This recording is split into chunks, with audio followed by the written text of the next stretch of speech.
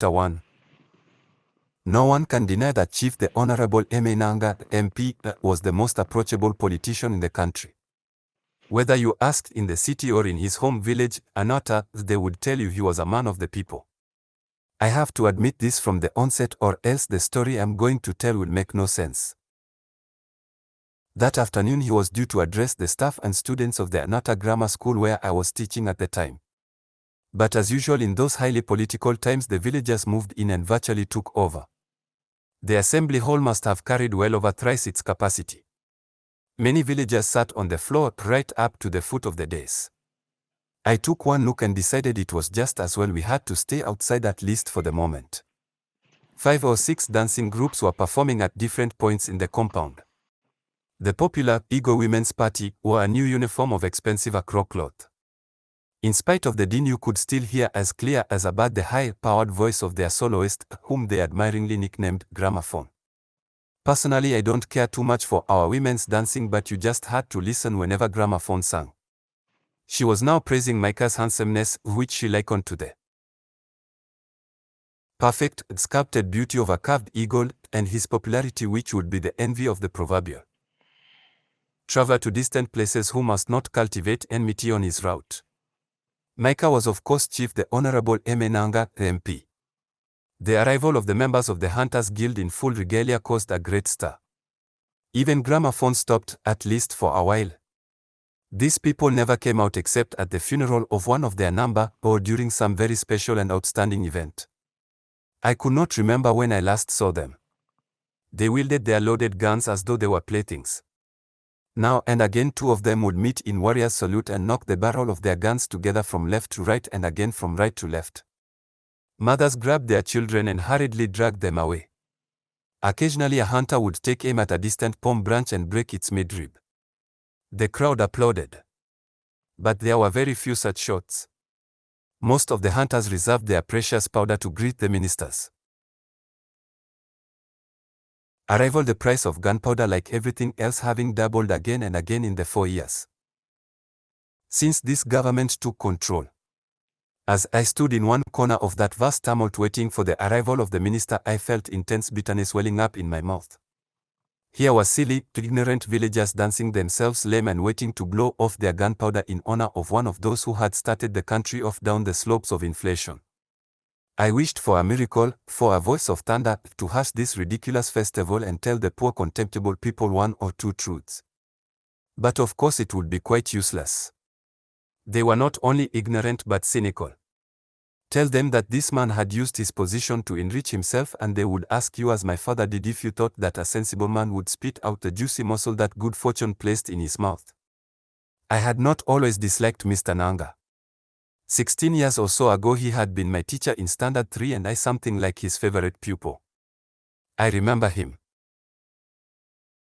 then as a popular, young and handsome teacher, most impressive in his uniform as scoutmaster. There was on one of the walls of the school a painting of a faultlessly handsome scoutmaster wearing an impeccable uniform. I am not sure that the art teacher who painted the picture had Mr. Nanga in mind. There was no facial resemblance, still we called it the picture of Mr. Nanga. It was enough that they were both handsome and that they were both impressive scoutmasters. This picture stood with arms folded across its chest and its raised right foot resting neatly and lightly on a perfectly cut tree stump. Bright red hibiscus flowers decorated the 4 corners of the frame, and below were inscribed the memorable words, "Not what I have but what I do is my kingdom." That was in 1948. Nanga must have gone into politics soon afterwards and then won a seat in parliament. It was easy in those days before we knew its cash price. I used to read about him in the papers some years later and even took something like pride in him. At that time I had just entered the university and was very active in the students' branch of the People's Organization Party. Then in 1960 something disgraceful happened in the party and I was completely disillusioned. At that time Mr. Nanga was an unknown backbencher in the governing POP. A general election was imminent. The POP was riding high in the country and there was no fear of its not being returned. Its opponent, the Progressive Alliance Party, was weak and disorganized. Then came the slump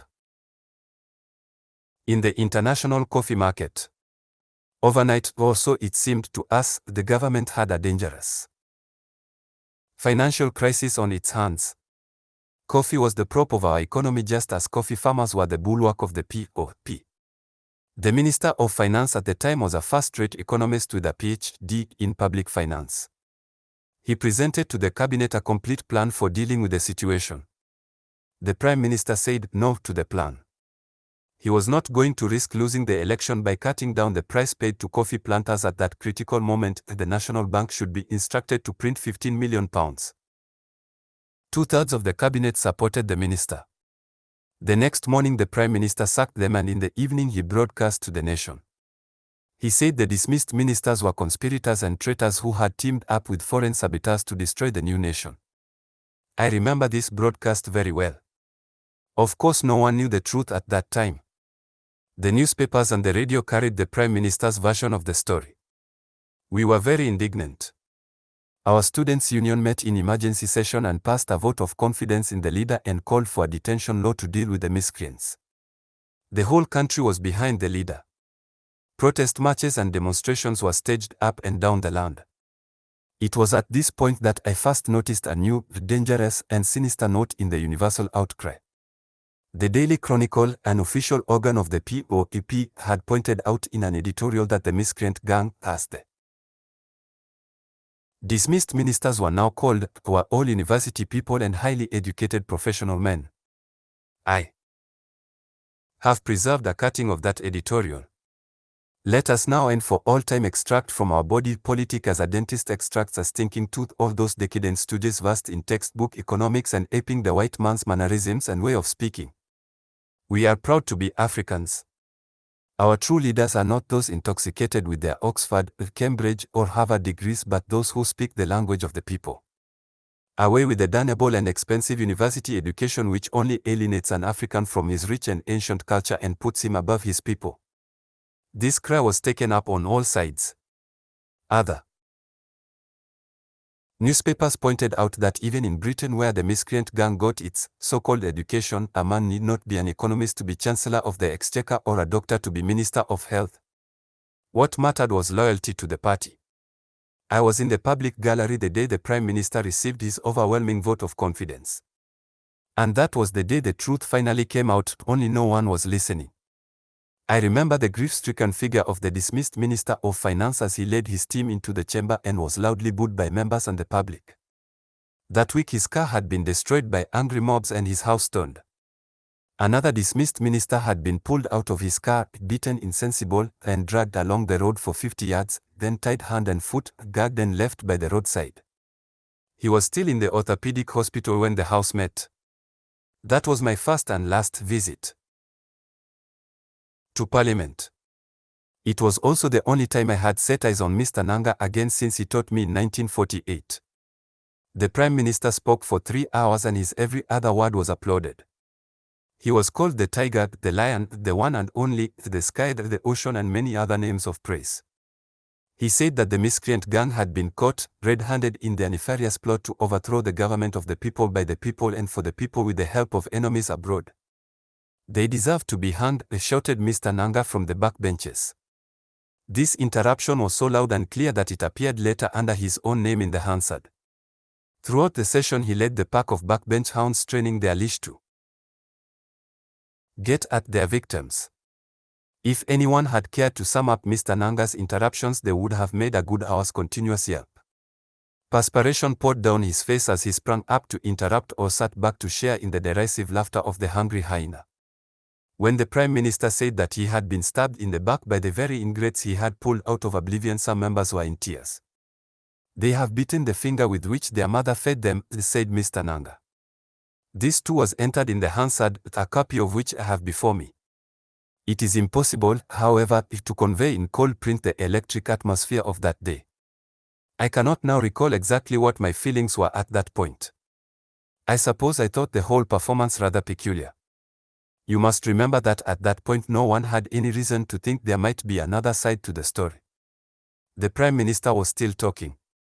Then he made the now famous, or infamous, solemn declaration, from today we must watch and guard our hard-won freedom jealously. Never again must we entrust our destiny and the destiny of Africa to the hybrid class of Western-educated and snobbish intellectuals who will not hesitate to sell their mothers for a mess of pottage. Mr. Nanga pronounced the death sentence at least twice more, but this was not recorded, and no doubt because his voice was lost in the general commotion.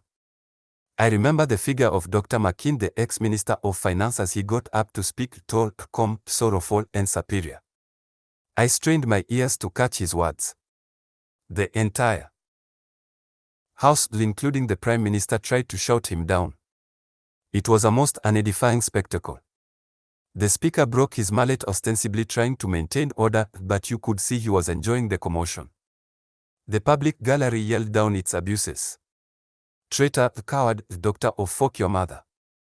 This last was contributed from the gallery by the editor of the Daily Chronicle, who sat close to me. Encouraged, no doubt, by the volume of laughter this piece of witticism had earned him in the gallery, he proceeded the next morning to print it in his paper. The spelling is his. Although Dr. McKean read his speech, which was clearly prepared, the Hansard letter carried a garbled version which made no sense at all. It said not a word about the plan to mint £15 million, which was perhaps to be expected. But why put into Dr. McKean's mouth words that he could not have spoken? In short, the Hansard boys wrote a completely new speech suitable to the boastful villain the ex-minister had become.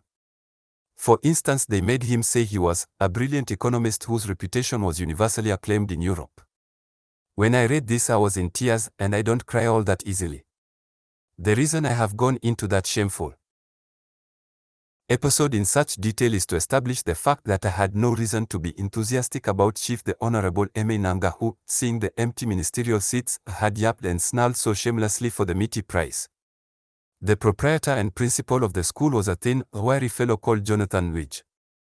He was very active in politics at the local council level and was always grumbling because his services to the PWP had not been rewarded with the usual prize appointment to some public corporation or other.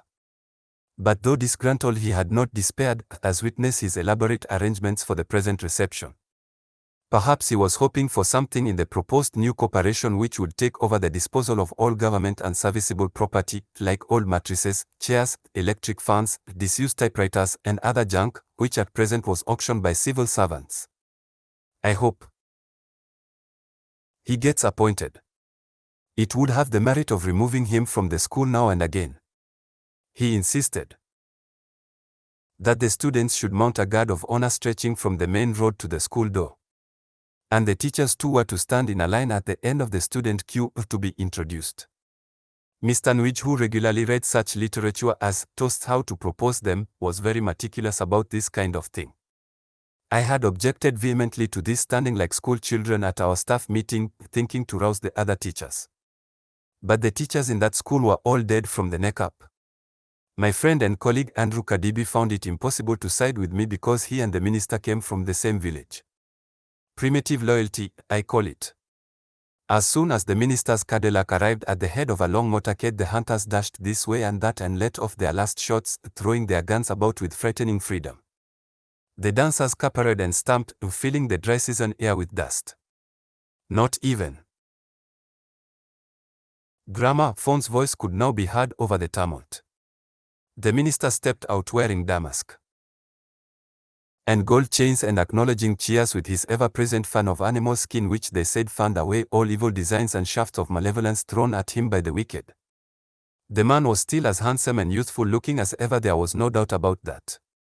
The proprietor was now introducing him to the teachers, beginning with the senior tutor at the head of the line.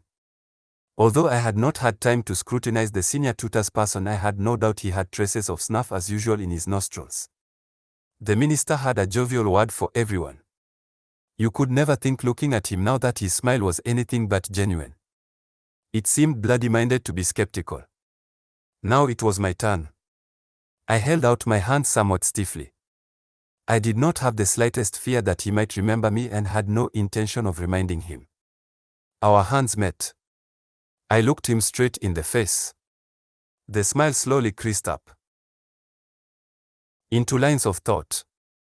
He waved his left hand impatiently to silence the loquacious proprietor who had began the parrot formula he had repeated at least 15 times so far. I have the honor, sir, to introduce That's right, said the minister, not to anyone in particular, but to some mechanism of memory inside his head. You are Odili. Yes, sir. Before the words were out of my mouth, he had thrown his arms round me, smothering me in his voluminous damask. You have a wonderful memory, I said. It's at least 15 years. He had now partly released me, although his left hand was resting on my shoulder. He turned slightly to the proprietor and announced proudly, I taught him in Standard 3, I said. That's right, he shouted.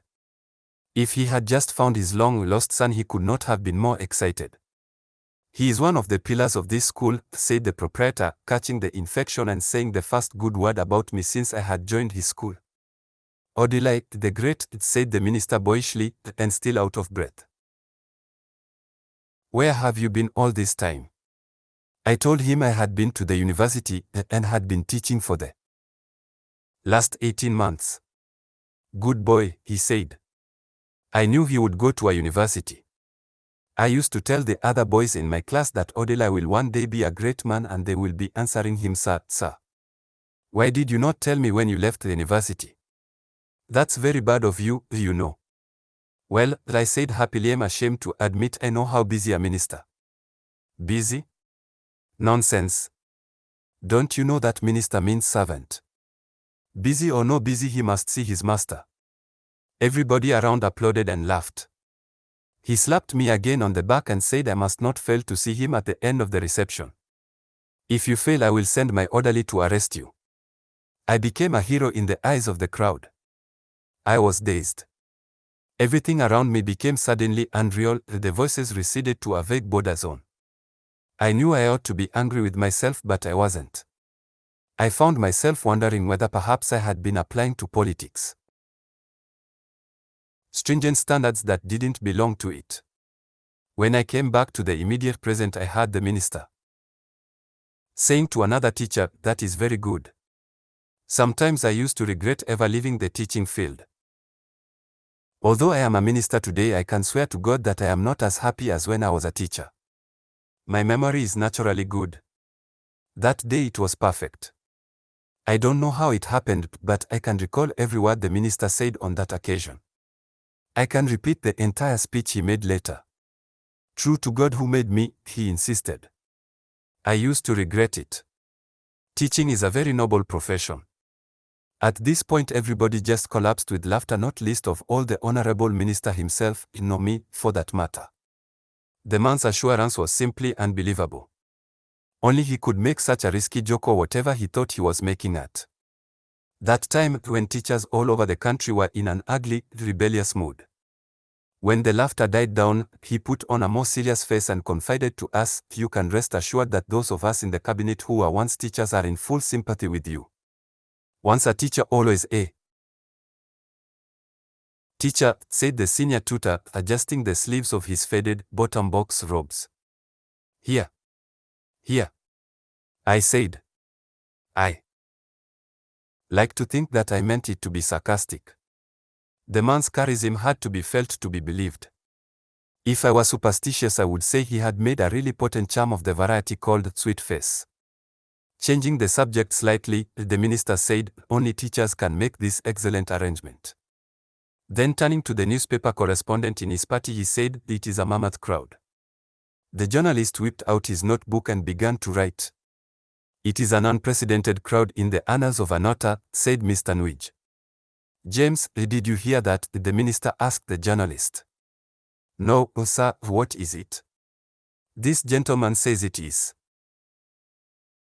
the most unprecedented crowd in the annals of Anota, I said. This time I clearly meant my tongue to be in my cheek.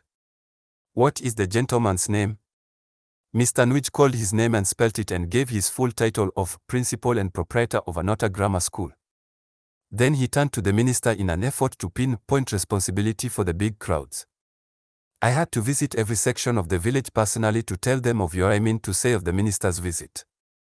We had now entered the assembly hall and the minister and his party were conducted to their seats on the dais. The crowd raised a deafening shout of welcome. He waved his fan to the different parts of the hall. Then he turned to Mr. Nwij and said, thank you very much, thank you, sir. A huge, tough-looking member of the minister's entourage who stood with us at the back of the dais raised his voice and said, "Do you see wetin I da talk? How many minister fit answer sir to? Any Tom, Dick, and Harry way senior them for age? I ask you how many?" Everyone at the dais agreed that the minister was quite exceptional in this respect, a man of high position who still gave age the respect due to it. No doubt it was a measure of my changed, or shall we say changing, attitude to the minister that I found myself feeling a little embarrassed on his account for these fulsome praises flung at his face. "Minister or no minister," he said, "the man who is my senior must still be my senior. Other ministers and other people may do otherwise, but my motto is, do the right and shame the devil." Somehow I found myself admiring the man for his lack of modesty. For what is modesty but inverted pride? We all think we are first-class people. Modesty forbids us from saying so ourselves, though, presumably, and not from wanting to hear it from others. Perhaps it was their impatience with this kind of hypocrisy that made men like Nanga successful politicians while starry-eyed idealists strove vaingloriously to bring into politics niceties and delicate refinements that belonged elsewhere. While I thought about all this, perhaps not in these exact terms, the fulsome praises flowed all around the days. Mr. Nwich took the opportunity to mount his old hobby horse. The minister's excellent behavior, he said, was due to the sound education he had received when education was education. "Yes," said the minister, "I used to tell them that Standard 6 in those days is more than Cambridge today." "Cambridge?" asked Mr. Nwich, who, like the minister, had the good old Standard 6. "Cambridge? Who dash frog coat? You mean it is equal to B A today, if not more?" "With due apologies," said the minister, turning in my direction. "Not at all, sir," I replied with equal good humor. "I am applying for a postgraduate scholarship to bring myself up to Mr. Nwich's expectation." I remember that at that point the beautiful girl in the minister's party turned round on her chair to look at me. My eyes met hers and she quickly turned round again. "I think the minister noticed it. My private secretary has B.A. from Oxford," he said. "He should have come with me on this tour, but I had some office work for him to do. By the way, Odili, I think you are wasting your talent here. I want you to come to the capital and take up a strategic post in the civil service. We shouldn't leave everything to the Highland tribes. My secretary is from there. Our people must press for their fair share of the national cake." The hackneyed phrase, national cake, was getting to some of us for the first time, and so it was greeted with applause. "Owner of book," cried one admirer, assigning in those 3 brief words the ownership of the white man's language to the honorable minister, who turned round and beamed on the speaker. That was when my friend Andrew Kadibi committed the unpardonable indiscretion of calling the minister the nickname he had worn as a teacher, M.A-opportunity. It was particularly bad because Andrew and the minister were from the same village. The look he gave Andrew then reminded me of that other Nanga who had led the pack of hounds 4 years ago. "Sorry, sir," said Andrew pitiably. "Sorry for what?" snarled the minister. "Don't mind the stupid boy, sir," said Mr. Nwich, greatly upset. "This is what we were saying before." "I think we better begin," said the minister, still frowning. Although Mr. Nwich had begun by saying that the distinguished guest needed no introduction, he had gone on all the same to talk for well over 20 minutes, largely in praise of himself and all he had done for the party in Anata and environs. The crowd became steadily more restive, especially when they noticed that the minister was looking at his watch. Loud grumbles began to reach the dais from the audience. Then clear voices telling Nwich to sit down and let the man they came to hear talk.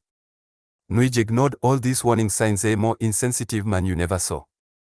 Finally, one of the tough young men of the village stood up 10 feet or so away and shouted, "It is enough, or I shall push you down and take 3 pence." This did the trick. The laughter that went up must have been heard a mile away. Mr. Nwich's concluding remarks were completely lost. In fact, it was not until the minister rose to his feet that the laughter stopped. The story had it that many years ago, when Mr. Nwich was a poor, hungry elementary school teacher, that is before he built his own grammar school and became rich but apparently still hungry, he had an old rickety bicycle of the kind the villagers gave the onomatopoeic name of an Achilles. Needless to say, the brakes were very faulty. One day, as he was cascading down a steep slope that led to a narrow bridge at the bottom of the hill, he saw a lorry, an unusual phenomenon in those days coming down the opposite slope. It looked like a head-on meeting on the bridge. In his extremity, Mr. Nwij had raised his voice and cried to passing pedestrians, "In the name of God, push me down." Apparently nobody did, and so he added an inducement, "Push me down and my 3p is yours." From that day, "Push me down and take my 3p" became a popular and utter joke. The minister's speech sounded spontaneous and was most effective. There was no election at hand, he said, amid laughter. He had not come to beg for their votes, it was just a family reunion, pure and simple. He would have preferred not to speak to his own kinsman in English, which was after all a foreign language, but he had learned from experience that speeches made in vernacular were liable to be distorted and misquoted in the press. Also, there were some strangers in that audience who did not speak our own tongue, and he did not wish to exclude them. They were all citizens of our great country, whether they came from the highlands or the lowlands, etc., etc.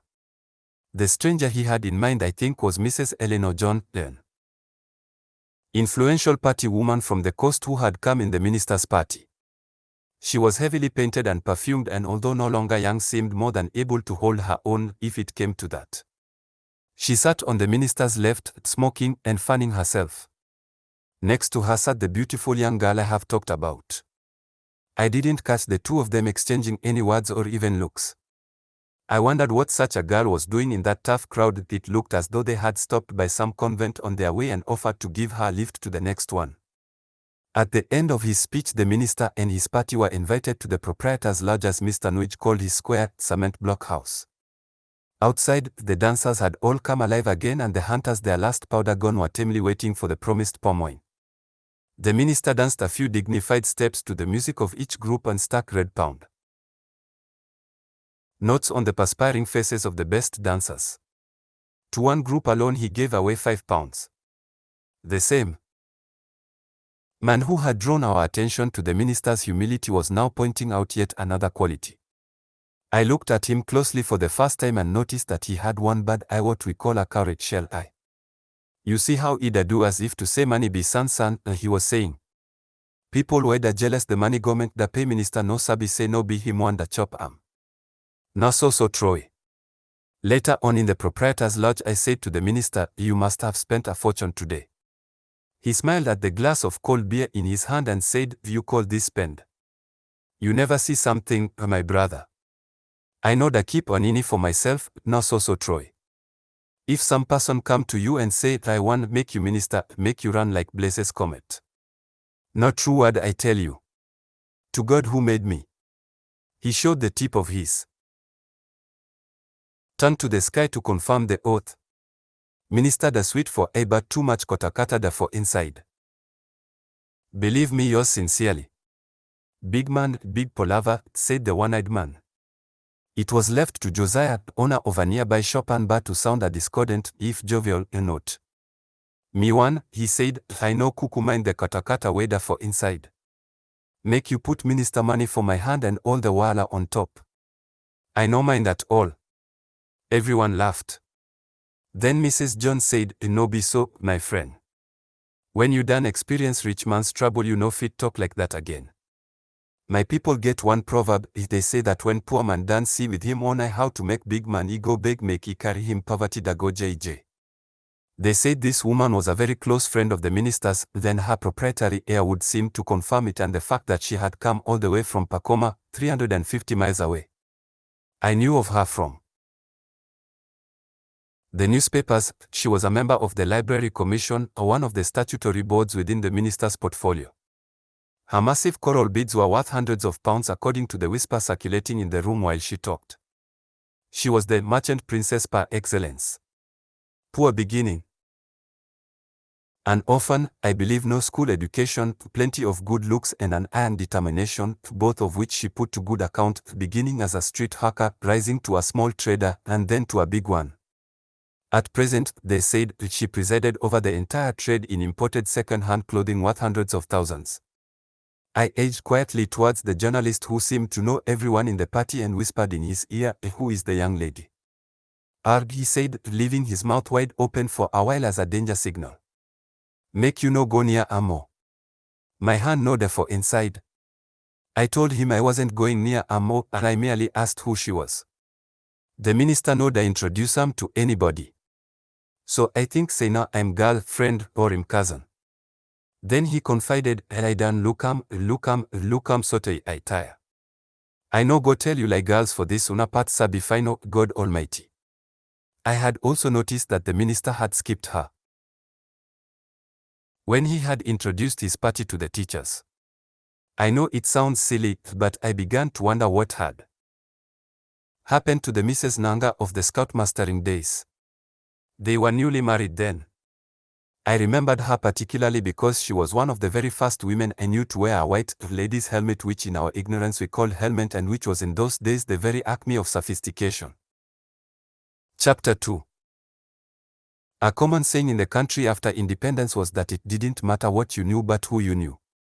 And, believe me, it was no idle talk. For a person like me who simply couldn't stoop to lick any big man's boots, it created a big problem.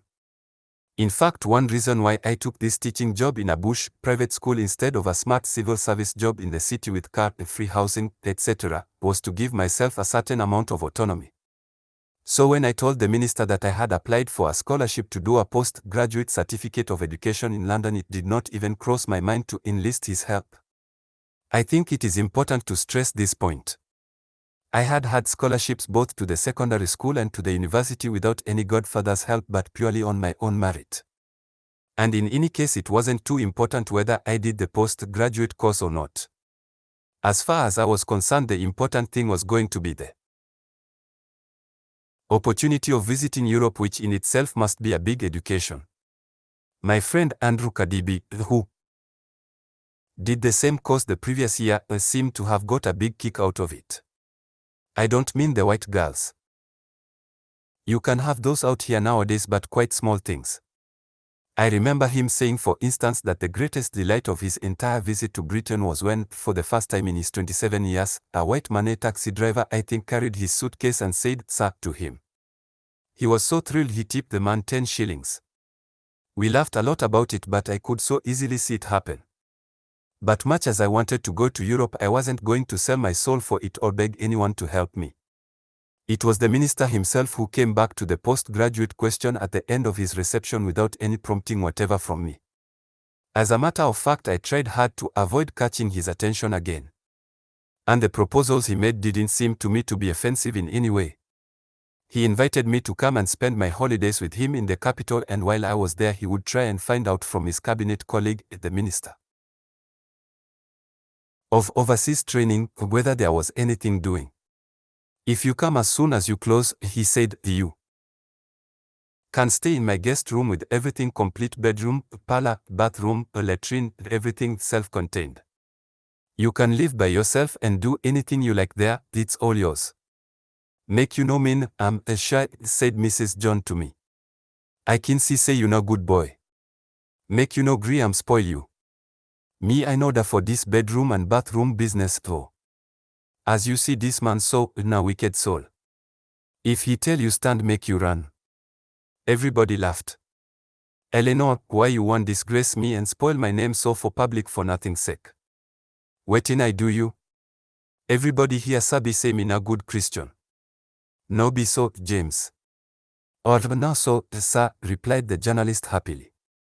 In spite of all this joking, the minister's invitation was serious and firm. He said it was important I came at once as he was planning to go to the United States in about 2 months. "They are going to give me doctorate degree," he announced proudly. "Doctor of Laws, LLD, that's great," I said. "Congratulations." "Thank you, my brother." "So the minister will become Chief the Honorable Dr. Nanga," intoned the journalist, a whole second ahead of my own thoughts on the matter. We all cheered the impressive address and its future honor. "You know, see, say the title fit my name, Pem," said the minister with boyish excitement, and we all said yes, it suited him perfectly. But the man where I like him name pass now, Chief the Honorable Alhaji Dr. Mongo Sego, MP, said the minister somewhat wistfully. Him on good too, admitted the incomparable journalist, but he no pass your own, sir, Chief the Honorable Dr. Nanga, MP, LLD. Now nothing fit. Possum. What about Chief Dr. Mrs.? I threw in mischievously. That one no sweet for mouth, said the minister. He no catch. Waiting wrong with asked Mrs. John. Because now woman get he no go sweet for mouth. I done talk say now only for election time woman they get equality for this our country. No be so, madam, said the journalist. You no see how the title rough like sandpaper for mouth, Dr. Chief Mrs. He no catch at all.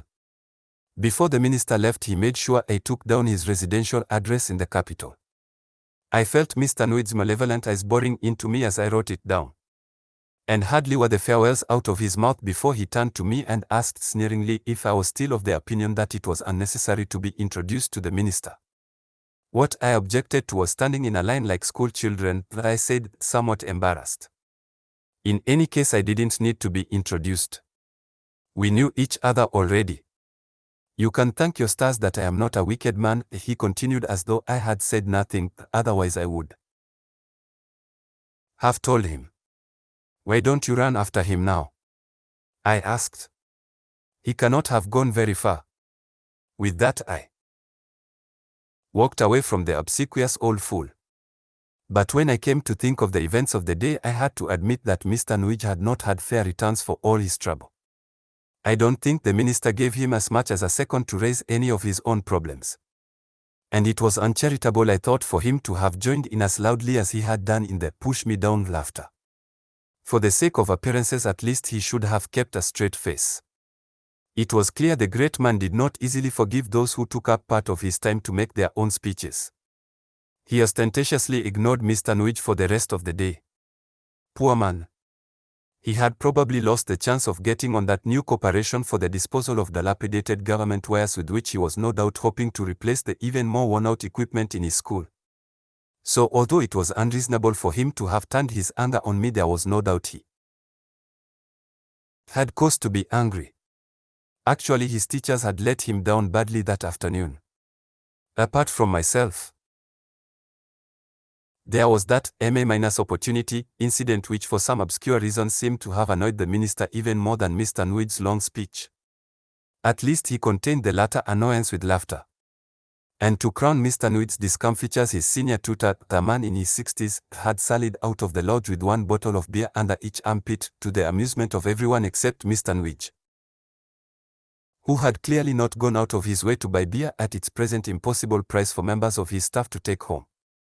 The senior tutor, by the way, was a jolly old rogue who could get away with anything, if need be by playing the buffoon. He was a great frequenter of Josiah's bar across the road. He had a fine sense of humor, like when he asked why so many young people traveled to Britain to be called to the bar when he could call them all to Josiah's bar. I was lighting my Tilly lamp later that evening when someone knocked on my door.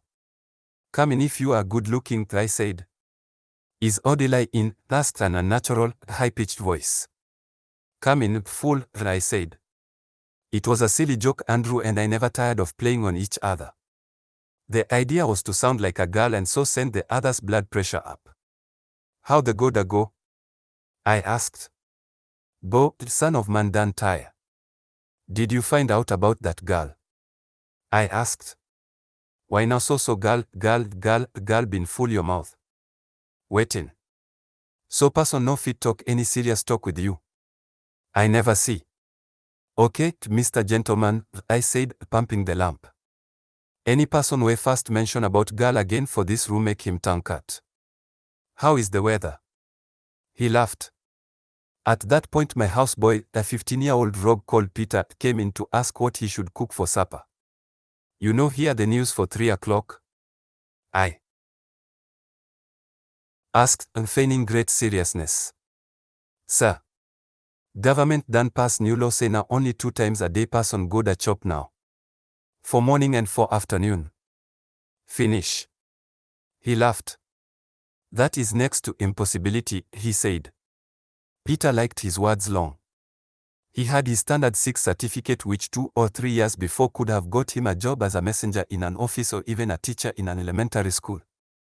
But today there simply aren't any jobs for his kind of person anymore, and he was lucky to be a sort of housekeeper to me for £1 a month, including, of course, free board and lodging.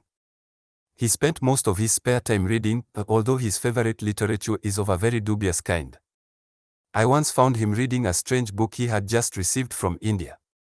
I think it was called How to Solve the Fair Sex and had cost him no less than 10 shillings excluding postage from New Delhi. I had roundly rebuked him. I couldn't think what to eat. So I told him to go and roast me some yams. Roast yams at night, screamed Andrew. If you knock at my door in the middle of the night, I shan't wake up. This was a crude reference to the night I had a violent stomachache after eating half a dozen roasted corn. I had been so scared I had gone and called Andrew up to take me to hospital in his ancient car. What do you suggest I eat then? I asked him. Am I your wife? Don't you see all the girls waiting for husbands? Don't you fear? I have my eyes on one right now. True. Give me Torah. Who is she? What about the poem? The same, I said, and we recited together a poem one of our acquaintances had composed for his wedding invitation card. It's time to spread the news abroad that we are well prepared to tie ourselves with silvery cord of sweet conjugal bond. Look at this small pecan, said Andrew in pretended anger to Peter, who had joined our laughter. How dare you laugh with your elders? Sorry, sir, said Peter, frowning comically. What do you think I should eat, Peter? I asked. Anything master talk. Like jollof rice, sir. I knew. Whenever you allowed him a say.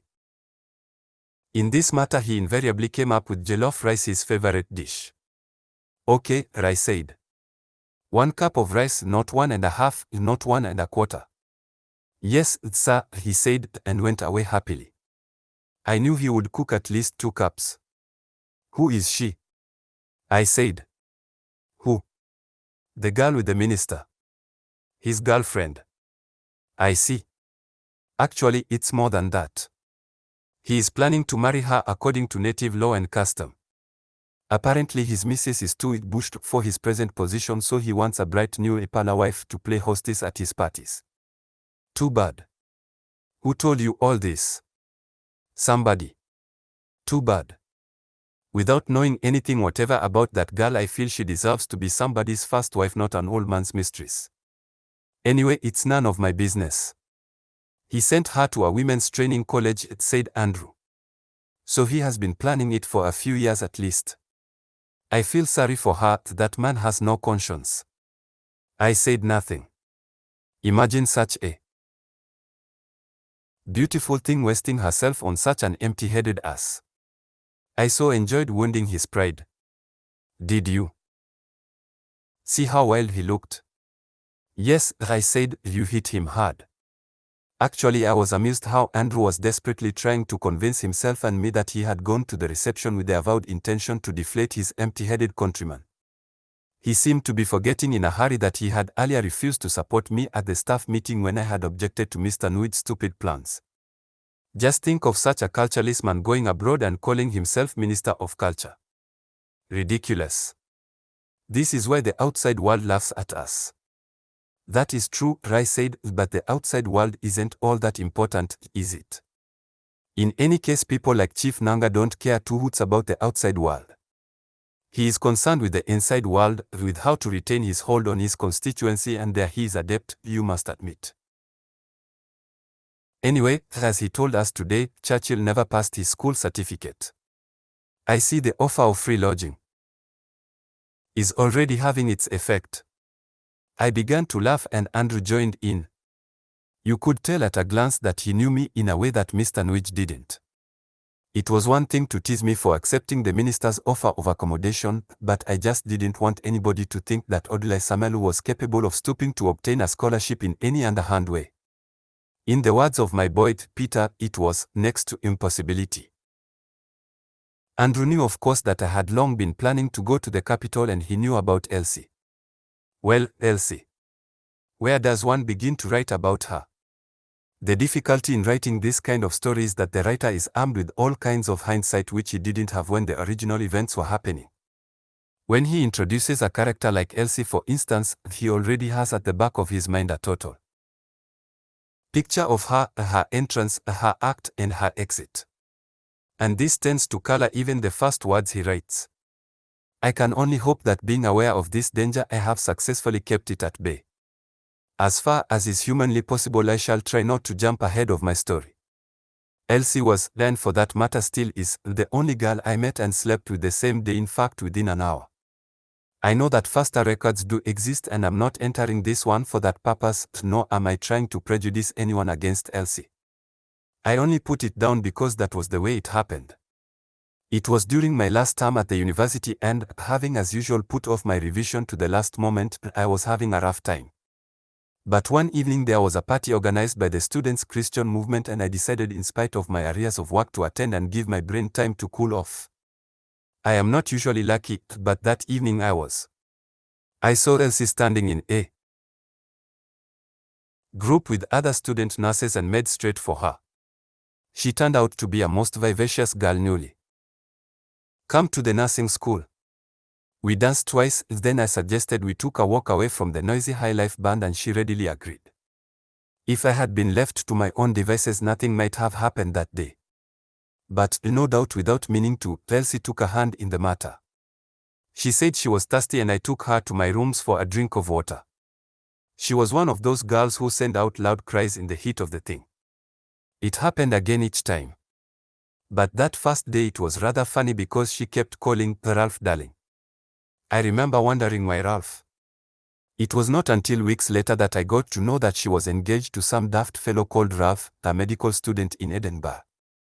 The funny part of it was that my next-door neighbor, an English honors student and easily the most ruthless and unprincipled womanizer in the entire university campus, changed to calling me Ralph from that day. He was known to most students by his nickname, Ria, which was short for irresponsible. His most celebrated conquest was a female undergraduate who had seemed so inaccessible that boys called her unbreakable. He became interested in her and promised his friends to break her one day soon. Then one afternoon we saw her enter his rooms. Our hall began to buzz with excitement as word went round, and we stood in little groups all along the corridor waiting. Half an hour or so later he came out glistening with sweat, closed the door quietly behind him, and then held up a condom bloated with his disgusting seed. That was here for you, a real monster. I suppose I was somehow flattered by the notice a man of such prowess had taken of Elsie's cry. When I confided to him later that Ralph was the name of the girl's proper boyfriend, he promptly changed to calling me Assistant Ralph, or, if Elsie was around, simply A.R. Despite this rather precipitous beginning, Elsie and I became very good and steady friends. I can't pretend that I ever thought of marriage, but I must admit I did begin to feel a little jealous anytime I found her reading and rereading a blue British Air letter with the Red Queen and Houses of Parliament stamped on its back. Elsie was such a beautiful, happy girl, and she made no demands whatever. When I left the university she was heartbroken, and so was I for that matter. We exchanged letters every week or 2 weeks at the most. I remember during the postal strike of 1963, when I didn't hear from her for over a month, I nearly kicked the bucket, as my boy, Peter, would have said. Now she was working in a hospital about 12 miles outside Bori, and so we arranged that I should spend my next holidays in the capital and take the bus to her hospital every so often, while she would be able to spend her days off in the city. That was why the minister's offer couldn't have come at a more opportune moment. I had of course 1 or 2 bachelor friends in the capital who would have had no difficulty in putting me up. But they weren't likely to provide a guest room with all amenities. 4 days after the minister's visit I was still trying to puzzle out why he had seemed so offended by his old nickname M.N-opportunity. I don't know why I should have been so preoccupied with such an important trash. But it often happens to me like that. I get hold of some pretty inane thought or a cheap tune I would ordinarily be ashamed to be caught whistling, like that radio jingle advertising an intestinal worm expeller, and I get stuck with it. When I first knew Mr. Nanga in 1948, he had seemed quite happy with his nickname. I suspect he had in fact invented it himself. Certainly he enjoyed it. His name being M.A. Nanga, his fellow teachers called him simply and fondly M.A., he answered, minus opportunity, which he didn't have to do unless he liked it. Why then the present angry reaction? I finally decided that it stemmed from the same general anti-intellectual feeling in the country. In 1948, Mr. Nanga could admit, albeit light-heartedly, to a certain secret yearning for higher education. In 1964 he was valiantly proving that a man like him was better without it. Of course he had not altogether persuaded himself, or else he would not have shown such excitement over the Doctor of Laws arranged for him from some small, backstreet college. Chapter 3. Before making the long journey to the capital, I thought I should first pay a short visit to my home village, Urua, about 15 miles from Anata. I wanted to see my father about one or two matters, but more especially I wanted to take my boy, Peter, to his parents for the holidays as I had promised to do before they let me have him. Peter was naturally very excited about going home after nearly 12 months, during which he had become a wage earner. At first I found it amusing when he went over to Josiah's shop across the road and bought a rayon head tie for his mother and a head of tobacco for his father. But as I thought more about it, I realized how those touching gestures by a mere boy, whom I paid 20 shillings a month, showed up my own quite different circumstances. And I felt envious. I had no mother to buy head ties for, and although I had a father, giving things to him was like pouring a little water into a dried up well. My mother had been his second wife, but she had died in her first childbirth. This meant in the minds of my people that I was an unlucky child, if not a downright wicked and evil one. Not that my father ever said so openly. To begin with, he had too many other wives and children to take any special notice of me. But I was always a very sensitive child and knew from quite early in my life that there was something wrong with my affairs. My father's first wife, whom we all call Mama, brought me up like one of her own children. Still I sensed there was something missing. One day at play, another child with whom I had fallen out called me bad child that crunched his mother's skull. That was it. I am not saying that I had an unhappy or a lonely childhood. There were too many of us in the family for anyone to think of loneliness or unhappiness. And I must say this for my father, that he never tolerated any of his wives drawing a line, no matter how thin, between her own children and those of others. We had only one mama. The other two wives, at the time there are more now, were called mother by their children, or so-and-so's mother by the rest. Of course, as soon as I grew old enough to understand a few simple proverbs, I realized that I should have died and let my mother live. Whenever my people go to console a woman whose baby has died at birth or soon after, they always tell her to dry her eyes because it is better the water is spilled than the pot broken. The idea being that a sound pot can always return to the stream. My father was a district interpreter. In those days when no one understood as much as "come" in the white man's language, the district officer was like the supreme deity, and the interpreter the principal minor god who carried prayers and sacrifice to him. Every sensible supplicant knew that the lesser god must first be wooed and put in a sweet frame of mind before he could undertake to intercede with the owner of the sky. So, interpreters in those days were powerful, very rich, widely known and hated. Wherever the decoy's power was felt, and that meant everywhere, the interpreter's name was held in fear and trembling. We grew up knowing that the world was full of enemies. Our father had protective medicine located at crucial points in our house and compound. One, I remember, hung over the main entrance, but the biggest was in a gourd in a corner of his bedroom. No child went alone into that room, which was virtually always under lock and key anyway. We were told that such and such homes were never to be entered, and those people were pointed out to us from whom we must not accept food. But we also had many friends. There were all those people who brought my father gifts of yams, pots of palm wine or bottles of European drink, goats, sheep, chicken. Or those who brought their children to live with us as houseboys or their brides-to-be for training in modern housekeeping. In spite of the enormous size of our family, there was always meat in the house. At one time, I remember, my father used to slaughter a goat every Saturday, which was more than Most families did in 2 years, and this sign of wealth naturally exposed us to their jealousy and malevolence. But it was not until many years later that I caught one fleeting, terrifying glimpse of just how hated an interpreter could be. I was in secondary school then, and it was our half-term holiday. As my home village was too far away and I didn't want to spend the holiday in school, I decided to go with one of my friends to his home, which was 4 or 5 miles away. His parents were very happy to see us, and his mother at once went to boil some yams for us. After we had eaten, the father, who had gone out to buy himself some snuff, came hurrying back. To my surprise, he asked his son what he said my name was again. Odili Samalu. Of what town? There was anxiety, an uneasy tension in his voice. I was afraid. Yurua, sir, I said. I see, he said coldly. Who is your father? Hezekiah Samalu, I said, and then added quickly,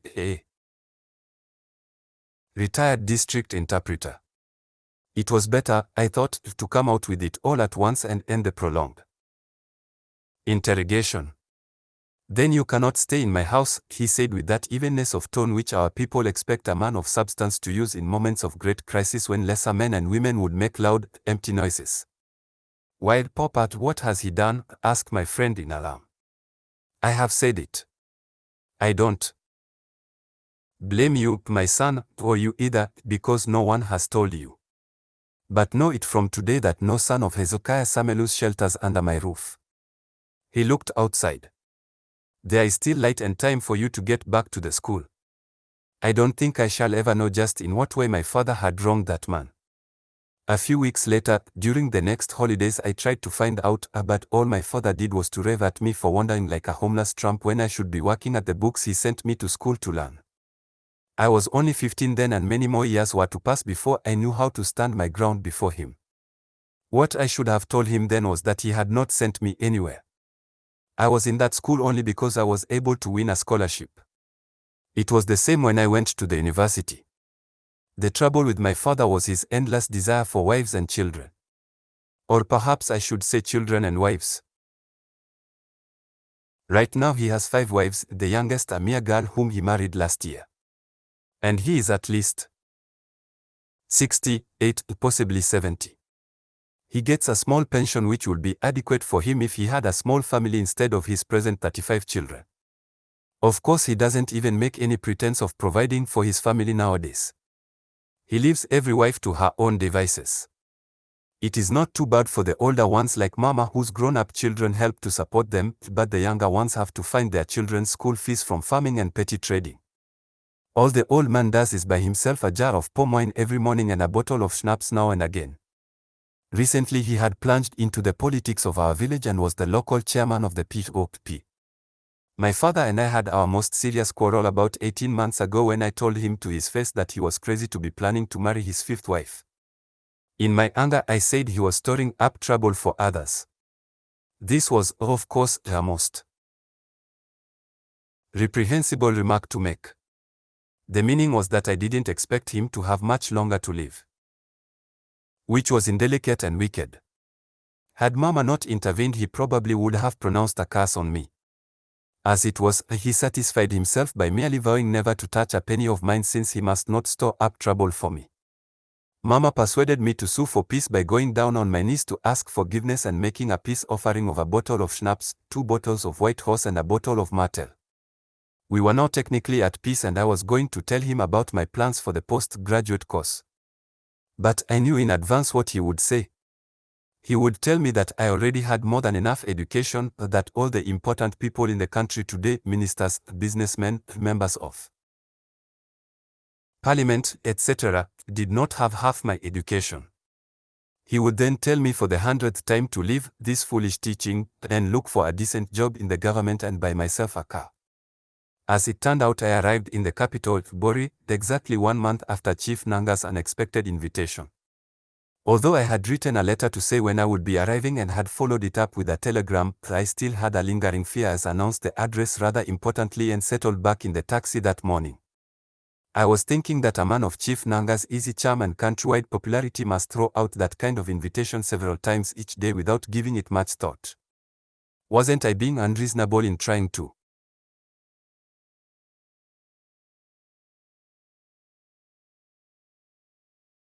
Hold him down to it?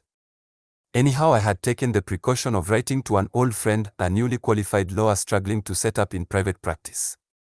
I would watch Nanga's reaction very closely and if necessary move out smartly again on the following day, as though that had always been my intention. When we got to the minister's residence, my fear increased as his one-eyed stalwart stopped the car at the gate and began to look me over. "Who you want?" he scowled. "Chief Nanga. He give you appointment." "No, but make you park for outside. I go ask him if he want see you." "Waiting be your name." Fortunately, the minister, who was apparently relaxing with his family in the lounge, came to the door, then on seeing us rushed outside and threw his arm round me. Then his wife and 3 of his children trooped out and joined in the excited welcoming. "Come right inside," said the minister. "We have been waiting for you all." "Morning. The house is yours." I hung back to pay the taxi driver. No, cried my host. "Go right inside. I will settle with the driver. He know my very good friend Nobiso, driver." "Yes, sir, master," said the driver, who had hitherto seemed the most unfriendly man to me. Now he broke into a broad smile showing smoke and coal-stained teeth. For a mother of 7, the eldest of whom was 16 or 17, Mrs. Nanga was and still is very well kept. Her face, unlike her husband's, had become blurred in my memory. But on seeing her now, it all came back again. She was bigger now, of course, almost matronly. Her face was one of the friendliest I had ever seen. She showed me to the guest suite and practically ordered me to have a bath while she got some food ready. "It won't take long," she said, "the soup is already made." A small thing, but it struck me even as early as this. Mr. Nanga always spoke English or pidgin. His children, whom I discovered, went to expensive private schools run by European ladies, spoke impeccable English, but Mrs. Nanga stuck to our language with the odd English word thrown in now and again. My host did not waste time. At about 5 o'clock that afternoon, he told me to get ready and go with him to see the Honorable Simon Koko, Minister for Overseas Training. Earlier that day, one of those unseasonal December rains which invariably brought on the cold harmattan had fallen. It had been quite heavy and windy, and the streets were now littered with dry leaves, and sometimes half blocked by broken-off tree branches, and one had to mind fallen telegraph and high-voltage electric wires. Chief Koko, a fat jovial man wearing an enormous home-knitted red and yellow sweater, was about to have coffee. He asked if we would join him or have some alcohol. "I no follow you black white men for drink tea and coffee in the hot afternoon," said Chief Nanga. "Whiskey and soda for me and for Mr. Samelu." Chief Koko explained that nothing warmed the belly like hot coffee and proceeded to take a loud and long sip followed by a satisfied "oh." Then he practically dropped the cup and saucer on the drinks table by his chair and jumped up as though a scorpion had stung him. "They have killed me," he wailed, wringing his hands, breathing hard and loud and rolling his eyes. Chief Nanga and I sprang up in alarm and asked together what had happened. But our host kept crying that they had killed him and they could now go and celebrate. "What is it, I asked Chief Nanga, putting an arm around the other's neck. "They have poisoned my coffee," he said, and broke down completely. Meanwhile, the steward, hearing his master's cry, had rushed in. "Who poisoned my coffee?" he asked. "Not me." "Oh." "Call the cook," thundered the minister. "Call him here. I will kill him before I die. Go and bring him." The steward dashed out again and soon returned to say the cook had gone out. The minister slumped into his chair and began to groan and hold his stomach. Then his bodyguard, whom we had seen dressed like a cowboy, hurried in from the front gate and, hearing what had happened, dashed out at full speed to try and catch the cook. "Let's go and call a doctor," I said. "That's right," said Chief Nanga with relief and, leaving his friend, rushed towards the telephone. I hadn't thought about the telephone. "What is the use of a doctor?" moaned our poisoned host. "Do they know about African poison? They have killed me. What have I done to them? Did I owe them anything? Oh, oh, oh. What have I done?" Meanwhile, Chief Nanga had been trying to phone a doctor and was not apparently getting anywhere. He was now shouting threats of immediate sacking at some invisible enemy. "This is Chief the Honorable Nanga speaking," he was saying. "I will see that you are dealt with." Idiot. That is the trouble with this country. Don't worry, you will see. Bloody fool.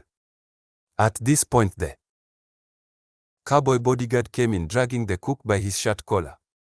The minister sprang at him with an agility which completely belied his size and condition. "Wait, master," pleaded the cook. "Wait your head," screamed his employer, going for him. "Why you put poison for my coffee?" His huge body was quivering like jelly. "Me? Put poison for master?" "Nevertheless," said the cook, sidestepping to avoid a heavy blow from the minister. Then with surprising presence of mind he saved himself. Obviously the cowboy had already told him of his crime. He made for the cup of coffee quickly, grabbed it and drank every drop. There was immediate silence.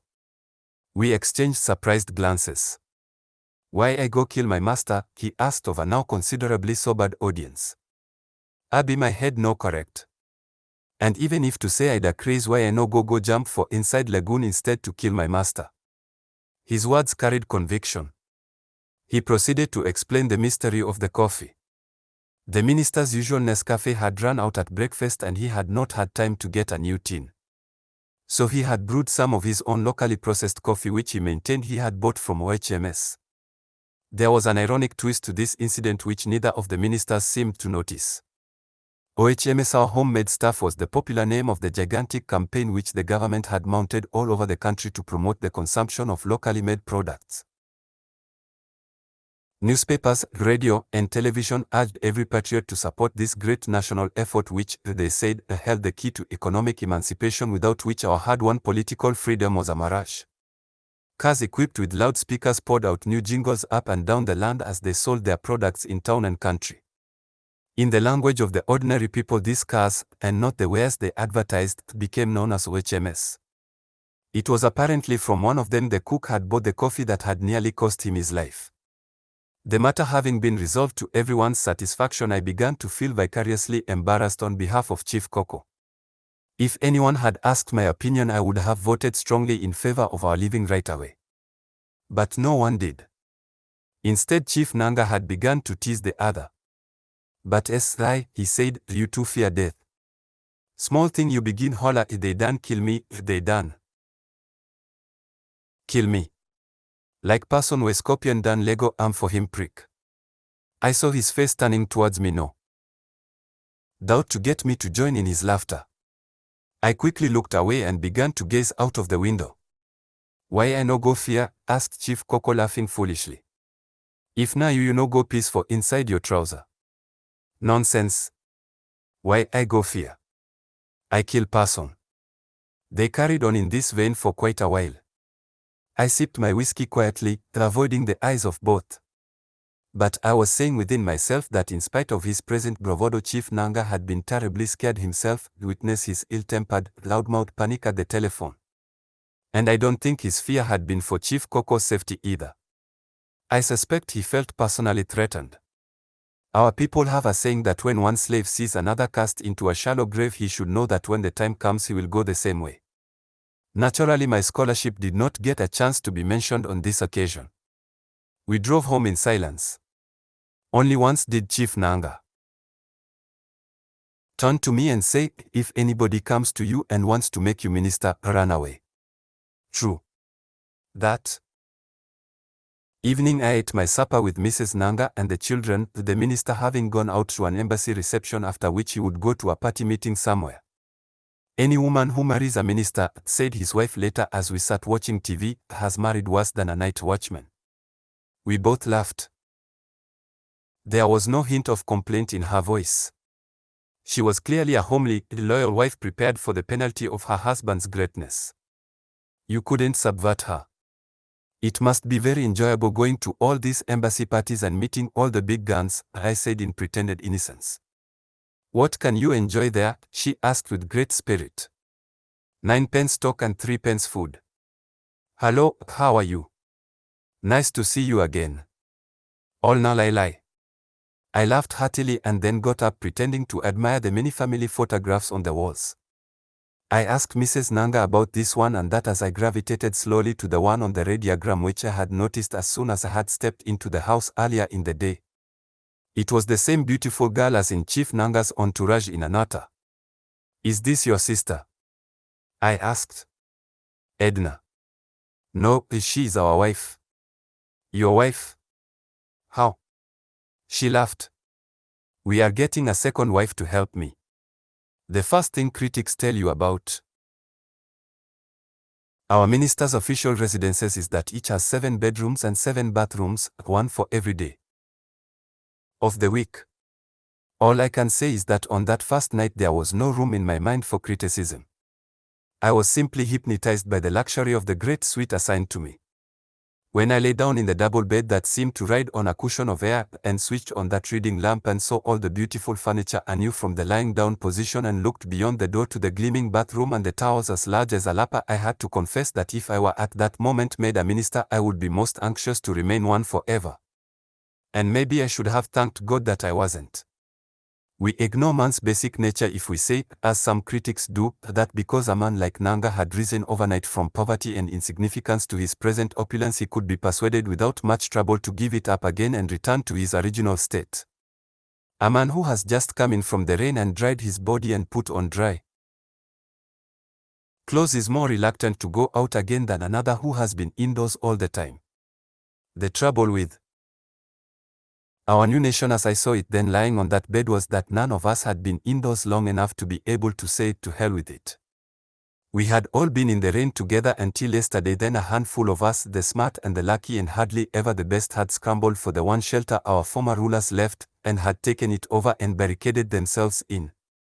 And from within they sought to persuade the rest through numerous loudspeakers that the first phase of the struggle had been won and that the next phase, the extension of our house, was even more important and called for new and original tactics. It required that all argument should cease and the whole people speak with one voice, and that any more dissent and argument outside the door of the shelter would subvert and bring down the whole house. Needless to say, I did not spend the entire night on these elevated thoughts. Most of the time my mind was on Elsie, so much so in fact that I had to wake up in the middle of the night and change my pajama trousers. Chapter 4. I usually don't mind how late I stay up at night, but I do mind getting up too early. I was still fast asleep that first morning in the capital when I heard the minister's voice. I opened my eyes and tried to smile and say good morning. Lazy boy, he said indulgently. Don't worry. I know you must be dog-tired after yesterday's journey. See you later. I am off to the office now. He looked as bright as a new shilling in his immaculate white robes. And he had only come home at 2 last night, or rather this morning. The crunching of his tires on the loose gravel drive had woken me up in the night, and I had looked at my diamond-faced watch which I often forgot to take off even for my bath. I had just bought it and believed the claim that it was everything proof. Now I know better. But to return to Chief Nanga. There was something incongruous in his going to the office.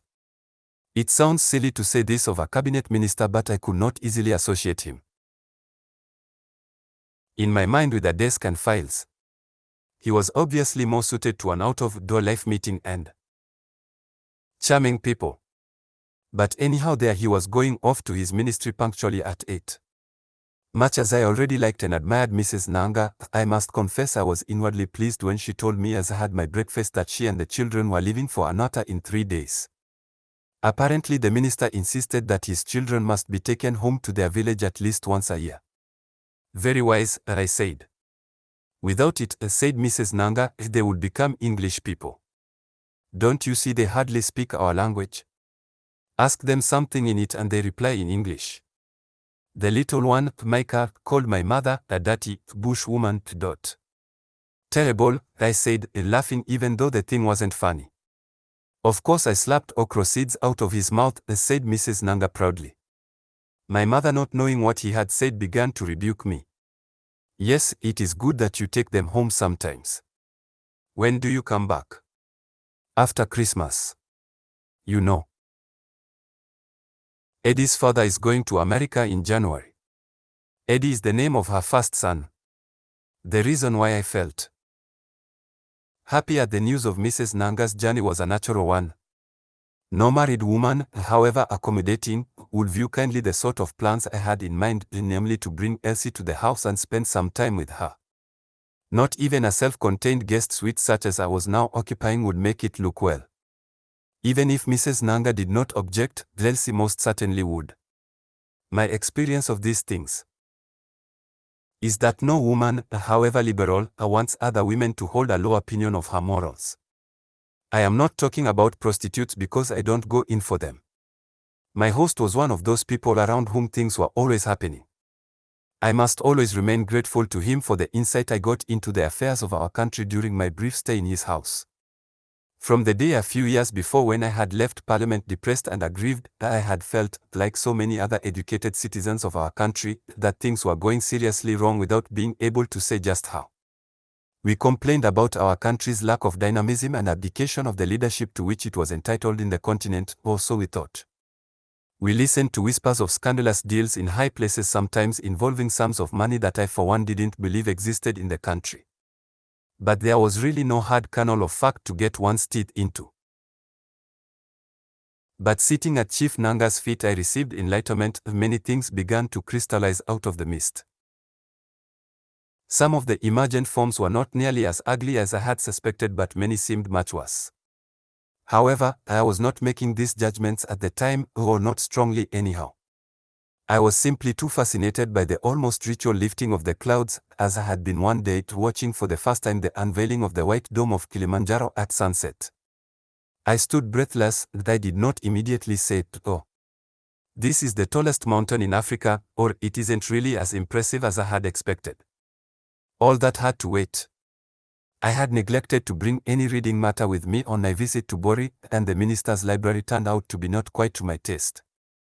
There was a decorative set of an American encyclopedia, there was She by Rider Haggard, then also Aisha, for the Return of She, then there were a few books by Marie Corelli and Bertha Clay. I remember in particular The Sorrows of Satan. That was all really, except for a few odds and ends like speeches, how to make them. I flipped through a few volumes of the encyclopedia and settled down to read the daily newspapers more closely than I had ever done. And believe me, I discovered I had been missing a lot of fun. There was, for instance, this notice inserted into the Daily Chronicle by the city clerk of Bori: "The attention of the public is hereby drawn to Section 12 of the Bori Conservancy Bylaws 1951. 1. Occupiers of all premises shall provide pails for excrement. The size of such pails and the materials of which they are constructed shall be approved by the city engineer. 2. The number of such pails to be provided in any premises shall be specified by the city engineer. The public are warned against unauthorized increases in the number of pails already existing on their premises." The surprises and contrasts in our great country were simply inexhaustible. Here was I in our capital city, reading about pails of excrement from the cozy comfort of a princely 7-bathroom mansion with its 7 gleaming, silent action water closets. Most of my life, except for a brief interlude at the university where I first saw water closets, I'd used pit latrines like the one at what was then my house in Anata. As everyone knows, pit latrines are not particularly luxurious or ultra-modern, but with reasonable care they are adequate and clean. Bucket latrines are a different matter altogether. I saw one for the first time when I lived as a houseboy with an elder half-sister and her husband in the small trading town of Jelijilai. I was 12 then, and it was the most squalid single year of my life. So disgusting did I find the bucket that I sometimes went for days on end without any bowel evacuation. And then there was that week when all the night soil men in the town decided to go on strike. I practically went without food. As the local inhabitants said at the time, you could hear the smell of the town 10 miles away. The only excitement I remember in Jelijilai was our nightly war on rats. We had 2 rooms in the large iron-roofed house with its earth walls and floor. My sister, her husband, and 2 small children slept in one, and the rest of us 3 boys shared the other with bags of rice, gari, beans, and other foodstuff. And, of course, the rats. They came and sunk their holes where the floor and the walls met. As soon as night fell, they emerged to eat the grains while we sat around the open fire in the kitchen. You could never get at them because as soon as you entered the room with a lamp, they flew into their 2 holes. We tried getting them with the little iron traps the blacksmiths made, on which you attached a bait, usually a small piece of dried fish. But after 1 or 2 of them got killed, the rest learned to avoid that fishy bait. It was then we decided to go hunting. I, or one of the others, would tiptoe in the dark and quietly plug the holes with pieces of rug while the rest waited outside with sticks. After a reasonable interval, those outside would charge in with a lamp, slam the door, and the massacre would begin. It worked very well. As a rule, we did not kill the very small ones, we saved them up for the future. Now all that seemed half a century away. When Chief Nanga came back to lunch just before 2, it was clear his mind was preoccupied with something or other. His greeting, though full of warmth as ever, was too brief. He went straight to the telephone and called some ministerial colleague. I soon gathered that it was the Minister of Public Construction. The conversation made little sense to me at the time, especially as I had only one end of it. But my host spoke with great feeling, almost annoyance, about a certain road which had to be tarred before the next elections. Then I had the figure of £210,000. But what really struck me was when my minister said to his colleague, "Look, TC, we agreed that this road should be tarred. What is this dealing and dallying? Which expert? So you want to listen to expert now? You know very well, TC, that you cannot trust these our boys. That is why I always say that I prefer to deal with Europeans." What? Don't worry about the press, I will make sure that they don't publish it. When he finally put down the phone, he said, "Oh, foolish man," to it, and then turned to me. "That was Honorable T.C. Cabino. Very stupid man. The cabinet has approved the completion of the road between Jelijula and Anata since January, but this foolish man has been dealing and dallying because it is not in his constituency. If it was in his constituency, he would not listen to experts." And who is the expert? One small boy from his town whom we all helped to promote last year. Now the boy advises him that my road should not be tarred before next dry season because he wants to carry out tests in the soil. He has become an earthworm. I laughed at this. Have you ever heard of such a thing? Is this the first road we are tarring in this country? You see why I say that our people are too selfish and too jealous. I got to know a lot about this road which, incidentally, passes through my own village of Urua. At the time I was naturally sympathetic to Chief Nanga's plans for it, if not with his contempt for expert advice. But of course Chief Nanga said the fellow hadn't been appointed in the first place for his expertise at all. And so it went round and round. But none of these things was real news to me, only his saying that he had ordered 10 luxury buses to ply the route as soon as it was tarred. Each would cost him £6,000. So he had 2 good reasons for wanting the road tarred: next elections and the arrival of his buses. It doesn't mean I have £60,000 in the bank, he hastened to add. I am getting them on never arrangement from the British Amalgamated. I wasn't too sure of the meaning of never at that time, and I suppose I had a vague idea that the buses were a free gift, which in the circumstances would not have been beyond the British Amalgamated. After a heavy lunch of pounded yam, I was feeling very drowsy. As a rule, I always slept in the afternoon, but in Chief Nanga's house, where things stumbled over one another in a scramble to happen fast, an afternoon snooze seemed most improper, if not shameful. And I thought if Chief Nanga could get home at 2 in the morning, be at his desk at 8 and come back at 2 looking as fresh as a newly hatched chick, why should I, a child of yesterday by comparison, indulge in such a decadent and colonial habit as taking a siesta? So I bravely dozed in my chair while my host and his wife talked about her journey home. She asked if he had found a cook yet to do his meals while she was away, and he said he had asked someone to send 1 or 2 along in the evening. Only then did it strike me that they had no cook, only a steward. I wondered how they managed with their dinner parties. A car drew up outside and a young American couple breezed in. Or rather, the wife breezed in and the husband followed in her wake. "Hi Micah, hi Margaret," said the woman. "Hi Jin, hi John," replied the minister, whom I had never had anyone call Micah until then. But he seemed quite pleased, actually. I was greatly shocked. These two people were no older than I and yet had the impudence to call Chief Nanga his now almost forgotten Christian name. But what shocked me even more was his reaction. I had turned quickly and anxiously to watch his face contort with fury. But no. He had replied sweetly, "Hi Jin, hi John." I couldn't understand. I was dead certain that if I or any of our people for that matter had called him Micah, he would have gone rampaging mad. But perhaps I shouldn't have been so surprised. We have all accepted things from white skins that none of us would have brooked from our own people. Mrs. Nanga, whose Christian name I hadn't even known until now, seemed less happy. She said, hello, and almost immediately withdrew, her frock caught in the parting of her buttocks. While Jean flirted eagerly with Micah, I was having some very serious discussions with her husband, who it appeared was one of a team of experts at that time advising our government on how to improve its public image in America. He seemed the quiet type and, I thought, a little cowed by his beautiful, bumptious wife.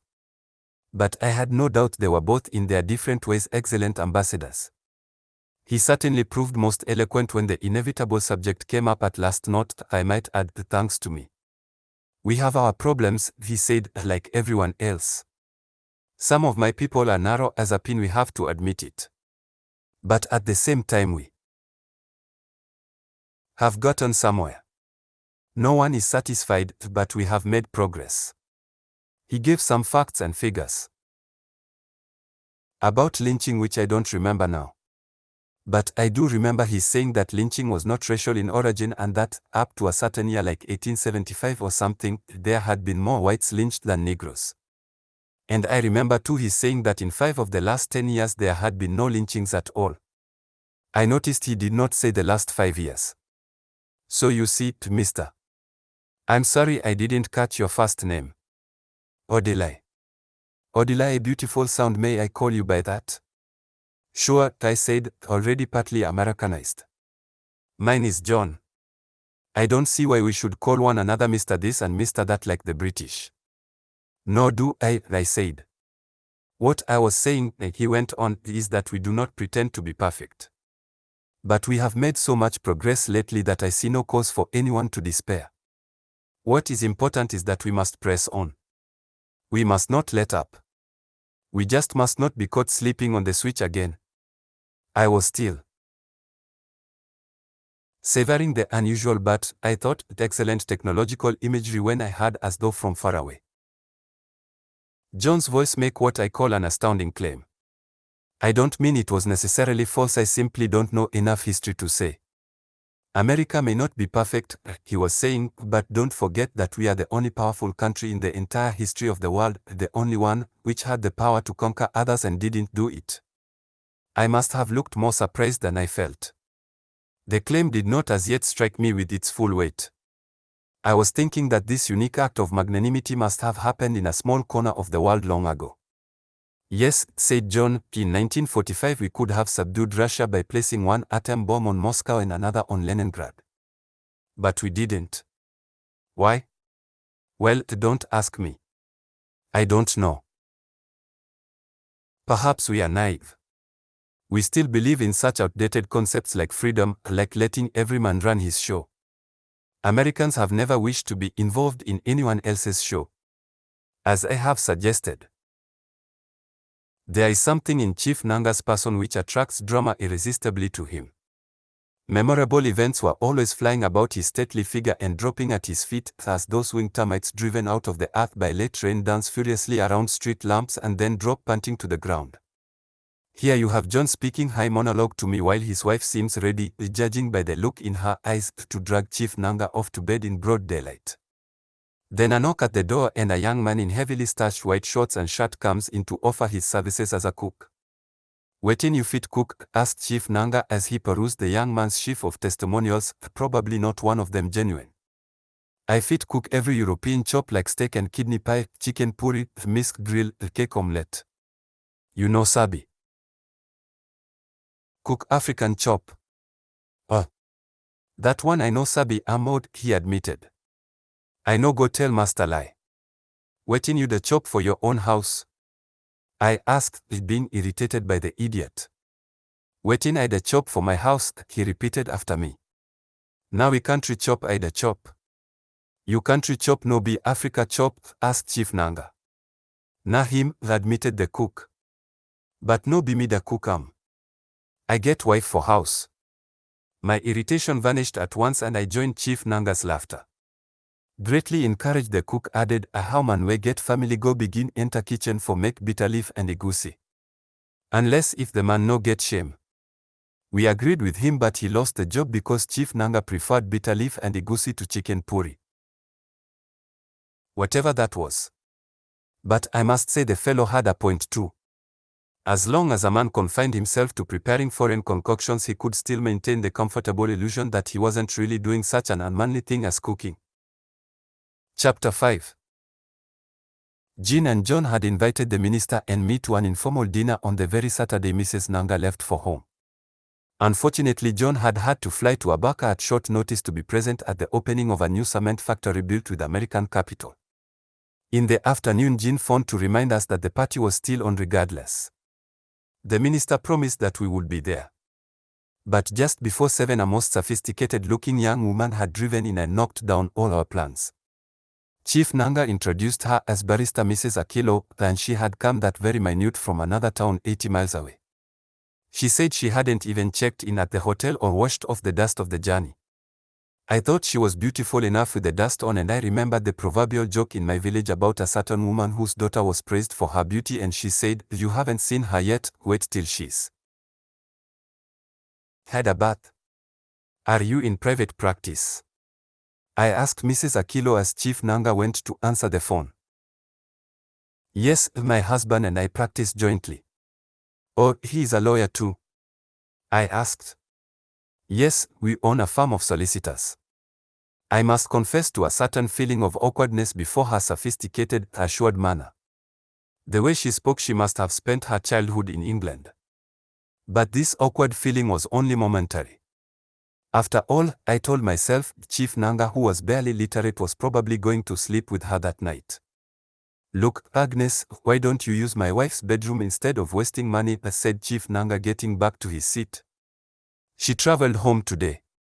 His phonetics had already moved up 2 ranks to get closer to hers. "It would have been pathetic if you didn't know that he was having fun." "Thank you, Yeme. But I think I had better go to the International. Maybe you could come and pick me up for dinner." "Certainly. At what time?" "8ish, to give me time to wash and put my feet up for a few minutes." I was naturally beginning to fear that I was going to be left alone in an empty 7-bedroom mansion on a Saturday night.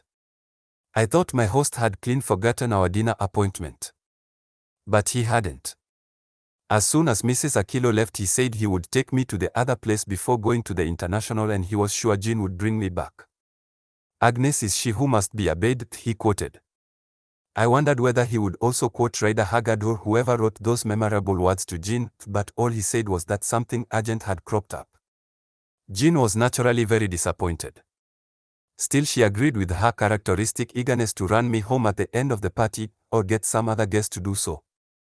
The dinner would have come into the category which Mrs. Nanga called 9-pence talk and 3-pence chop. But the talk wasn't bad.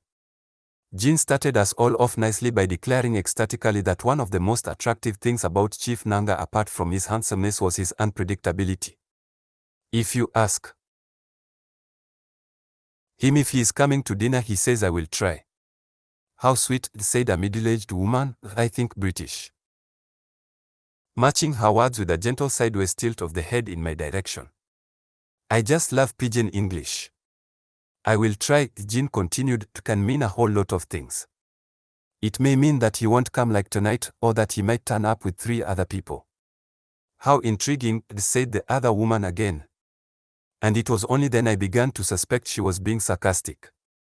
Apart from Jean and me, there were 5 others in the room: the British woman and her husband, a middle-aged American Negro writing a book about our country, and a white American couple.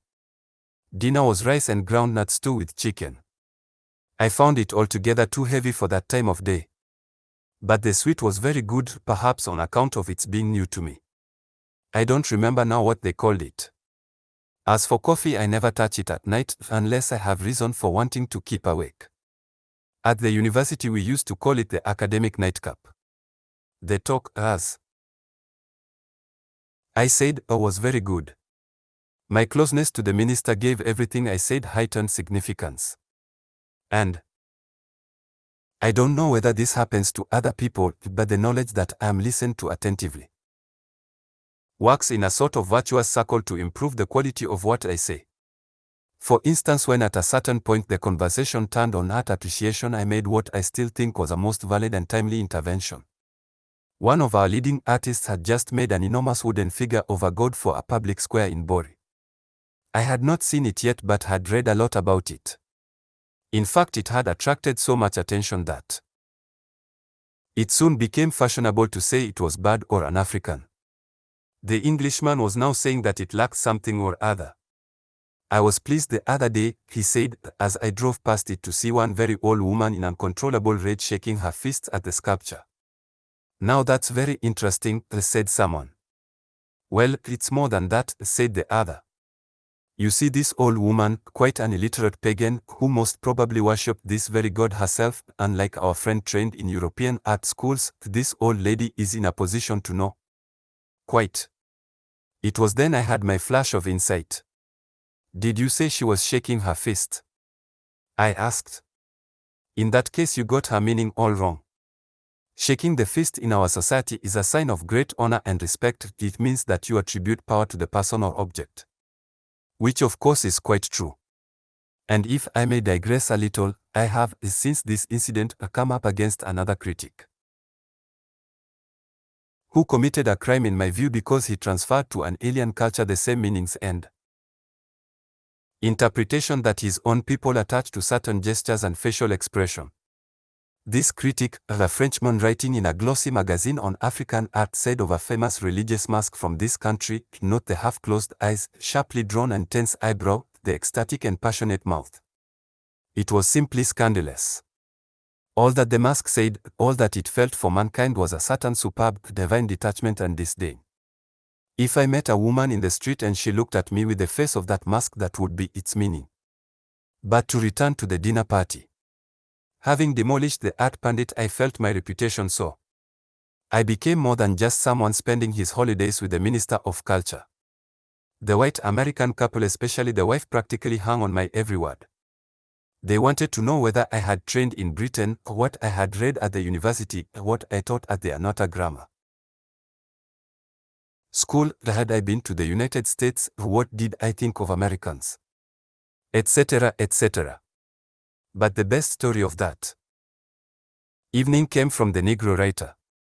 He told us how a white American had once come up to his lunch table at the International Hotel, which, as everyone knows, is a kind of international mart for the sale to our people of all kinds of foreign wares, from ideologies to tractors.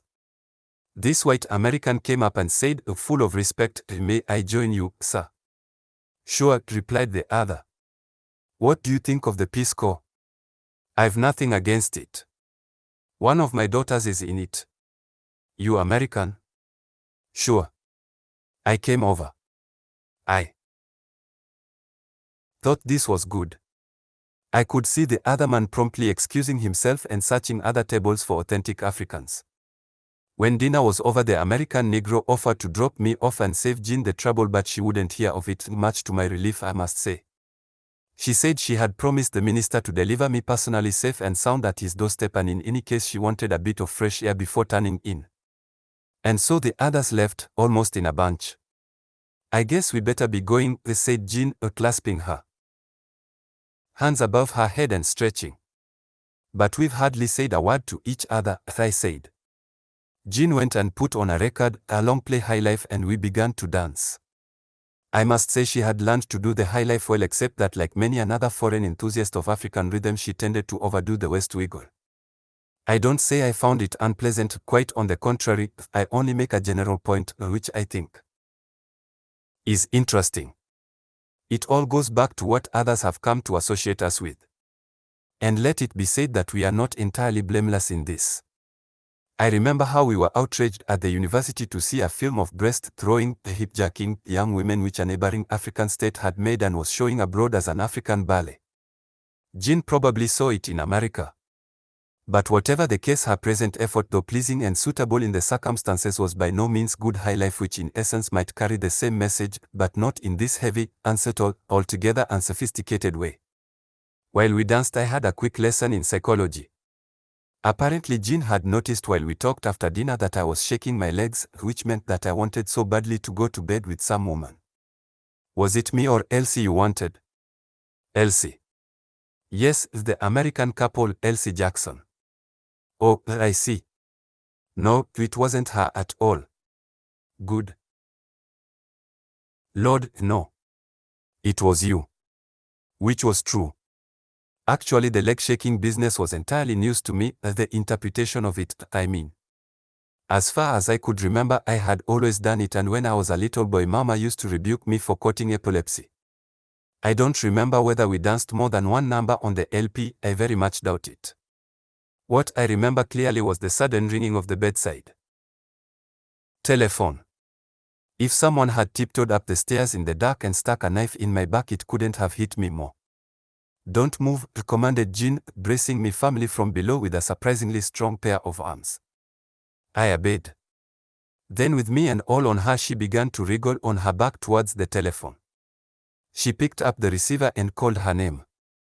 Had she just taken Holy Communion and been returning to her pew, her manner couldn't have appeared more calm and relaxed. Hi, Elsie. No, you're welcome. I'm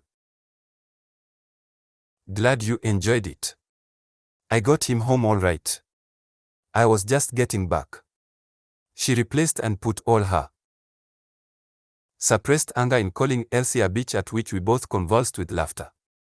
All she wants to know is if you're still here. Do you think she knows? I don't think so and don't care. Later, much later, we went down hand in hand to the kitchen for Jean to make coffee. I didn't mind drinking it then. Sex means much more to a woman than to a man, said Jean reflectively, stirring her cup. Does it? Sure. It takes place inside her. The man uses a mere projection of himself. I see. I wished I could tell her to stop chattering, but I didn't know her enough yet. I don't mind people talking before or during it, but I do object most strongly to a post-mortem. One should drink coffee silently or smoke or just sit. Or if one must talk, then choose some unrelated subject. I think Jean sensed my feeling. She was such a clever woman. It was about 1:30 when I caught her trying to suppress a yawn.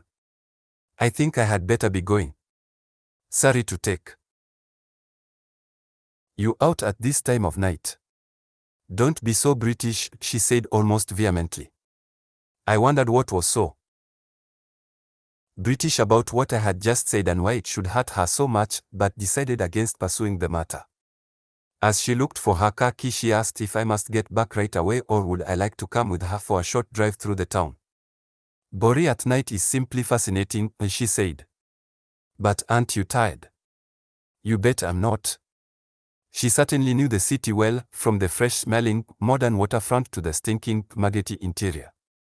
How long have you been in this country? I asked in undisguised admiration. 11 months, she said. If you like a place, it doesn't take very long to know it. We drove through wide, well-lit streets bearing the names of our well-known politicians and into obscure lanes named after some unknown small fish. Even insignificant city councillors, Jean apparently knew them all, had their little streets. I remember one called Stephen Awando Street. Going through some of these back streets would have convinced me, had I needed convincing, that the city clerk's notice about pails was indeed a live issue. I began to wonder whether Jean actually enjoyed driving through these places as she claimed she did, or whether she had some secret reason, like wanting me to feel ashamed about my country's capital city. I hardly knew her, but I could see she was that kind of person, a most complicated woman. We were now back in the pleasant high-class area. That row of 10 houses belongs to the Minister of Construction, she said. They are let to different embassies at $3,000 a year each. So what? I said within myself. Your accusation may be true, but you've no right to make it. Leave it to us and don't contaminate our cause by espousing it. But that's another Chief Nanga street, I said aloud, pointing to my left. No. What we saw near the fountain was Chief Nanga Avenue, she said, and we both burst out laughing, friends again. I'm not sure there isn't a road as well somewhere, she said. I know there is a circle. Then I promptly recoiled. Again. Who the hell did she think she was to laugh so self-righteously? Wasn't there more than enough in her own country to keep her laughing all her days? Or crying if she preferred it?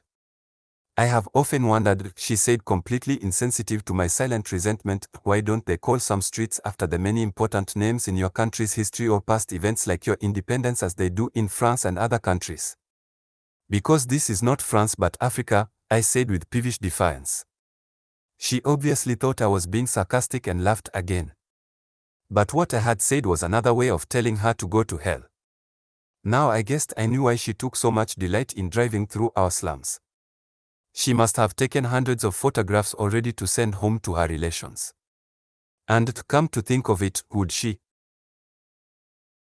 Lover of Africa that she was, would she be found near a black man in her own country? When do you expect John back? I asked, burning with anger. Wednesday. Why? I was wondering whether I could see you again. Do you want to? Sure. Why not? Let me call you tomorrow.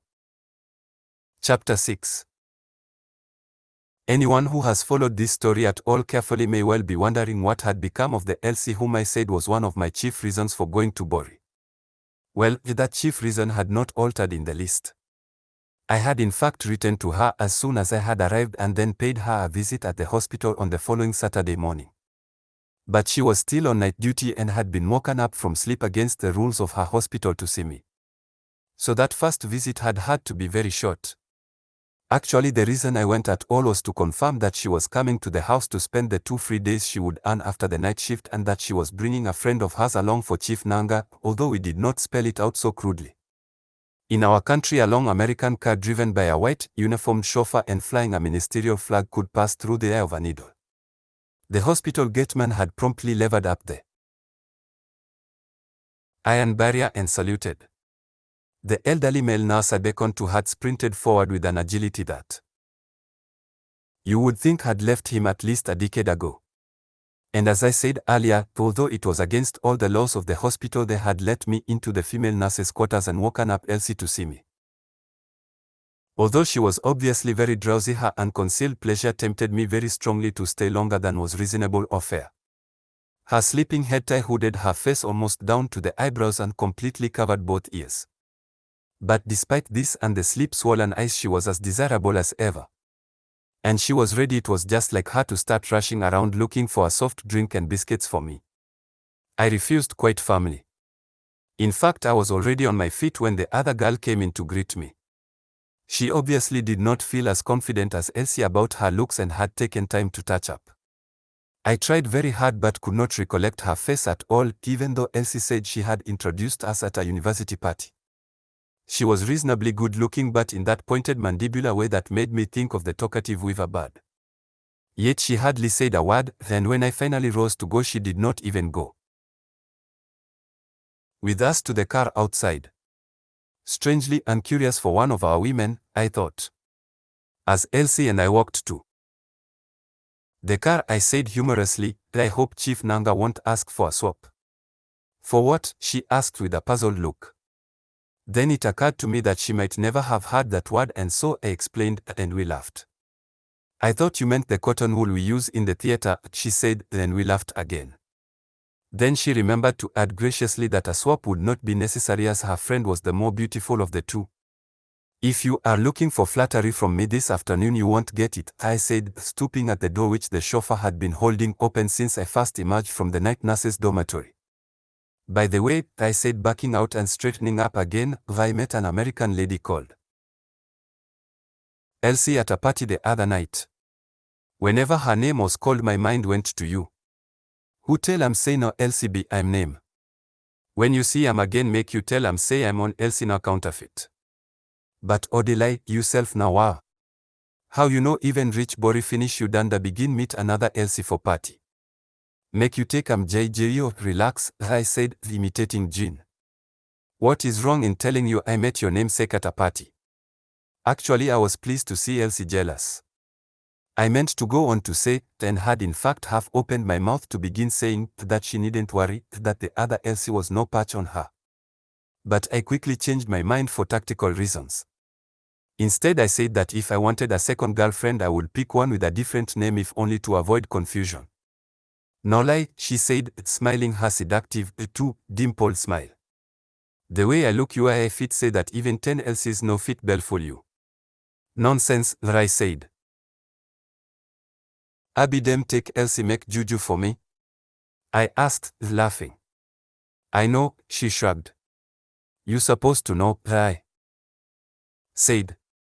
The chauffeur dropped a very broad and rude hint at this point by shutting my door again. I chose to ignore him. Waiting be the name of your friend's car?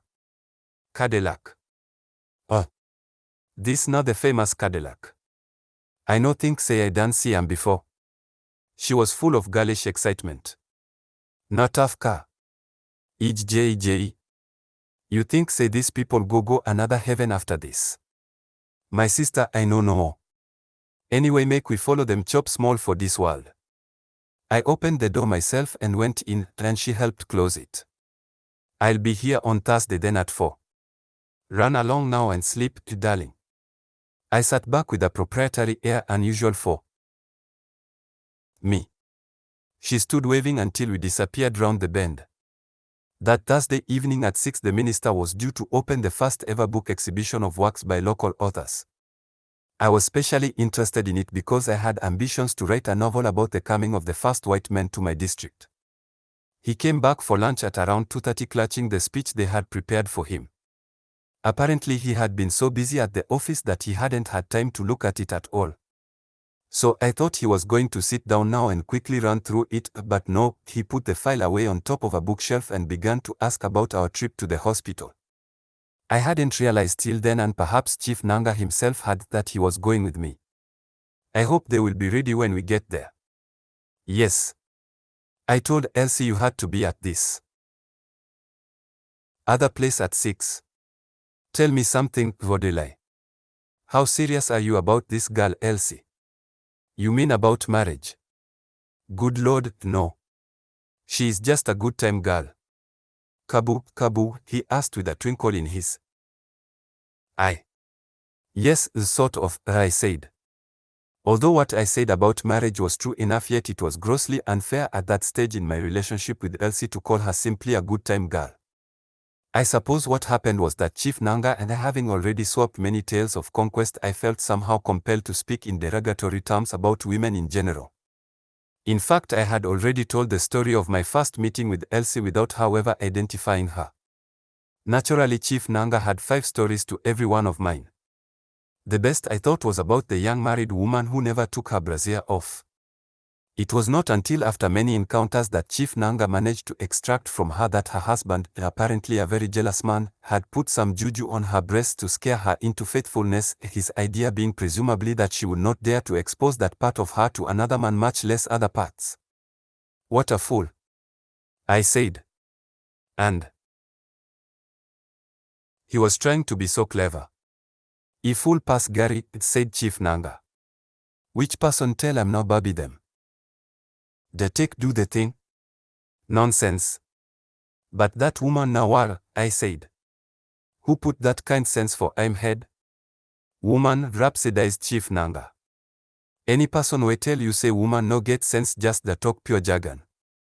When woman no want do something e go left arm, but make you no fool yourself say e left the thing because e no get sense for do arm." How true, I thought. It had been a bit of a surprise to me when Chief Nanga had announced he was coming with me to the hospital. I couldn't very well advise him coldly to stay behind and read through his speech. But I had a strong suspicion he had forgotten all about it, and I felt it was only fair that I should remind him. I considered various approaches and then decided on the one that seemed to me to conceal most satisfactorily the small element of self-interest. I wish I could help in any way with checking your speech, I said. But I just cannot read in a moving car. Oh. That speech, he said wearily. I shall finish it in 10 minutes, it is not important. If I had known, I should have asked my parliamentary secretary to go and represent me. Anyhow, it's not bad. Talking is now in my blood from teaching into politics, all no so talk. Actually, I had no serious reason for wanting to go alone. It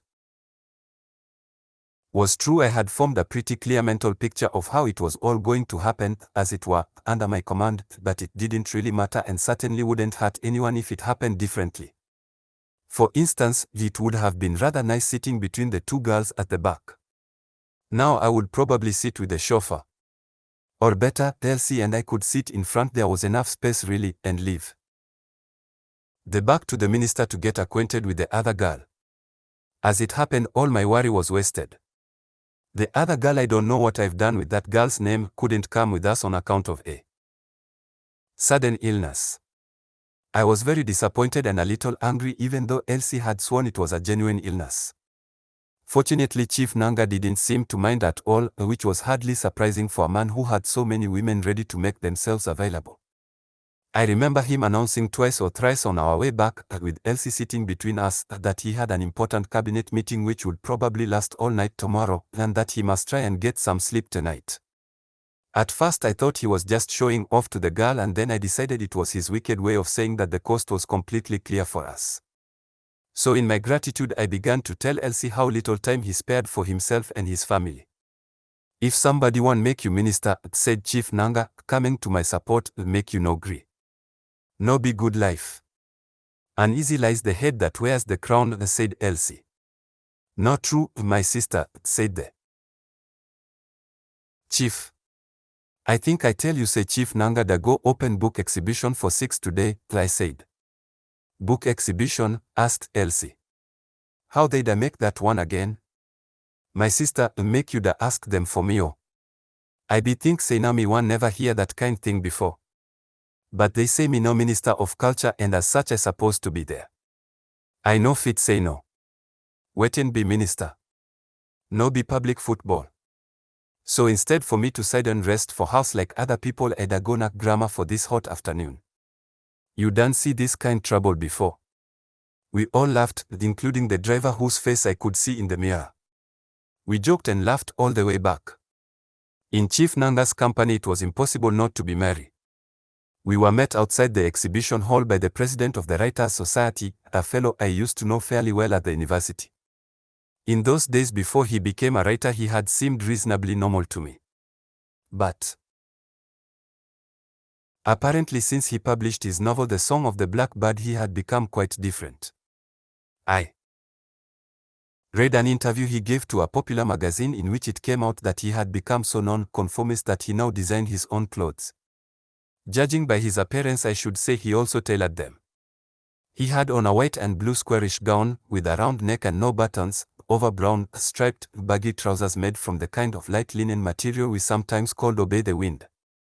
He also had a long, untidy beard. I had expected that in a country where writers were so few they would all be known personally to the Minister of Culture. But it was clear Chief Nanga hadn't even heard the man's name before. He is the author of The Song of the Blackbird, I said. I see, replied Chief Nanga, whose attention was clearly elsewhere at that moment. So your society includes musicians as well, he asked in one fleeting return of interest. But by the time Gelio said no, his attention had again strayed from us. Hello, Gelio, I said, stretching my hand to shake him almost in commiseration. He replied hello and took my hand, but obviously he did not remember my name and didn't seem to care particularly. I was very much hurt by this and immediately formed a poor opinion of him and his silly airs. You didn't tell me, Mr. Began the minister abruptly. Gelio, sir. Thank you, Mr. Gelio. Why didn't you tell me that you are expecting ambassadors at this function? His eyes were still ranging over the parked cars, some of them carrying diplomatic number plates and 2 flying flags. I am sorry, sir, said Mr. Jelio, but... And you come to chairman such an occasion like this? He accompanied the last two words with an upward movement of a scornful left finger, taking in the whole of Mr. Jelio's person. What part of the country are you? He asked. I didn't know what to feel. If Jelio hadn't carried those pretentious airs, my sympathies would certainly have stayed with him, but now I must confess I was a little pleased to see him deflated. Is that what you call national dress in your place? Pursued Chief Nanga mercilessly. I dress to please myself, sir, said the writer, becoming suddenly defiant. Let me tell you, said Chief Nanga in a softened but firm tone. If you want me to attend any of your functions, you must wear a proper dress. Either you wear a suit, or if you don't like it, you can wear our national costume. That is correct protocol. It was getting quite embarrassing for me, especially when Chief Nanga mentioned a suit and turned to nod approvingly in my direction. For much as I disliked Jelio's pretentiously bizarre habit, still I did not care to be set up as a model of correct dressing. Then suddenly adopting a paternal and conciliatory tone, Chief Nanga reminded us young people that we were the future leaders of our great country. I don't care if you respect me or not, he said, but our people have a saying that if you respect today's king, others will respect you when your turn comes. We better go in. In spite of this inauspicious beginning, Mr. Jelio went ahead and said many flattering things about Chief Nanga, albeit with a clouded face.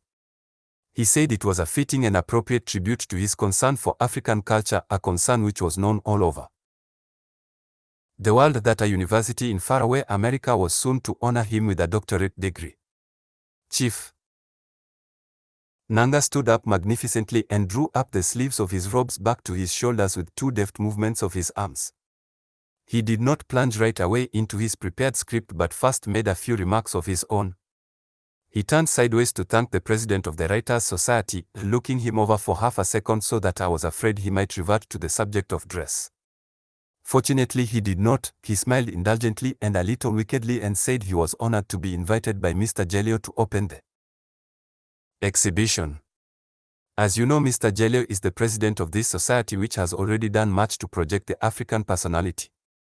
I believe Mr. Jelio himself has composed a brilliant song called I Am. What is it called again? He asked Mr. Jelio. Fortunately this was mistaken for witticism and was greeted with loud laughter. It was from her vivacious laugh then that I noticed Jean sitting in the row in front of Elsie and me. Her husband, John, was sitting by her. I hadn't realized he was back. I whispered into Elsie's ear that was the woman who gave the party I spoke about. Is she the famous Elsie? She whispered back. No, her friend. So no, be only one, even, she said, smiling, Odili the Great.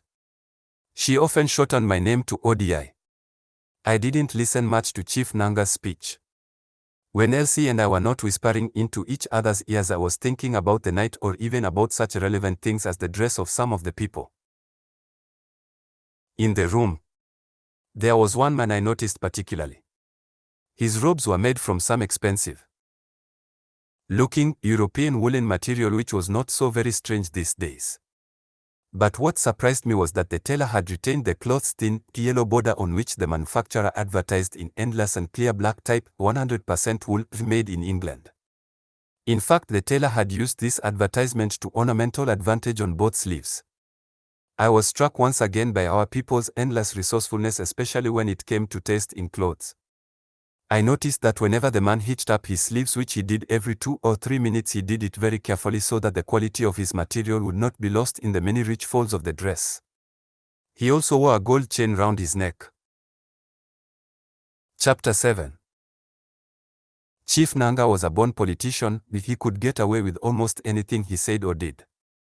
And as long as men are swayed by their hearts and stomachs and not their heads, the Chief Nangas of this world will continue to get away with anything. He had that rare gift of making people feel, even while he was saying harsh things to them, that there was not a drop of ill will in his entire frame. I remember the day he was telling his ministerial colleague over the telephone in my presence that he distrusted our young university people and that he would rather work with a European. I knew I was hearing terrible things, but somehow I couldn't bring myself to take the man seriously. He had been so open and kind to me and not in the least distrustful. The greatest criticism a man like him seemed capable of evoking in our country was an indulgent, make you no mean, This is of course a formidable weapon which is always guaranteed to save its wielder from the normal consequences of misconduct as well as from the humiliation and embarrassment of ignorance. For how else could you account for the fact that a minister of culture announced in public that he had never heard of his country's most famous novel and received applause, as indeed he received again later when he prophesied that before long our great country would produce great writers like Shakespeare, Dickens, Jane Austen, Bernard Shaw, and raising his eyes off the script, Michael West and Dudley Stamp. At the end of the function, Mr. Jaleo and the editor of the Daily Matchet came forward to congratulate him and to ask for copies of the speech. Chief Nanga produced 2 clean copies from his file, bent down at the table and amended the relevant portions in his own fair hand by the addition of those 2 names to the list of famous English writers. I knew the editor already from a visit he had paid the minister a few days earlier. A greasy-looking man, he had at first seemed uneasy about my presence in the room, and I had kept a sharp lookout for the slightest hint from Chief Nanga to get up and leave them. But no hint was given. On the contrary, I felt he positively wanted me to stay. So I stayed. Our visitor took a very long time to come to the point, whatever it was. All I could gather was that he had access to something which he was holding back in Chief Nanga's interest. But it was clear that the minister did not attach very great importance to whatever it was. In fact, he appeared to be sick and tired of the man but dared not say so. Meanwhile, the journalist told us one story after another, the disgusting white foam appearing at the corners of his mouth. He drank 2 bottles of beer, smoked many cigarettes, and then got a dash of £5 from the minister after an account of his trouble with his landlord over arrears of rent. Apparently, it was not a straightforward case of debt, but since the landlord and the journalist came from different tribes, the element of tribalism could not be ruled out. You see what it means to be a minister, said Chief Nanga as soon as his visitor left. His voice sounded strangely tired, and I felt suddenly sorry for him. This was the nearest I had seen him come to despondency. If I don't give him something now, tomorrow he will go and write rubbish about me. They say it is the freedom of the press. But to me it is nothing short of the freedom to crucify innocent men and assassinate their character. I don't know why our government is so afraid to deal with them. I don't say they should not criticize. After all, no one is perfect except God, but they should criticize constructively. So that other afternoon, when the journalist came forward to get a copy of the speech and shouted, "First rate, sir, I shall put it in the front page instead of a story I have promised the Minister of Construction," I just wondered if he ever suspected where he and his stories would be if Chief Nanga had his way. It must have been about 8 o'clock. It was certainly dark when we left the exhibition to drive back home. As soon as the car moved, I dovetailed my fingers into Elsie's on her lap and threw the other arm across her shoulders in a bold, proprietary gesture. "That was a beautiful speech, and you didn't have much time to go over it," I said, just to get some talk going, while privately I throbbed with expectation. An image that had never until then entered my mind appeared to me now. I saw Elsie, or rather didn't see her, as she merged so completely with the darkness of my room, unlike Jean, who had remained half undissolved like some apparition as she put her things on in the dark. "When an old woman hears the dance, she knows her old age deserts her," replied Chief Nanga in our language. I laughed more loudly than the proverb deserved and then translated it for Elsie, who spoke a different language. We used the laughter to get a little closer so that the arm I had over her shoulder slipped under her arm to her breast, and I pressed her against my side. When we got back, Chief Nanga and I had whiskey while Elsie went upstairs to change. Incidentally, when on our first return from the hospital Chief Nanga had told his steward to take Elsie's bags to his absent wife's room, I had been greatly alarmed. But then I had quickly reassured myself that he was merely displaying great tact and delicacy, and I felt grateful just as I had done when he had told us of the all-night cabinet meeting. There was only a short flight of stairs between my room on the ground floor and where Elsie was being installed. When all was silent, I would go up quietly, tap on her door to find her waiting, and take her downstairs to my room, and we could pretend that our host was none the wiser. We had an excellent dinner of rice, ripe plantains, and fried fish. Elsie, looking ripe and ready in a shimmering yellow dress, took us back to the president of the Writers' Association and his funny gap. I found myself putting up a feeble kind of defense. Writers and artists sometimes behave that way, I said. I think he will heed my advice, said Chief Nanga. He is a well-comported young man. This surprised me a great deal. I suppose it was jealous flattering words in introducing the minister that did it, or more likely Chief Nanga had not missed the almost deferential manner in which one of the ambassadors had approached Jelio with a copy of his book for an autograph. I remember looking at Chief Nanga then and seeing astonishment and unbelief on his face, but I did not think it was enough to persuade him to call Jelio a well-comported young man so soon after their clash. The words well-comported struck me almost as forcibly as the sentiment they conveyed. I couldn't say whether it was right or wrong, and in any case you felt once again that such distinctions didn't apply here.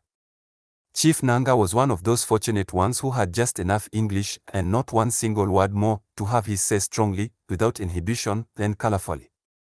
I remember his telling me of a fatal accident he once had driving from Anota to Bori. Since he was alive I had assumed that someone else had been killed. But as the story unfolded I realized that fatal meant no more than very serious. I retired soon after dinner so that the others might take the cue. And Elsie did. The second time I peeped out she was no longer there in the sitting room. But Chief Nanga sat unstolidly looking at the file of the speech he had already given. Every 2 minutes or so I came to the door and peeped out and there he was. Could he be asleep? No, his eyes seemed to be moving across the page. I was getting quite angry. Why didn't he take the blessed file to his study? But perhaps what hurt me most was the fact that I could not muster up sufficient bravado to step into the sitting room and up the stairs. Perhaps he even expected me to do so. Let me say that I do not normally lack resolution in this kind of situation, but Chief Nanga had, as it were, cramped my style from the very first by introducing an element of delicacy into the affair, thus making it not so much a question of my own resolution as of my willingness to parade Elsie before a third person as a common slut. So there was nothing for it but wait in anger. I sat on my bed, got up again and paced my room barefoot and in pajamas. It seemed a full hour before Chief Nanga finally switched the lights off and turned in. I gave him about 5 to 10 minutes to settle down in his bed while I had time to steady myself from the strain of the last hour and the unsettling effect which imminent fulfillment always has on me. Then I began to tiptoe upstairs, running my palm up the wooden railing for guidance. By the time I got to the landing my eyes were fairly at home in the darkness. And it was easy finding Elsie's door. My hand was already on the knob when I heard voices within. I was transfixed to the spot. Then I heard laughter and immediately turned round and went down the stairs again. I did not go into my room straight away but stood for long minutes in the sitting room. What went on in my mind at that time lacked form and I cannot now set it down. But I remember finally deciding that I was jumping to conclusions, that Chief Nanga had in all probability simply opened the connecting door between the two rooms to say goodnight and exchange a few pleasantries. I decided to give him a minute or two more, and then discarding this pussyfooted business go up boldly and knock on Elsie's door. I went back to my room to wait, switched on the bedside lamp which was worked by a short silvery rope instead of a normal switch, looked at my watch which I had taken off and put on a bedside stool. It was already past 10:30. This stung me into activity again. I hadn't thought it was so late.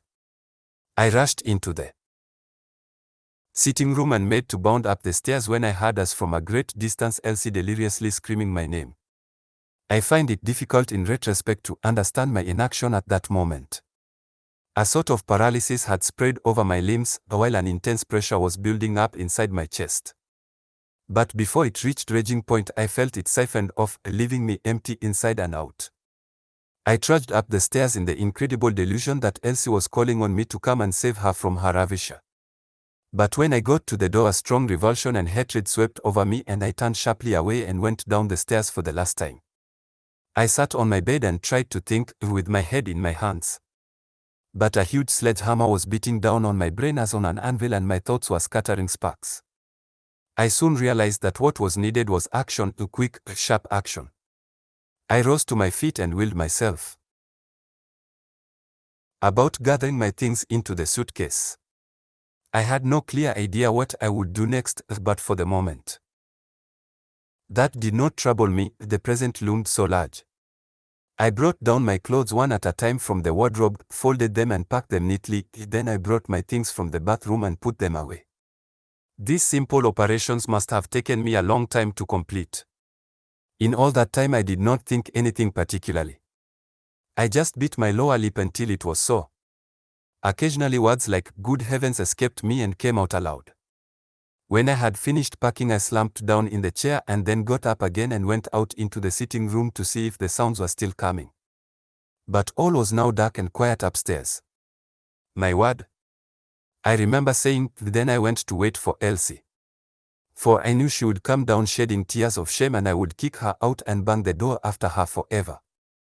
I waited and then, strange as it may sound, dozed off.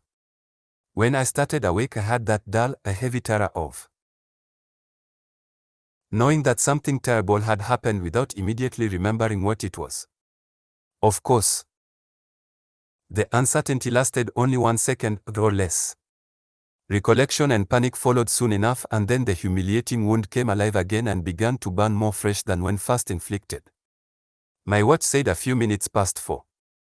And Elsie had not come. My eyes misted, a thing that had not happened to me in God knows how long. Anyway, the tears hung back. I took off my pajamas, got into other clothes and left the room by the private door. I walked for hours, keeping to the well-lit streets. The dew settled on my head and helped to numb my feeling. Soon my nose began to run, and as I hadn't brought a handkerchief I blew it into the roadside drain by closing each nostril in turn with my first finger. As dawn came my head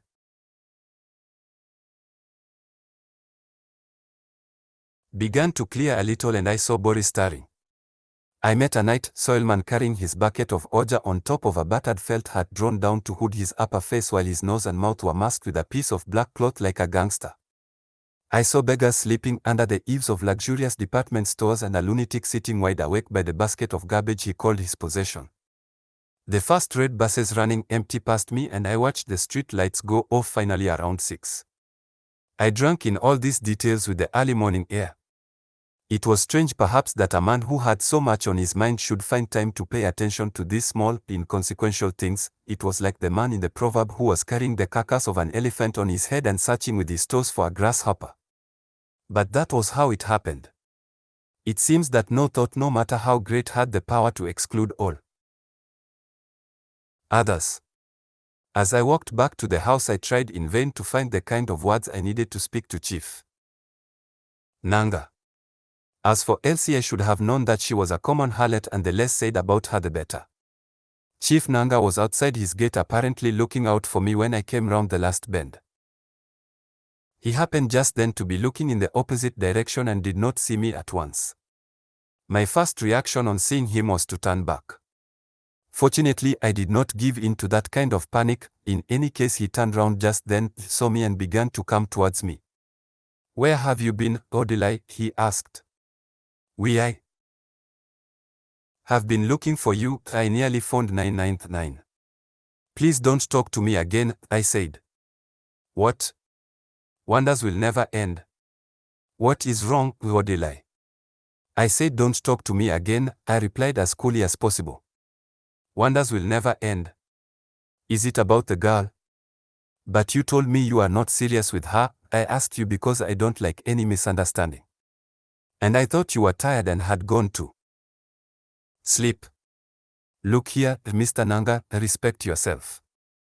Don't provoke me anymore unless you want our names to come out in the newspapers today." Even to myself I sounded strange. Chief Nanga was really taken aback, especially when I called him Mr. "You have won today," I continued, "but watch it, I will have the last laugh. I never forget." Elsie was standing at the door with arms folded across her bust when I came in at the gate. She immediately rushed indoors and disappeared.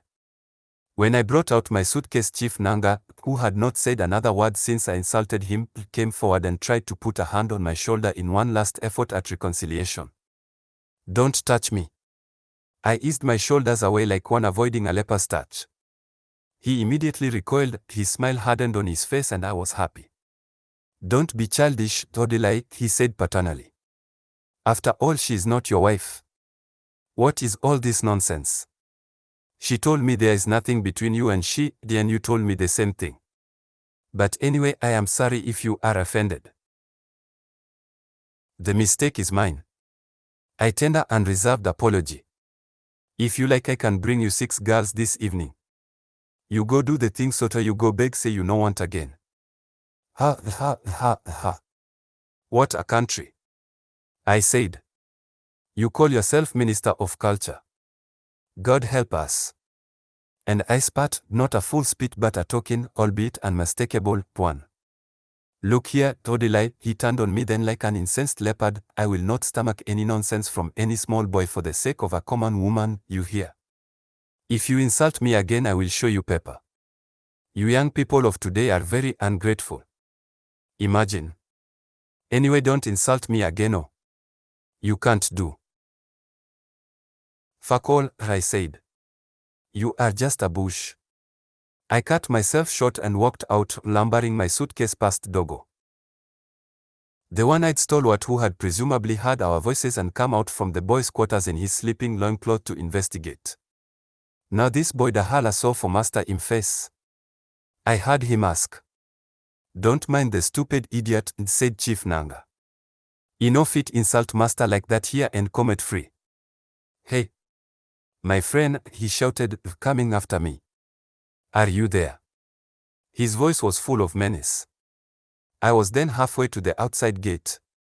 I turned boldly round, but on second thought said nothing, turned again and continued. "Leave Dogo. Make Ikari in bad luck the go. Now my own mistake for bringing here. Ungrateful ingrate." I was now at the gate, but his voice was loud and I heard every word. I took a taxi to my friend Maxwell's address. Maxwell Kulamo, a lawyer, had been my classmate at the grammar school.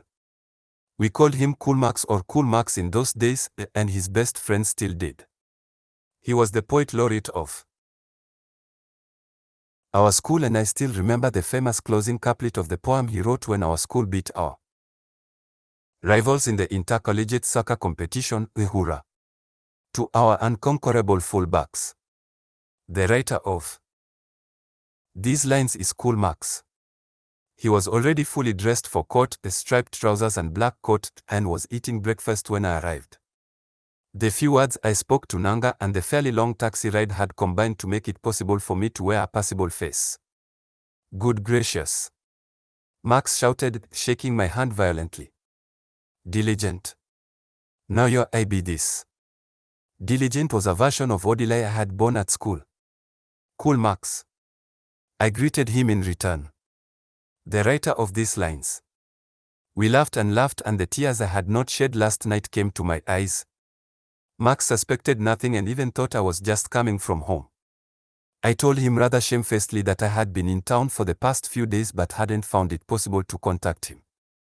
He took this to be a reference to his having no telephone in the house, a fact which in turn could be a reflection on his practice. "I have been on the waiting list for a telephone for 2 months, he said defensively. "You see, I have not given anyone a bribe and I don't know any big gun. So, you have been staying with that corrupt, empty-headed, illiterate capitalist." "Sorry, no matter of can't help," I said. "He know my old teacher, you know." I was dipping my bread in the cup of hot cocoa drink Max's boy had made for me. Chief Nanga and Elsie already seemed so distant that I could have talked about them like casual acquaintances. But I was not going to delay Max by talking now. And in any case, I had no wish to make him think that I only remembered him when I could no longer enjoy the fleshpots of Chief Nanga's home. Within minutes I was already feeling so relaxed and at ease here that I wondered what piece of ill fate took me to Chief Nanga in the first place. Chapter 8. It was only after Max had left for court at around 9 that I finally felt the full weight of the previous night's humiliation settling down on me. The heat and anger had now largely evaporated, leaving the cold fact that another man had wrenched my girlfriend from my hand and led her to bed under my very eyes, and I had done nothing about it, could do nothing. And why? Because the man was a minister bloated by the flatulence of ill-gotten wealth, living in a big mansion built with public money, riding in a Cadillac and watched over by a one-eyed, hired thug. And as though that were not enough, he had had the obscene effrontery to say he thought I was too tired. A man of 50 or more with a son in a secondary school and a wife whose dress gets caught between the buttocks thought I was too tired. And here was I doing nothing about it except speculating whether Elsie would go back to her hospital that day or spend another night with Chief Nanga. By late afternoon I even had the crazy, preposterous idea of wanting to go to a public telephone to put through an anonymous call. Of course I killed the disgraceful thought right away. But I suppose it was possible, judging by the way things finally worked themselves out, that these weekend trivial thoughts might have been a sort of smoke screen behind which, unknown to me, weighty decisions were taking shape. It was perhaps like the theory of writing examinations that one of my lecturers used to propound to us. He said the right technique was to read all the questions once through, select those you wanted to answer and then start with the easiest, his theory being that while you were answering the easy number your subconscious would set to work arranging the others for you. I tried it out for my degree examination, and although the result was not exactly startling, I suppose it could have been worse. But on the present question of Chief Nanga, my subconscious, or something very much like it, seemed to have gone voluntarily into operation. I was just flapping about like a trapped bird when suddenly I saw the opening. I saw that Elsie did not matter in the least. What mattered was that a man had treated me as no man had a right to treat another, not even if he was master and the other slave, and my manhood required that I make him pay for his insult in full measure. In flesh and blood terms I realized that I must go back, seek out Nanga's intended parlor wife and give her the works, good and proper. All this flashed through my mind in one brief moment of blinding insight, just like that, without warning. I was singing happily when Max came home in the late afternoon. He tried to be furious with his houseboy for not giving me my share of the lunch when it was ready, but I went straight to the boy's defense and said he had offered to serve me but that I insisted on waiting, which was quite untrue. As we ate I told Max about Elsie and Chief Nanga, amending the story in several minor particulars and generally making light of it all, not only because I was anxious to play down my humiliation but even more because I no longer cared for anything except the revenge. If you put juju on a woman it will catch that old rotter, said Max after I had told the story. I know someone who did, I said lightheartedly, but the old rotter wasn't caught. I then told him the story of the woman who didn't take off her bra, thinking it would amuse him. I was wrong. That's all they care for, he said with a solemn face. Women, cars, landed property. But what else can you expect when intelligent people leave politics to illiterates like Chief Nanga? The appearance of comparative peace which Max's house presented to me that morning proved quite deceptive. Or perhaps some of Chief Nanga's queen bee characteristics had rubbed off on me and transformed me into an independent little nucleus of activity which I trailed with me into this new place.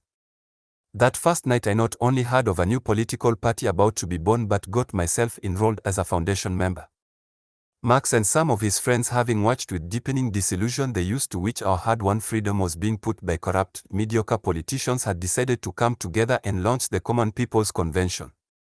There were 8 young people in his room that evening. All but one were citizens of our country, mostly professional types.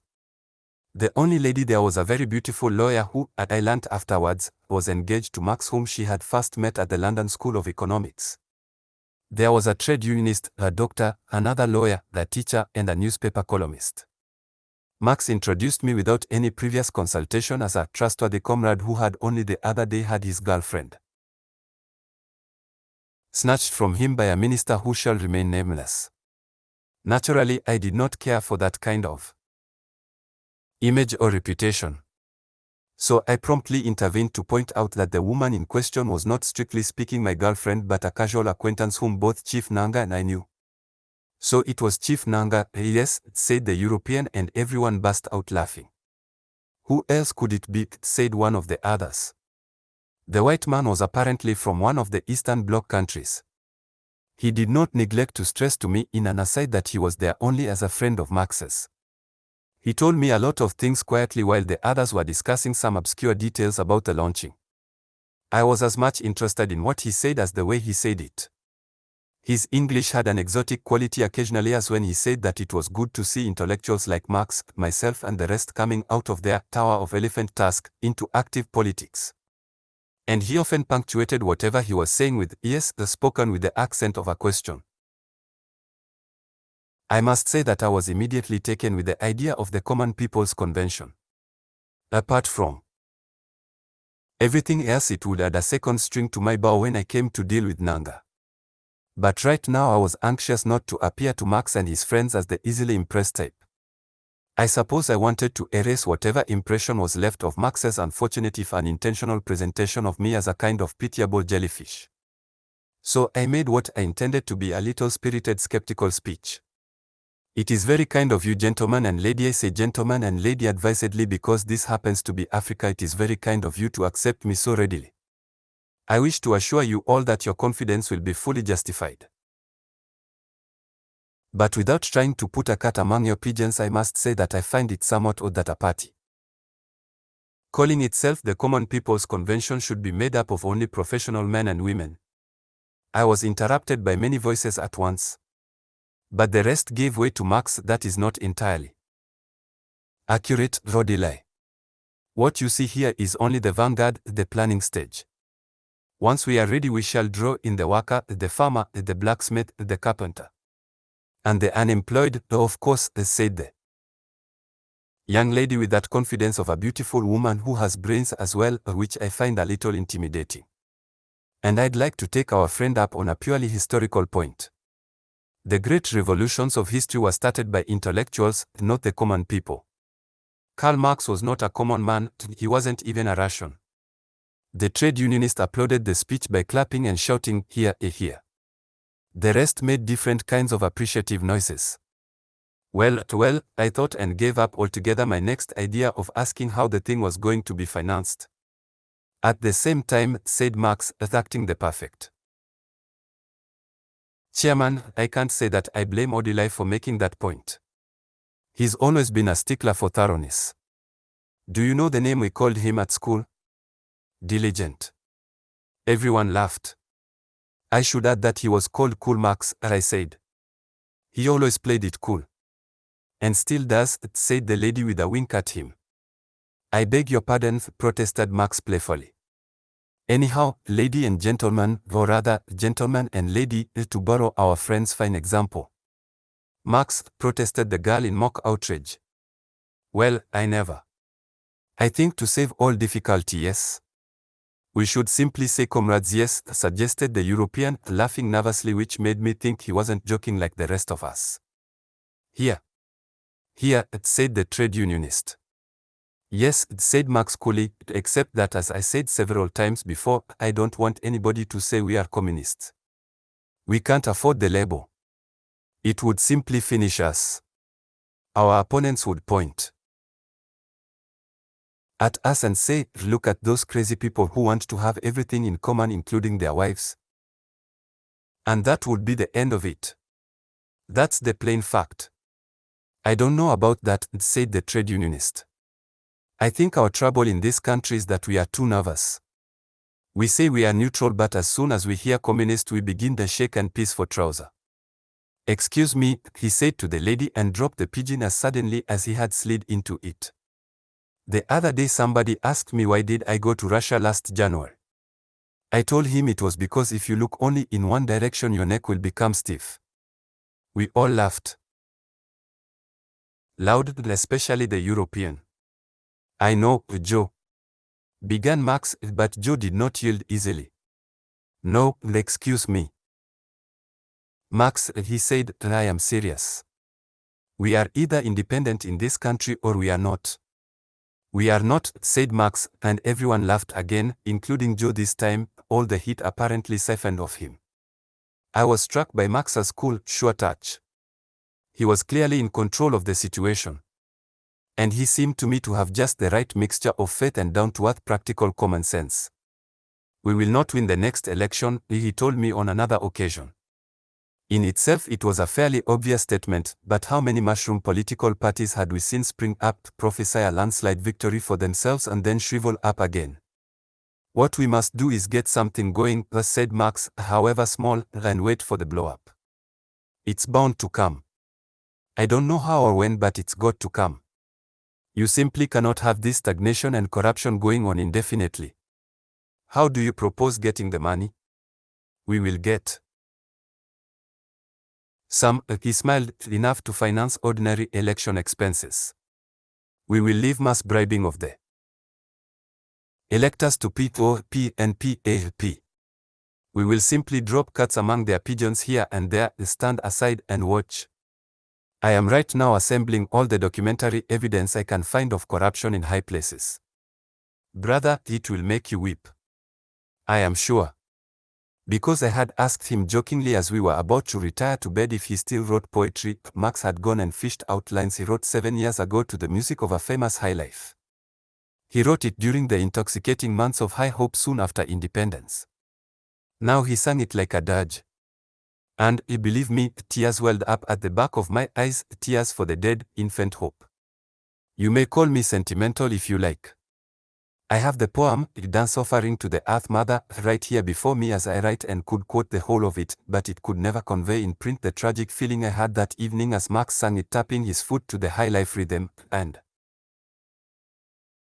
bringing back vividly the gaiety and high promise of 7 years ago, which now seemed more than 7 lifetimes away. I will return home to how many centuries have I wandered, and I will make my offering at the feet of my lovely mother. I will rebuild her house, the holy places they raped and plundered, and I will make it fine with black wood, bronzes and terracotta. I read this last verse over and over again. Poor black mother, waiting so long for her infant son to come of age and comfort her and repay her for the years of shame and neglect. And the son she has pinned so much hope on turning out to be a chief Nanga. Poor black mother, I said out aloud. Yes, poor black mother, said Marx, looking out of the window. After a long interval he turned round and asked if I remembered my Bible. Not really. Why? Well, I can't get it out of my system. You know my father is an Anglican priest. No, when you talked about poor black mother just now, I remembered a passage that goes something like this. Her voice was heard in Rama weeping and great lamentation, Rachel weeping for her children, and she would not be comforted, because they are not. It is a favorite of my father's who, by the way, still thinks we should never have asked the white man to go.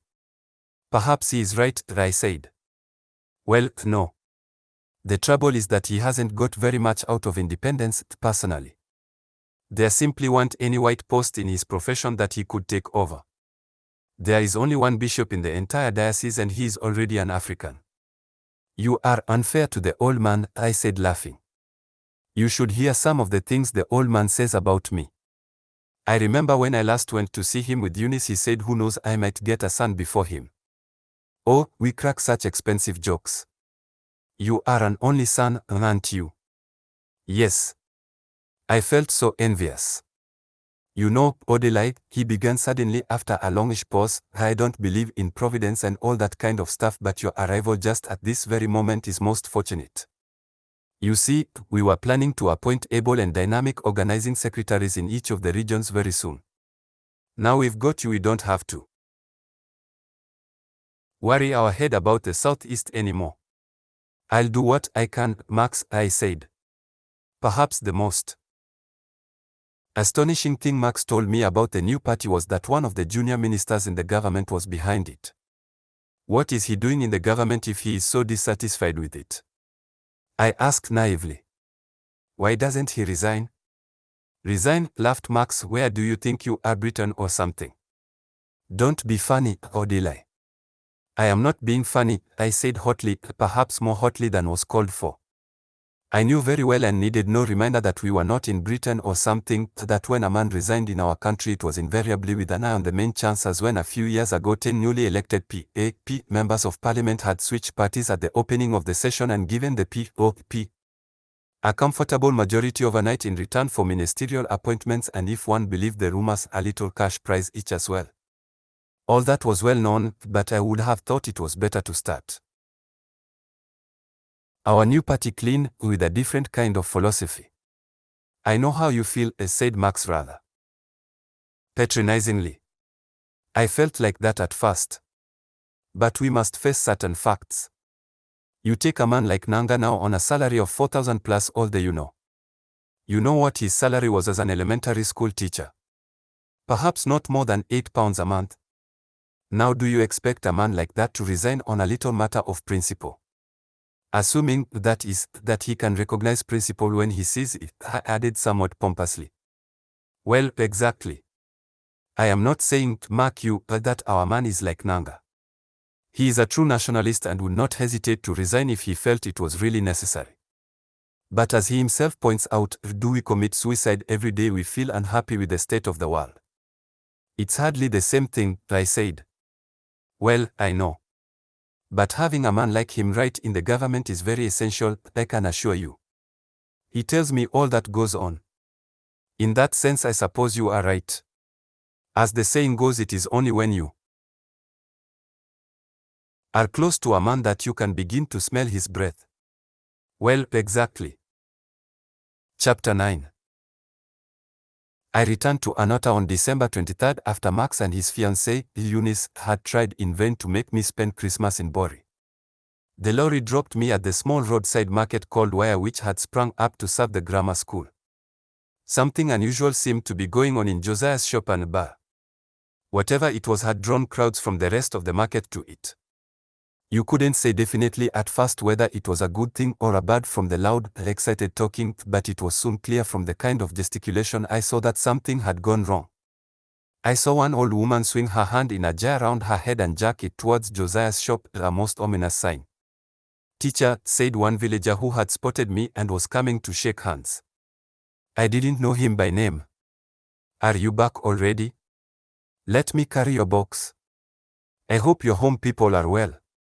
We shook hands and I told him that my home people were well when I left them.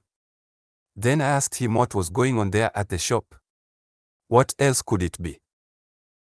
But Josiah, he said, taking up my box and placing it on his head. I have said that what the white man's money will bring about has not shown itself yet. You know Azoj, the blind beggar. Yes, the blind beggar. Josiah is not touched by Azod's ill fortune, and he is not satisfied with all the thieving he does here in the name of trade, but must now make juju with Azod's stick. At this point he turned aside to greet another villager and they both shook their heads over the abomination. I don't understand, I said when we resumed our conversation.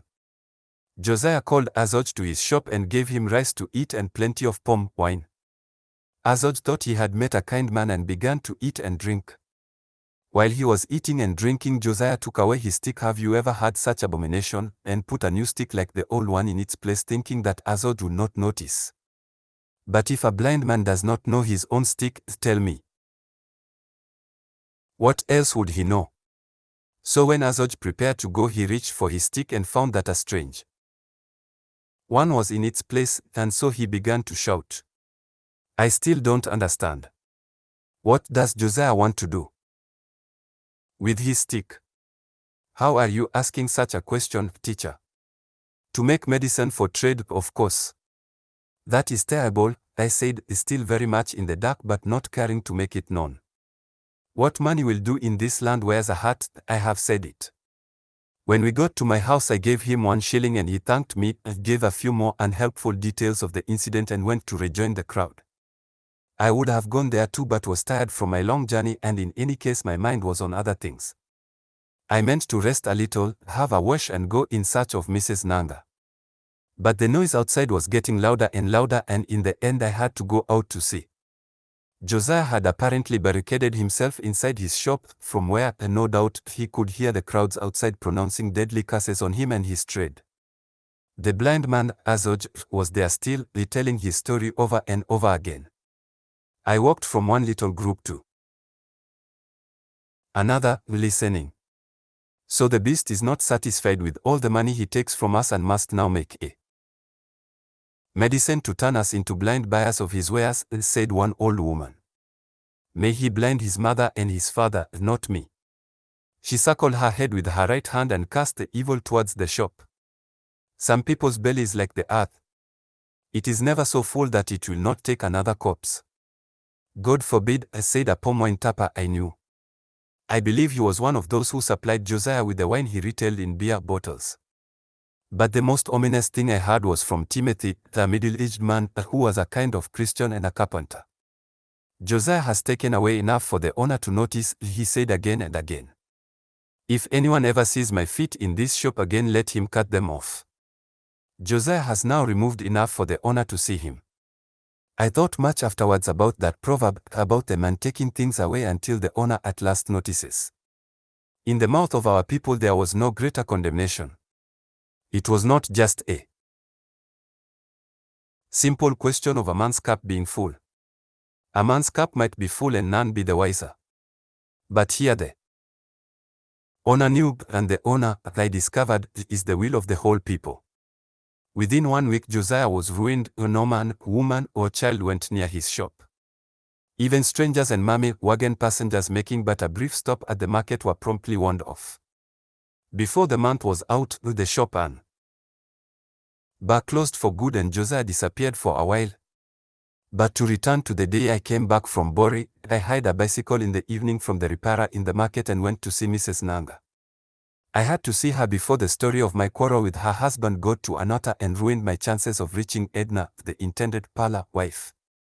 Not that I thought Chief Nanga himself would want to transmit it, although there was no knowing what he might or might not do, but there were many others in Bori who might send it on for want of better news. She was surprised to see me, but I had a convincing explanation ready, sudden change of plans and that kind of thing. Her children came and shook hands. The village, I noticed, had already rubbed off a good deal of their Bori trimness and made their Corona school English a little incongruous. Go and get a drink for Odili, said Mrs. Nanga to her eldest son, Eddie, the one at secondary school. He soon brought me a bottle of ice-cold beer, which was just the thing after my strenuous ride. I poured the first glass down my throat in one go and then began to sip the second. As I did so, I kept wondering how to broach the question of Edna without appearing too suspicious. When are you preparing to return to Bori? I asked. The house is quite cold without you and the children. Don't tell me about Bori, my brother. I want to rest a bit here. Eddie's father says I should come back at the end of next month before he goes to America, but I don't know. I thought you were going with him. Me. She laughed. Yes. Why not? My brother, when those standing have not got their share, you are talking about those kneeling. Have you ever heard of a woman going to America when she doesn't know ABC? Fine, I thought, and was about to plunge in, but Mrs. Nanga obliged me even more. When Edna comes she will go to those places, she said.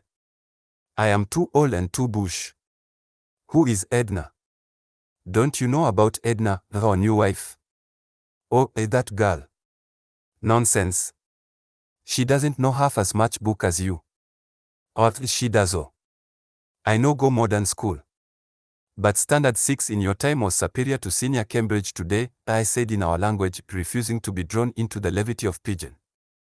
You talk as though I went to school in 19, Credim, she said, somewhat hurt. No, I said. But education has been falling every year. Last year's standard 6 is higher than this year's. But she didn't seem to be all that hurt after all. Her mind appeared to be far away on other thoughts. I passed the entrance to a secondary school, she said wistfully, but Eddie's father and his people kept at me to marry him, and then my own parents joined in. They said, what did a girl want with so much education? So I foolishly agreed. I wasn't old enough to refuse. Edna is falling into the same trap. Imagine a girl straight from college not being allowed to teach even for 1 year and look around. Anyway, what is my share in it? Let her come quick to enjoy Chief Nanga's money before it runs away. She laughed bitterly. My first reaction was to feel uncomfortable, not so much for what Mrs. Nanga had said as by the presence while she said it of her 15-year-old son, Eddie. Is she coming into the house soon? I don't know. What is my own there? She can come tomorrow as far as I'm concerned, the house is there. And she can take over from me and stay awake at night to talk grammar, and in the morning her dress will be smelling of cigarette smoke and white people. I couldn't help laughing. Why don't you want to advise her? She should take at least 1 year and teach and look around. She will listen to you, I'm sure. She is only a little girl, really. True. She was born yesterday, eh? Let her come and suck. She indicated her left breast. No, my brother, I won't spoil anybody's good fortune. When Eddie's father married me, I was not half her age. As soon as her mother recovers, let her come and eat Nanga's wealth. The food is cooked and the smell of the soup is around. Let nobody remember the woman who toiled and starved when there was no money. She rubbed her eyes with the corner of her lapel and blew her nose into it. Where is her home? I must go and talk to her tomorrow morning, I must. Before I said this, I considered Eddie's presence but quickly took the calculated risk that he was likely to be on his mother's side, although you couldn't see anything of it on his handsome face, even with his mother on the brink of tears. Go if you like, said Mrs. Nanga with feigned indifference, but don't tell anyone I sent you. If I am not to grow bigger, let me at least remain as small as I am. I was right about Eddie. He immediately and carefully described how to get to Edna's home in another and fairly distant part of the village. He even suggested that the driver take me in their Vauxhall, which showed that in spite of his height he was still a mere boy. I lost my way a few times before I found Odo's house of red earth and thatched roof. He was sitting in his front room making the rope used for tying yams onto erect poles in the barn. The short pieces of fiber from which he worked lay beside him in 3 bundles, one of which had become loose at the girdle from depletion. The rope he had made so far was rolled up in a ball lying between his feet. He held its free end in his hand and tied new lengths of fiber to it. When I came in, he was strengthening the last knot by pulling hard at it across his chest, exposing his locked teeth in the action. He was a big man with an enormous, shining stomach sitting on the rolled-up portion of his loincloth. His eyes were bloodshot and his hair graying. We shook hands and I took a chair facing him and backing the approaches to the house. He said welcome several times more while he worked. I must carry the date of a colonat, he said, retying a knot that had just come undone under his pull. It got finished only this morning. Don't worry about colonat, I said, and added after a long pause, you do not know me, I'm sure. I am one of the teachers at the grammar school. Yes, he said, looking up. I knew it was a face I had seen. We shook hands again and he said welcome and apologized once more for not having colonats, and I replied that it was not every day that people had colonats. Since the woman of the house went into hospital, there hasn't been anyone to look after these things, he said. I hope she will become well again soon. We are looking on the man above. After a suitable pause, asked about Edna. She is cooking the food to take to the hospital, he replied coldly. I have a message for her from my friend Chief Nanga.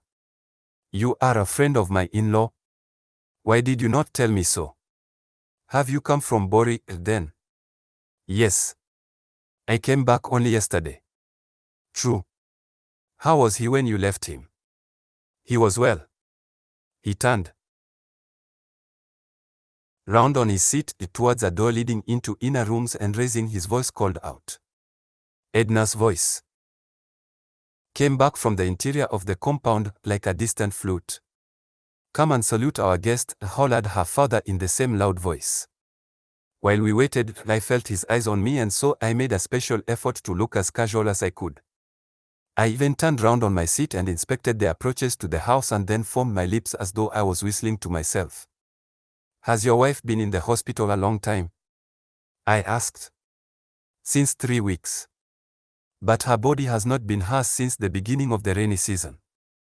God will hear our prayers, I said. He holds the knife and he holds the yam. Because of my position I could see Edna as she came into the middle room. I suppose she must have washed her face with a little water tipped into her palm. She was now wiping it as she approached us with a corner of her lapel, which she dropped as soon as she saw me. A big something caught in my throat and I tried without success to swallow it down.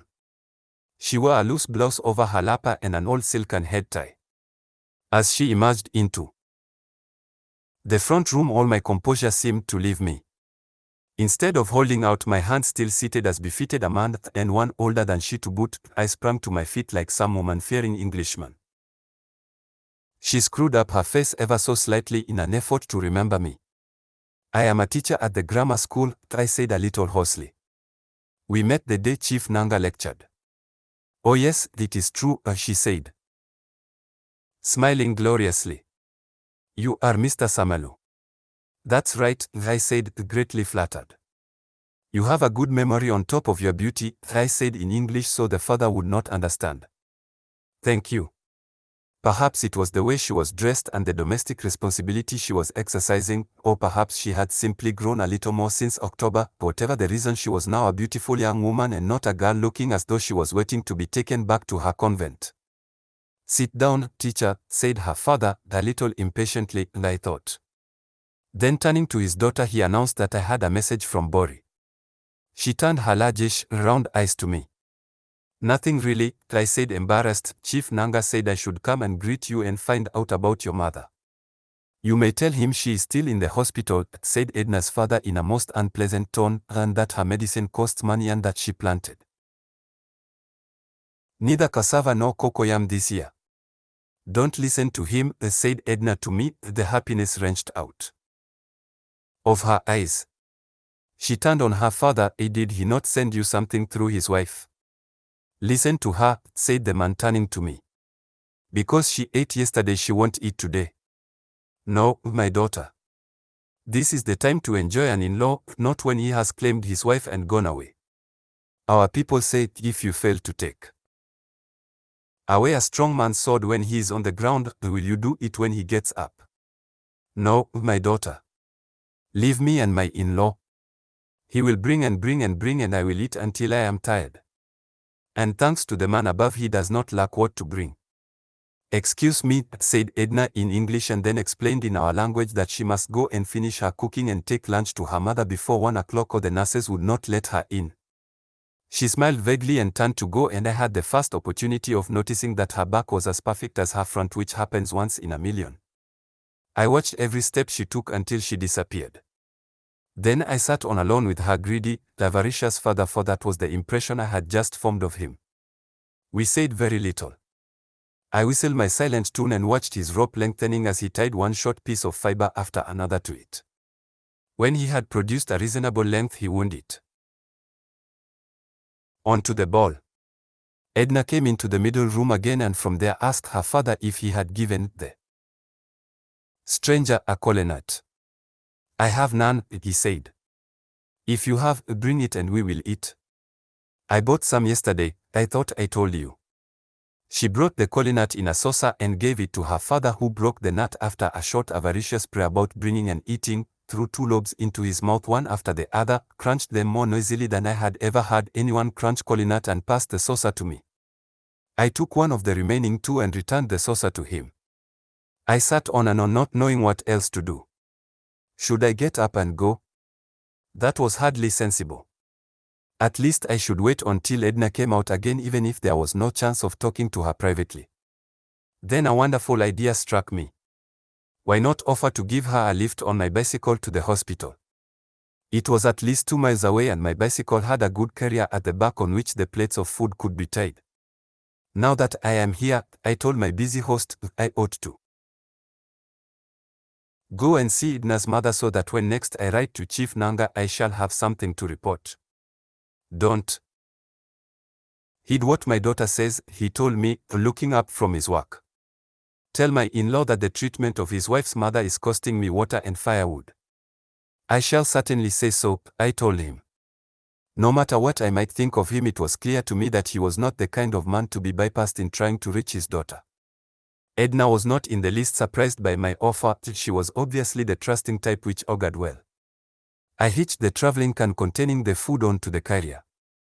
I didn't want to ride on the rough approach to the house, so I rolled the bicycle the short distance from the house to the road while Edna in a green and red floral dress walked beside me.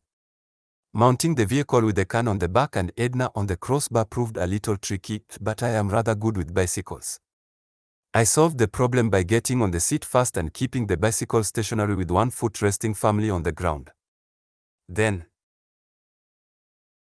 Edna climbed on the bar sitting sideways, and I pushed off. The excitement of having her so close within my arms and the perfume of her hair in my nose would have proved overpowering if I'd had much time to consider it.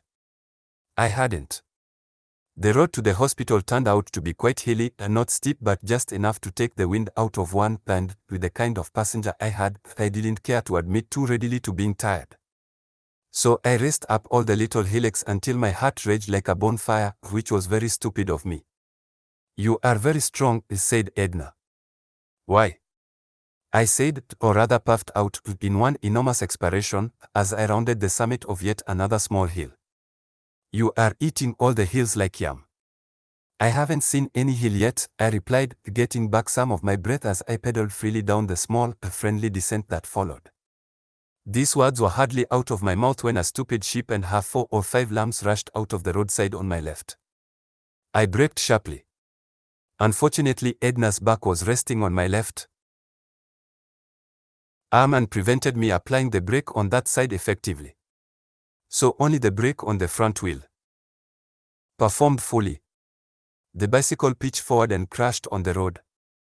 Just before the impact, Edna had cried out something like, "My father." She was thrown further up the road, and as soon as I got up, I rushed to help her to her feet again.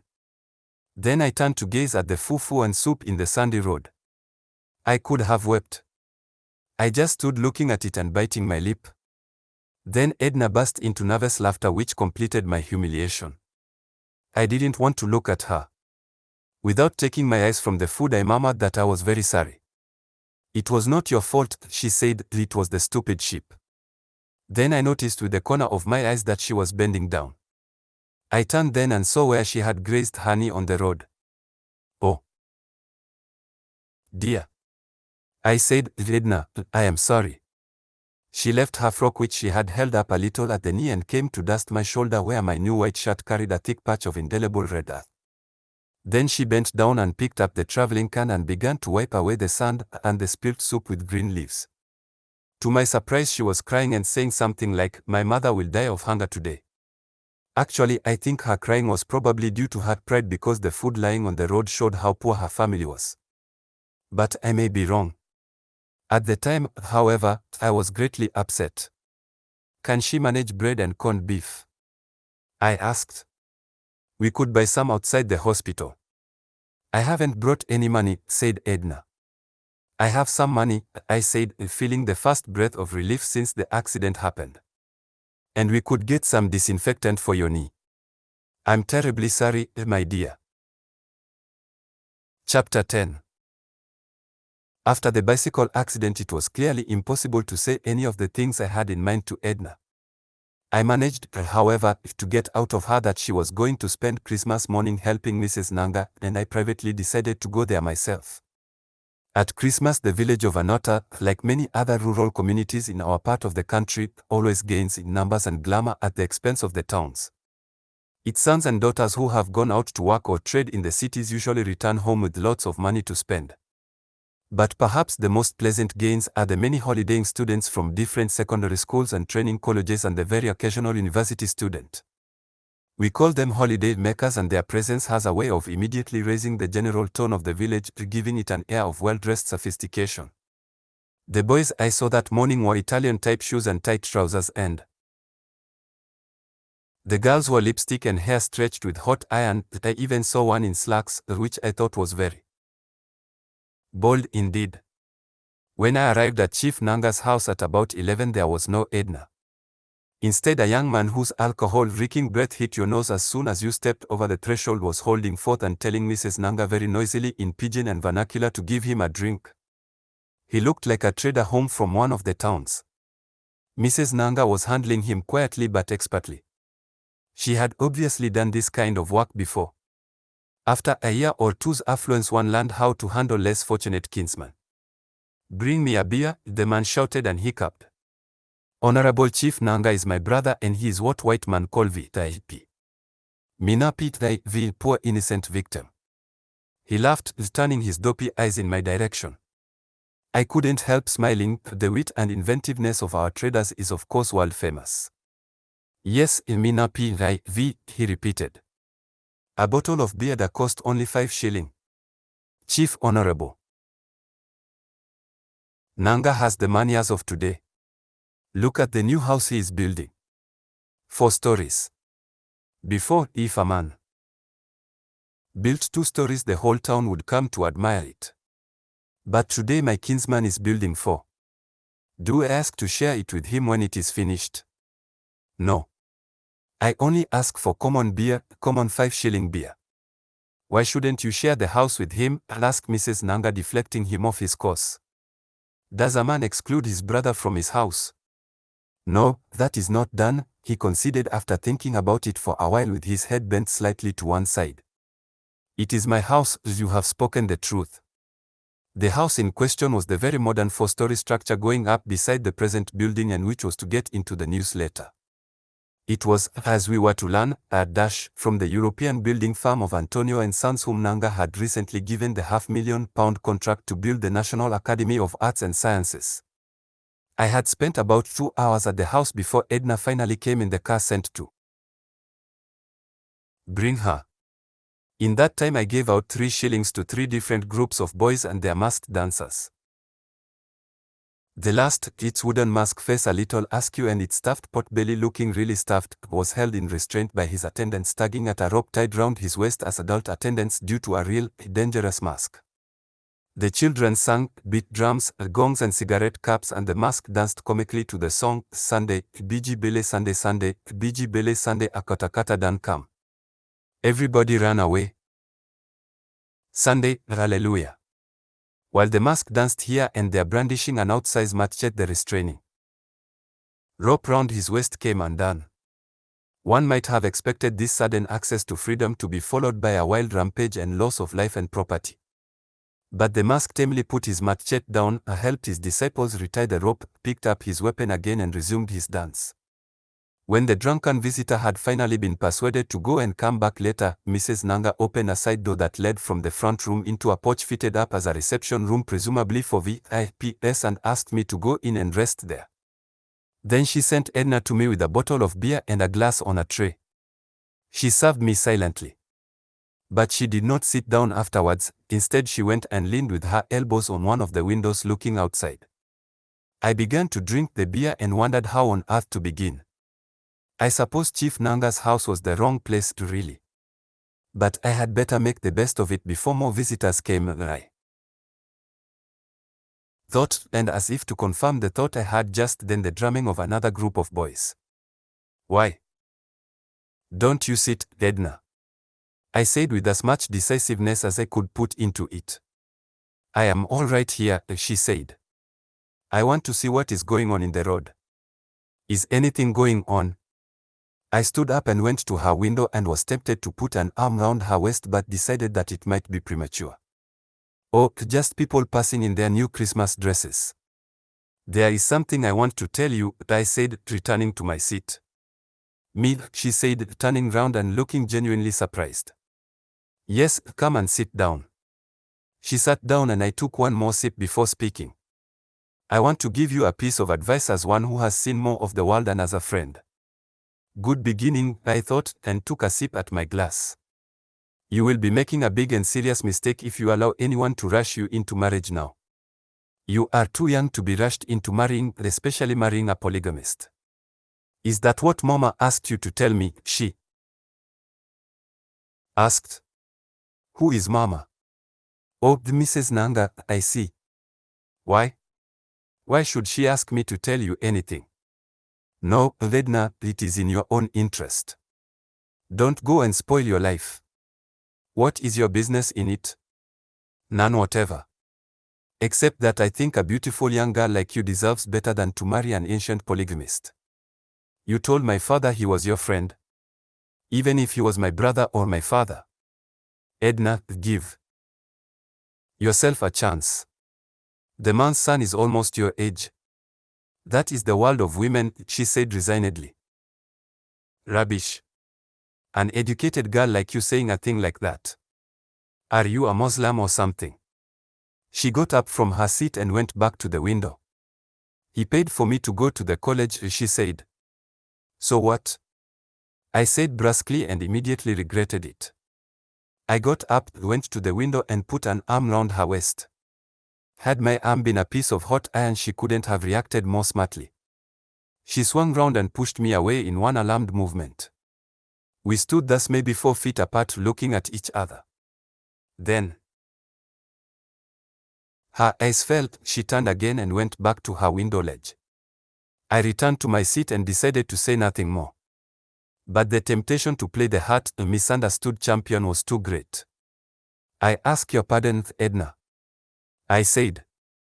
Do not misunderstand me. You are right that all this is none of my business really. Forget everything I've said. Hours later, or so it seemed, she replied that I am sorry, Odili. And that was the first time she ever used my Christian name.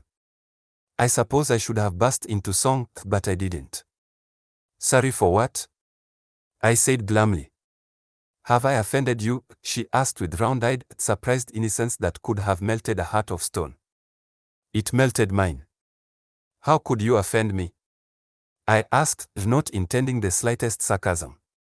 I was satisfied with the modest progress I seemed to have made.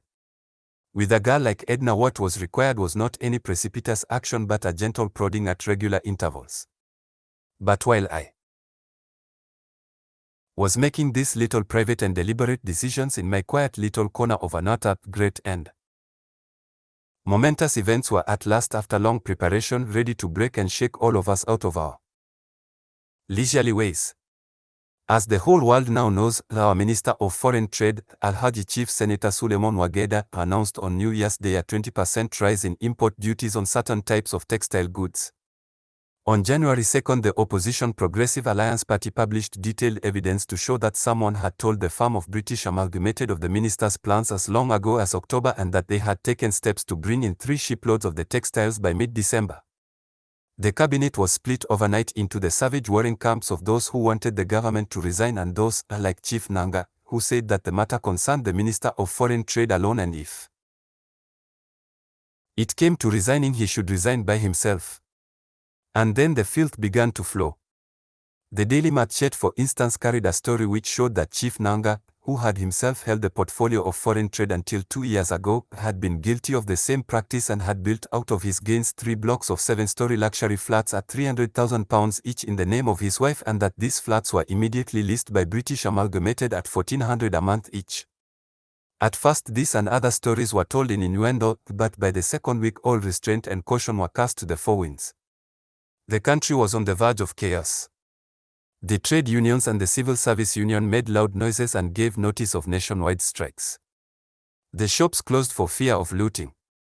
The Governor General, according to rumor, called on the Prime Minister to resign, which he finally got round to doing. 3 weeks later. Meanwhile, I was summoned to Bori by Max for consultation and to be present at the launching of the CPC. We had been caught with only 1 foot on the ground, so to speak, but we didn't mind in the least. We were exhilarated like everyone else by the heady atmosphere of impending violence. For we all knew that the coming election was going to be a life and death fight. After 7 years of lethargy, any action seemed welcome and desirable. The country was ripe and impatient to shed in violent exercise the lacy folds of flabby skin and fat it had put on in the greedy years of indolence. The scandals that were daily exposed in the newspapers, far from causing general depression in the country, produced a feeling akin to festivity. I don't mean for people like Chief the Honorable Nanga, MP, or Alhaji Chief Senator Suleiman Wageda, but for the rest of us who thought we had nothing to lose. I returned to Anota with a brand new Volkswagen, £800 in currency notes and assurances that more would be forthcoming. I would have driven straight to see Edna, but the shining cream-colored car was covered in a thick coat of red dust and splattered with brown mud from the long journey, so I decided to go home and have it washed first. Then I drove in style to her place, only to be told she had gone to see her grandmother in another village. Her father came out to look at the car, and from the way he did so, you would think he knew a lot about cars. After a very long and thorough inspection, he pronounced it a tortoise and chuckled to himself. That visit turned out also to be our last friendly encounter, but I must not anticipate later developments. That was also the day I got home, sat down and composed a very long letter, my first to Edna, giving her all the reasons why she must not marry Chief Nanga. When I first announced that I was going to contest Chief Nanga's seat, everybody laughed, everyone except the wicked outlawed trader, Josiah. He came to me one night out of nowhere and said he would like to join my campaign. I was naturally touched, but at the same time knew that having a man with his reputation in our party would be an enormous embarrassment, a sure way to kill the whole thing. So I told him as gently as I could that I had no position to offer him. He stood silent for a while and then told me that I would regret my decision and disappeared again into the night before I had time to tell him to go to hell. Chief Nanga's constituency, number 136 in the constituency register, was made up of 5 villages including my own home village Urua and his home base Anata. I had thought of carrying the battle right to his doorstep by making Anata my headquarters, but I soon changed my mind. The inaugural meeting I arranged in the assembly hall of the school was completely disrupted at the very last moment by Mr. Nuij, the proprietor. A few villagers had come to hear me, or so I thought, and naturally I was furious to find the whole bad. One of the villagers, who seemed particularly incensed by the treatment I had received, came forward to introduce himself, or so it seemed to me. "So you are Mr. Samalu," he said. "Pleased to meet you." There was a lot of fellow feeling on his face. I stretched my hand to take his. But instead of a handshake, he smartly described an arc at my head and knocked off my red cap. The small crowd thought it was very funny and laughed boisterously. I decided to remain cool and dignified. I bent down to pick up my cap, and to my greatest shock and mortification, the rascal kicked me behind, not violently but enough to make me land on my 2 hands, to avoid landing on my head. I was ready for a fight then, but the cowardly fellow had taken to his heels, to the applause of most of the people around, the very people I had assumed came to hear me. I decided there and then that I was in hostile territory and must recruit a bodyguard and move to my own village. But Anata had not finished with me yet. That night Mr. Nuij sent a boy to call me. When I got to his lodge, he handed me a month's salary and a notice of dismissal. I was about to thank him for so obligingly setting fire to a house that was due for demolition and saving someone's labor, when he snarled, "I see that you have grown too big for your coat." My thanks died in my throat. "You have grown too small in yours, Mr. Push Me Down," I said instead, laughing boisterously in his amazed face. It was an enormous release for me after all the pent-up annoyance of that afternoon. "Yes, Mr. Push Me Down, you have shriveled up in your coat." He sprang up from his seat and I thought, or hoped, he was coming to assault me. But no, rather he rushed into an inner room, probably to get his double-barreled gun or something. I didn't wait to find out. It was now 4 days since I had returned from Bori, and I had not seen Mrs. Nanga yet, nor Edna for that matter. And that was going to be my last working day, so to speak, before I moved my headquarters to Urua. Frankly, I had no more business to do with Mrs. Nanga. But a sort of conspiratorial friendship had sprung up between us, and I would have felt very bad not to have said goodbye to her. There was also a dash of plain curiosity in it. I wanted to know how she was taking the news that I was contesting her husband's seat. At that point I was still naive enough in my political thinking to have that kind of curiosity. But perhaps my strongest reason for going was the odd chance of seeing Edna there. The front door was open and I walked in, clapping my hands. "Who?" asked Mrs. Nanga from somewhere inside. "Me," I said at the top of my voice. "There is a seat," she called out. I sat down facing the approaches to the house. Soon I heard her coming, her slippers clapping against the soles of her feet, and she was humming a tune.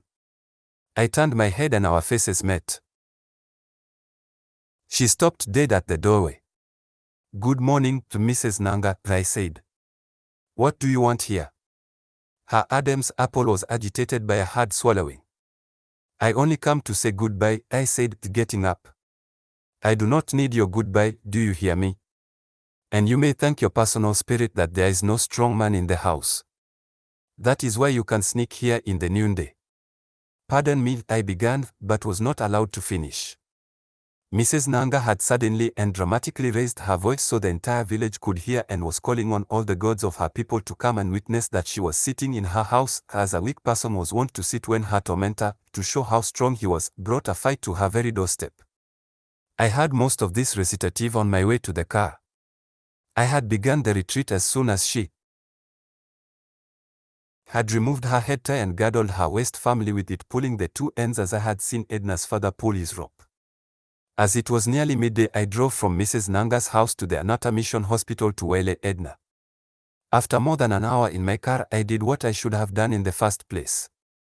I decided to go to the women's ward. But the gateman refused to let my car through. I didn't mind that, but I certainly minded his rudeness and told him so. All he had to do was tell me politely that cars were not allowed in the hospital unless they were carrying a patient. Instead, he shouted at me like a mad dog and said, pointing at the notice, "Abby, you know fit red notice." "Don't be silly," I said, "and don't shout at me." "Be silly," he shouted. "Idiot like you. Look him motor self. When they call those way get motor, you go follow them comet. Foolish idiot." I parked my car outside the gate and went in, deciding to ignore the man who had not ceased shouting. "Now he make accident that kill them for road every day. Nonsense." As I approached the words, the man's shrill voice rang in my ear, pronouncing one evil wish after another. I reflected on the depth of resentment and hatred from which such venom came, and for no other reason than that I owned a car, or seemed to own one. It was depressing and quite frightening. And when I got to the ward and was told with pointless brusqueness by a girl nurse that my patient had been discharged yesterday, I felt really downcast. As a rule, I don't like suffering to no purpose. Suffering should be creative, it should give birth to something good and lovely. So I drove from the hospital to Edna's place, although her father had told me 3 days earlier never to set foot in his house again. And for the first time since my return from Bori, my luck was on. Edna was in and her father was out. But apparently he had only gone behind the compound, presumably to ease himself. Edna pleaded with me to go. "No," I said. "He will kill you if he finds you here." "That would be wonderful," I said in English. "I will come to your place to see you if you go now." "You can't because I leave Anata tomorrow morning. I have been dismissed from the school." "How is your mother?" "I've just been to the hospital to see her." Edna's eyes darted from me to the door of the middle room, from which I imagined her father would appear, and darted back again. She was literally shaking with fear. Somehow I was enjoying her terror. It was as though I was drunk with what I couldn't say. "Please, Odili," she said again, with tears in her voice. "Say please, Odili, 100 times and I shall go," I said, throwing my limbs in all directions for relaxation. "Oh, do you think it is a laughing matter? All right, sit there." She sat down on the other hard chair and folded her arms under her perfectly formed breasts. "Please, Odili," she said, getting up again quickly and wringing her hands. "1. What is all this?" she said in despair. -1. At that moment her father cleared his throat inside the compound. She grabbed my arm and tried to pull me up. I laughed at her puny effort and settled back. Her father had now come into the house and we could hear his footsteps. "You see now. What is all this?" He took a little time to focus his eyes properly and decide who I was. When he had decided, he took a few more steps until he stood threateningly over me. "Who do you want here?" he asked with menacing quietness. "Were you not the one I told the other day never to come here again?" Yes, I said, not even bothering to get up. Wait for me, he said, and rushed back the way he had come. Lately I had seen too many people rushing around threateningly, so that I decided to sit through this one. I wasn't even touched by Edna's weeping. She turned and ran, calling Mother. Mother. But at the door she met her father, who shoved her aside and came at me with a raised machete. I said, who do you want here? Edna increased her crying, which finally brought her sick mother unsteadily to the doorway. Meanwhile, I was explaining to my assailant that I came to persuade him and his family to cast their paper for me on voting day. Do you think the boy's head is correct? He asked of no one in particular, and I saw his machete gradually descend to his side. By the time Edna's mother appeared, the worst of the danger seemed over. That is the boy who brought me bread, is it not? She asked as she tottered towards me, holding out a shrunken, varicose hand. I don't care what he brought you, said her husband. What I know is that he is poking his finger into my in-law's eyes. How? Asked the woman, and her husband explained. She listened carefully, thought about it, and then said, what is my share in that? They are both white man's people. And they know what is what between themselves. What do we know? Before I left the place an hour or so later, Edna's father had given me a sound piece of advice, at least sound in his own eyes.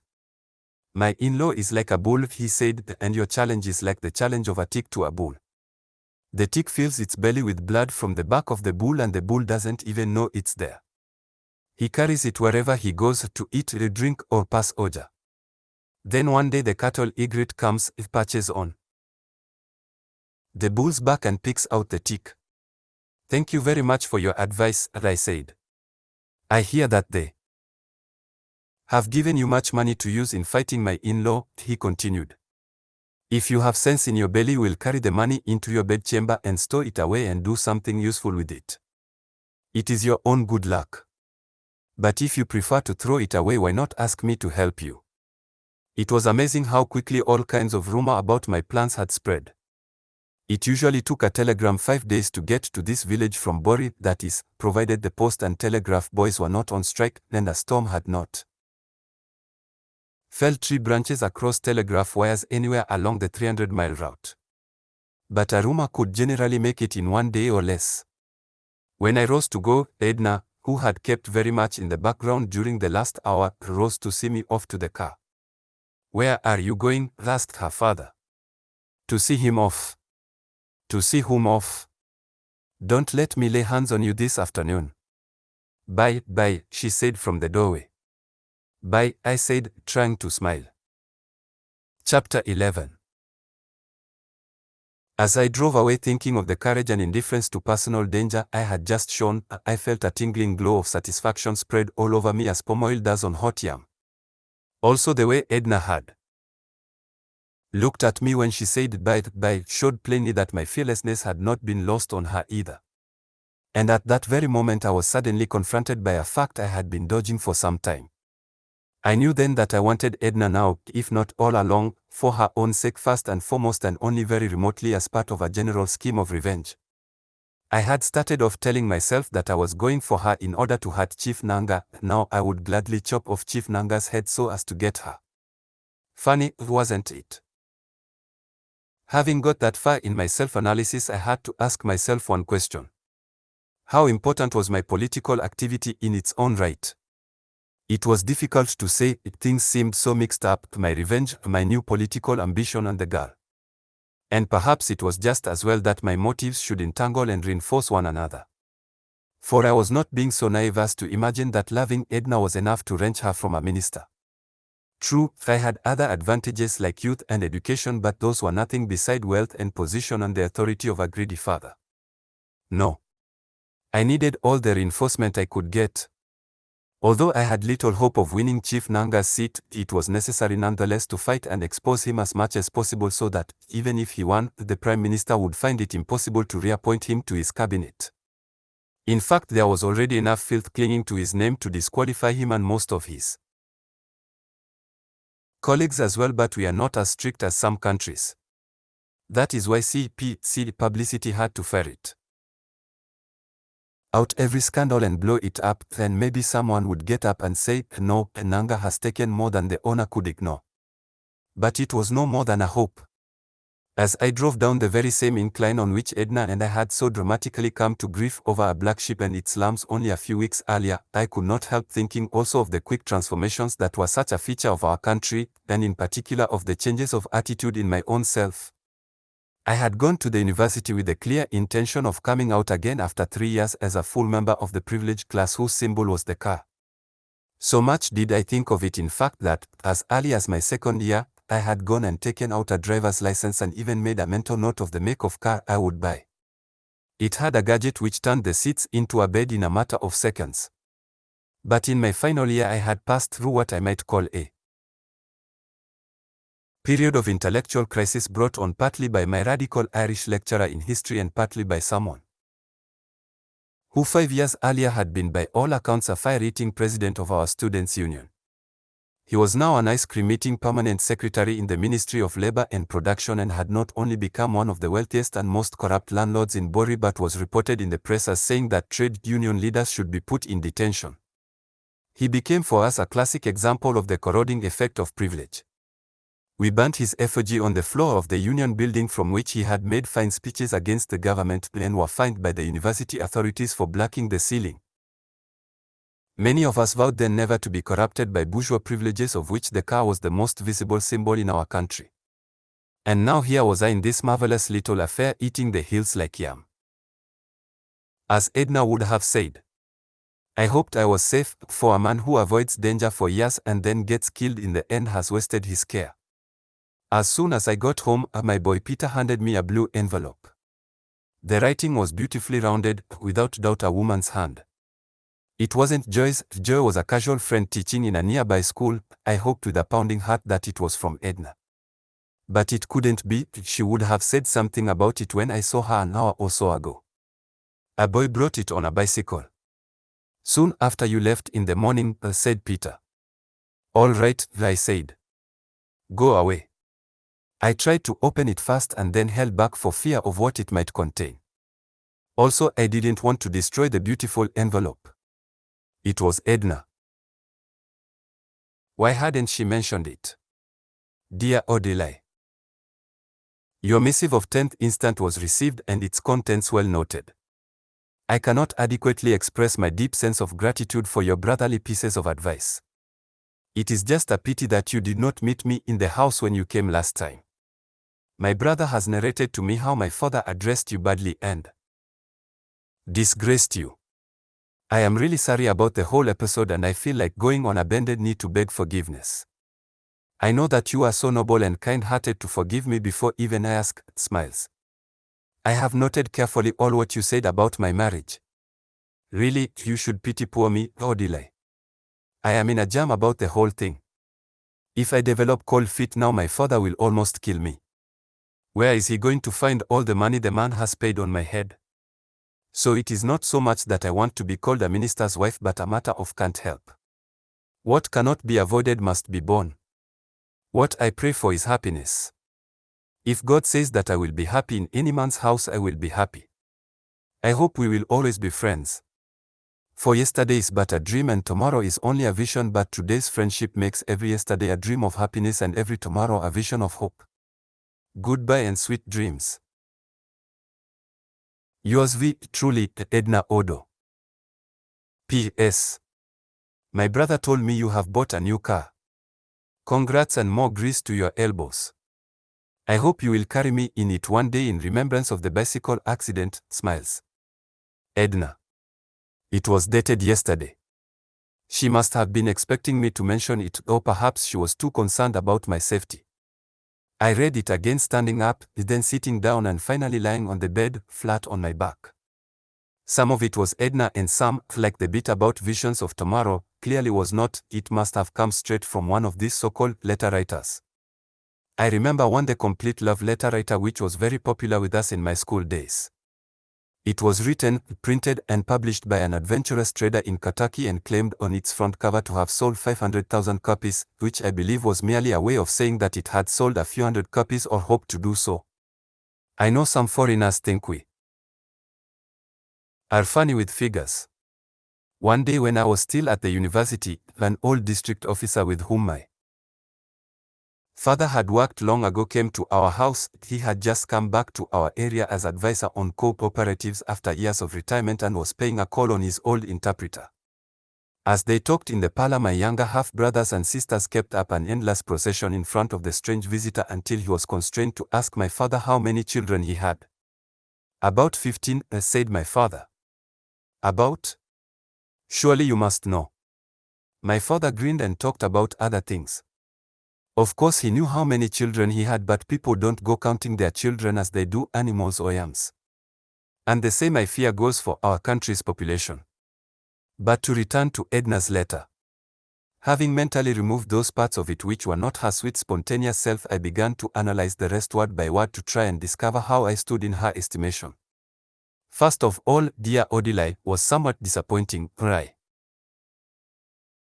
had written, my dearest Edna, in my own letter, and if interest was mutual the correct way would be for the woman to reply in the same degree of fondness or perhaps one grade lower, which in this case would be, my dear Odili. Anyway, there were small compensations dotted here and there in the main body of the letter, and I was prepared to place considerable weight on sweet dreams. Altogether, I felt a little encouraged to launch my offensive against Chief Nanga. As soon as I returned to my own village, I set about organizing my bodyguard. There were 4 of them, and their leader was a tough called Boniface who had arrived in our village a few years before from no one knew where. He didn't even speak our language at the time. He does now, but still prefers pidgin. I don't know whether it is true that he had a single bone in his forearm instead of the normal 2, but that was the story. He sometimes behaved like a crazy man, which he himself admitted openly, saying it had arisen from a boyhood accident in which he fell down a mango tree and landed on his head. I paid him £10 a month and gave him food, which was quite generous. His 3 assistants earned much less. Wherever I went in my campaigning, Boniface sat with me in front and the other 3 at the back of the car. As our journeys became more and more hazardous, I agreed to our carrying the minimum of weapons strictly for defense. We had 5 machetes and a few empty bottles and stones in the boot. Later we were compelled to add 2 double-barreled guns. I only agreed to this most reluctantly after many acts of violence were staged against us, like the unprovoked attack by some hoodlums and thugs calling themselves Nanga's Youth Vanguard or Nanga for short. New branches of this Nanga were springing up every day throughout the district. Their declared aim was to annihilate all enemies of progress and to project true Nangaism. The fellows we ran into carried placards, one of which read, "A Nangaism forever, Samalu is traitor." It was the first time I had seen myself on a placard and I felt oddly elated. It was also amusing, really, how the cowards slunk away from the roadblocks they had put up when Boniface reached out and grabbed 2 of their leaders, brought their heads together like dumbbells and left them to fall to either side of him. You should have seen them fall like cut banana trunks. It was then I acquired my first trophy. The placard with my name on it. But I lost my windscreen, which they smashed with stones. It was funny, but from then on I began to look out for unfriendly placards carrying my name and to feel somewhat disappointed if I didn't see them or saw too few. One early morning, Boniface and one of the other stalwarts woke me up and demanded £25. I knew that a certain amount of exploitation was inevitable in this business and I wasn't going to question how every penny was spent. But at the same time I didn't see how I could abdicate my responsibility for CPC funds entrusted to me. I had to satisfy my conscience that I was exercising adequate control. "I gave you £10 only yesterday," I said, and was about to add that unlike our opponents we had very limited funds, a point which I had already made many times. But Boniface interrupted me. "Are you there?" he said. "If no play with the play, make you tell us. Because me I no one waste my time for nothing's sake. Or you think say na so talk you go take win. Chief Nanga. If government no give you plenty money for election, make you go tell them no be sand with the take do am. Man no fit fight tiger with empty hand," added his companion before I could put in a word to correct Boniface's fantastic misconception. "No be government they give us money," I said. "We no small party at CPC. We want help poor people like you. How government go give us money? But now, who they give the awaiting call? P money, asked Boniface puzzled. Some friends abroad, I said, with annoying air to cover my own ignorance which I had forgotten to worry about in the heat of activity. You know fit send your friends telegram, asked Boniface's companion. Let's not go into that now. What do you need 25 pounds for? And what have you done with the 10 pounds? I felt I had to sound firm. It worked. We give £3.10 to that policeman so that he go spoil the paper for our case. Then we give £1.10 to court clerk because they say as the matter done reach him I the policeman no cuckoo spoil him just like that. Then we give another £2. All right, I said. What do you want there? 25 pounds for. They no tell you say Chief Nanga done return back from Bori yesterday. So you want give him money too? I asked. This no be matter for joke, we want the money to pay certain persons we go him house for night and burn him car. What? No, we don't need to do that. There was a minute's silence. Look my friend, I done tell you say if you no one serious for this business make you go rest for house. I done see say you want play too much gentleman for this matter. Them tell you say no. Gentlemanity they give other people minister. Anyway waitin be my concern there. Now you sabi. My father's attitude to my political activity intrigued me a lot. He was, as I think I have already indicated, the local chairman of POP in our village, Urua, and so I expected that his house would not contain both of us. But I was quite wrong. He took the view, without expressing it in so many words, that the mainspring of political action was personal gain, a view which, I might say, was much more in line with the general feeling in the country than the high-minded thinking of fellows like Marx and I. The only comment I remember my father making, at the beginning anyway, was when he asked if my new party was ready to give me enough money to fight Nanga. He sounded a little doubtful. But he was clearly satisfied with what I had got out of it so far, especially the car which he was now using nearly as much as myself. The normal hostility between us was put away in a corner out of sight. But very soon all that was to change, and then change again. We were sitting in his outhouse one day about noon reading yesterday's newspapers which I had just bought from the local newsagent and hairdresser, Jali Baba, when I saw Chief Nanga's Cadillac approaching. I thought of going into the main house but decided against it. After all, he was walking into my own lair, and if anyone was to feel flustered it shouldn't be me but the intruder. I told my father, who was peering helplessly at the car, that it was Chief Nanga, and he immediately reached for a singlet to cover the upper part of his body, retied his enormous lapel nervously and went to the doorstep to receive the visitor wearing a flabby, ingratiating smile, the type our people describe so aptly as putrid. I sat where I was, pretending to read. Hello, Odili, my great enemy, greeted Chief Nanga in the most daring assault of counterfeit affability I had ever seen or thought possible. Hello, I said as flat as the floor. Did you see Chief the Honorable Minister yesterday? Asked my father severely. Let him be, sir, said Chief Nanga. He and I like to say harsh things to each other in jest. Those who don't know us may think we are about to cut off one another's heads. I settled further back in my cane chair and raised the newspaper higher. He tried a few more times to draw me out, but I stoutly refused to open my mouth. Even when my father foolishly shouted at me and drew near as though to strike me. Fortunately for both of us he didn't do it. For me it would have spelt immediate disaster. A man who hit his father wouldn't have had much of a hearing thereafter in my constituency. It was interesting to me, thinking about it later, how Chief Nanga, who had been so loudly interceding for me, or appearing to do so, suddenly withdrew into expectant silence, praying no doubt that my father's rage would push him over the brink. When he realized that his prayer would not be answered after all, he said, without the slightest hint of falseness, "Don't worry about Odili, sir. If a young man does not behave like a young man who is going to, he should wait till he builds his own house, then he may put his head into a pot. They're not here in my house. If he has no respect for me, why should he carry his foolishness to such an important guest? Never." Mind, sir. I am no guest here. I regard here as my house and yourself as my political father. Whatever we achieve over there in Bori is because we have the backing of people like you at home. All these young boys who are saying all kinds of rubbish against me, what do they know? They hear that Chief Nanga has eaten 10% commission and they begin to break their heads and holler up and down. They don't know that all the commissions are paid into party funds. I had lowered my newspaper to half-mast, so to speak.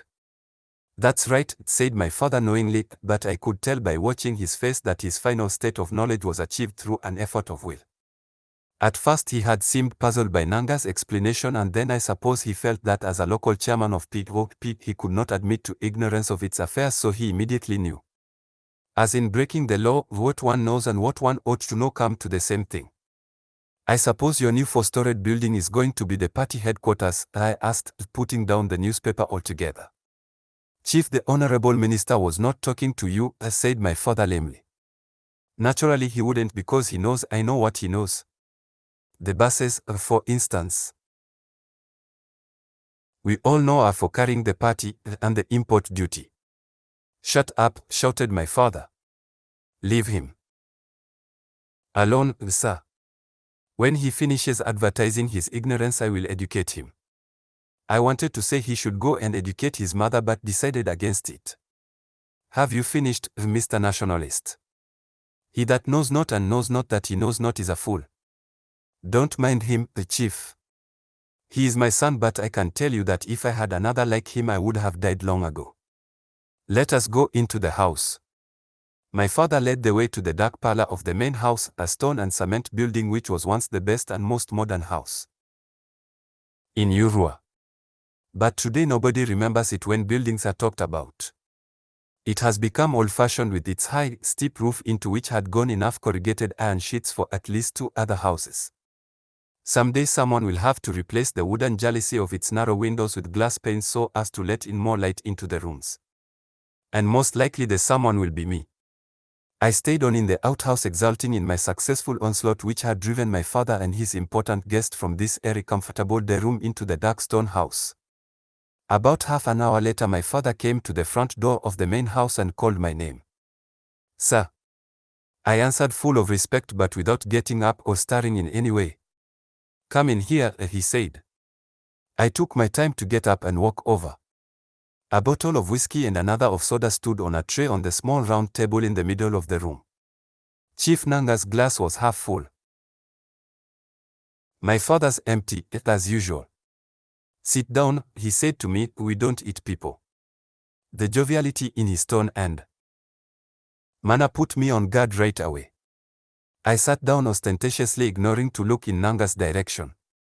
My father didn't waste his words. When a madman walks naked, it is his kinsman who feels shame, not himself. So I have been begging Chief Nanga for forgiveness on your behalf. How could you go to his house asking for his help and eating his food and then spitting in his face? Let me finish. You did not tell me any of these things, that you abused him in public and left his house to plot his downfall. I said, let me finish. It does not surprise me that you slunk back and said nothing about it to me. Not that you ever say anything to me. Why should you? Do I know book?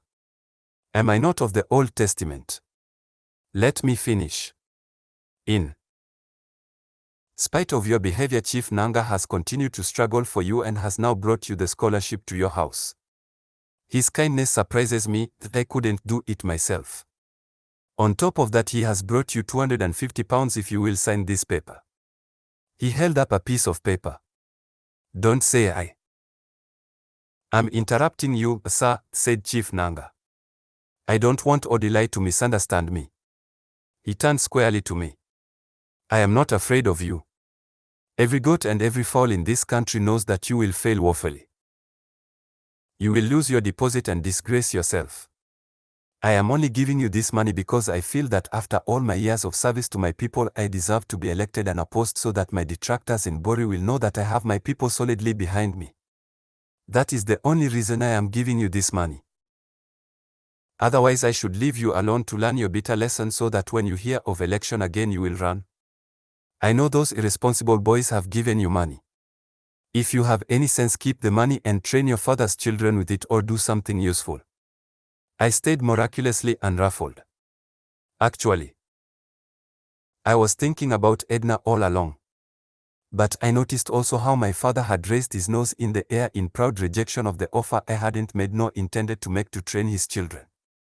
We know where that money is coming from, continued Nanga. Don't think we don't know. We will deal with them after the election. They think they can come here and give money to irresponsible people to overthrow a duly constituted government. We will show them. As for you, my brother, you can eat what has entered your hand. Your good friend Maxwell Kulamo has more sense than you. He has already taken his money and agreed to step down for Chief Koko. Impossible. Look at him. He doesn't even know what is happening, our great politician. You stay in the bush here wasting your time and your friends are busy putting their money in the bank in Bori. Anyway, you are not a small boy. I have done my best and God so good, your father is my living witness. Take your money and take your scholarship to go and learn more book. The country needs experts like you. And leave the dirty game of politics to us who know how to play it. Do. You want an answer? It is a no in capital letters. You think everyone can be bought with a few dirty pounds. You're making a sad mistake. I will fight you along the road and in the bush, even if you buy the entire CPC. I can see you are trying to cover your fear. I see the fear in your eyes. If you know you are not afraid, why do you send thugs to molest me? Why do you hide cowards carry placards with my name? I am sorry, Mr. Man, that you can take your filthy money away and clear out of here. Bushman. Odili. It was I who had to clear out there and then. As I passed by the Cadillac, I noticed 4 or 5 thugs in it, one of whom looked familiar although I did not get close enough to see them well. I knew it was a lie about Max agreeing to step down, but I began to wonder why he hadn't arrived yet to mount our campaign in my constituency. Chapter 12. A madman may sometimes speak a true word, said my father, but you watch him, he will soon add something to it that will tell you his mind is still spoilt. My son, you have again shown your true self. When you came home with a car, I thought to myself, good, some sense is entering his belly at last. But I should have known. So you really want to fight Chief Nanga? My son, why don't you fall where your pieces could be gathered? If the money he was offering was too small, why did you not say so? Why did you not ask for 300 or 400? But then your name would not be Odili if you did that. No, you have to insult the man who came to you as a friend. And let me ask you something, do you think he will return tomorrow to beg you again with 250 pounds? No, my son. You have lost the sky and you have lost the ground. Why do you worry yourself and get lean over a loss that is mine and not yours at all? You are in P2P and I am in CPC. You have to listen to my irritating voice until the day comes when you stop answering Odili Samelu, or else until you look for me and don't see me anymore. This softened me a lot. I am always sentimental when it comes to people not being seen when they are looked for. I said nothing immediately, but when I did, it was in a more conciliatory tone. So your party gives ministers authority to take bribes, eh? What? He said, waking up. I hadn't been looking at him and so didn't notice when he had dropped off. Chief Nanga said that the 10% he receives on contracts is for your party. Is that true? If alligator comes out of the water one morning and tells you that crocodile is sick, can you doubt his story? I see. This time I watched him drop off almost immediately and smiled in spite of myself.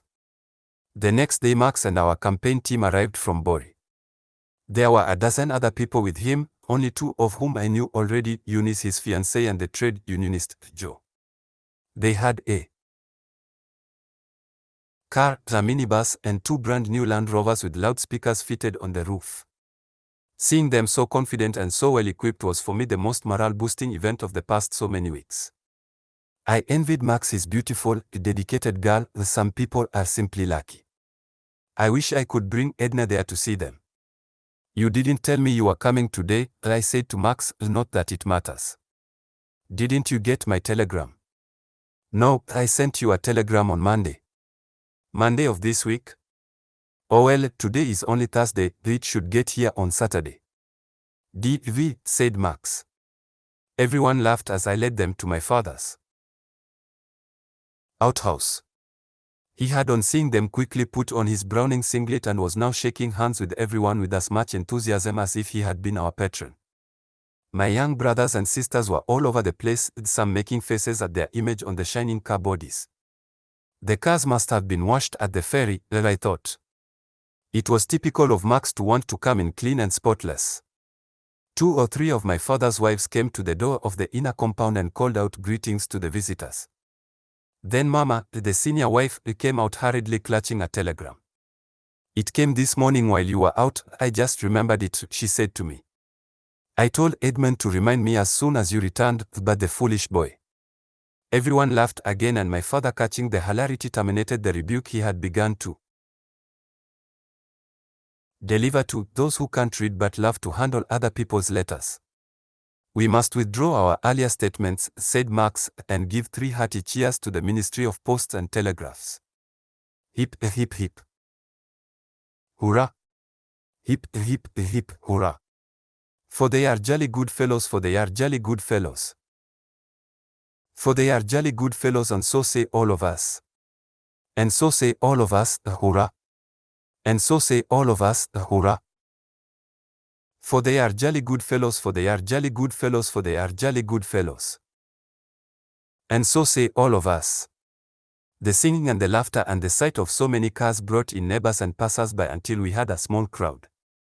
Why don't we launch our campaign here and now? Asked Max with glazed, intoxicated-looking eyes.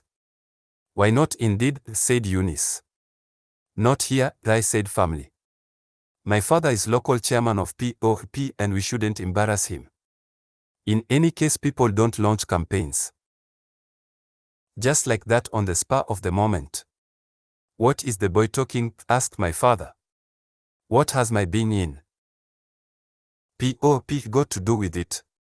I believe that the hawk should perch and the eagle perch, whichever says to the other don't, may its own wing break. My comrades applauded him and sang, for he is a jolly good fellow, again.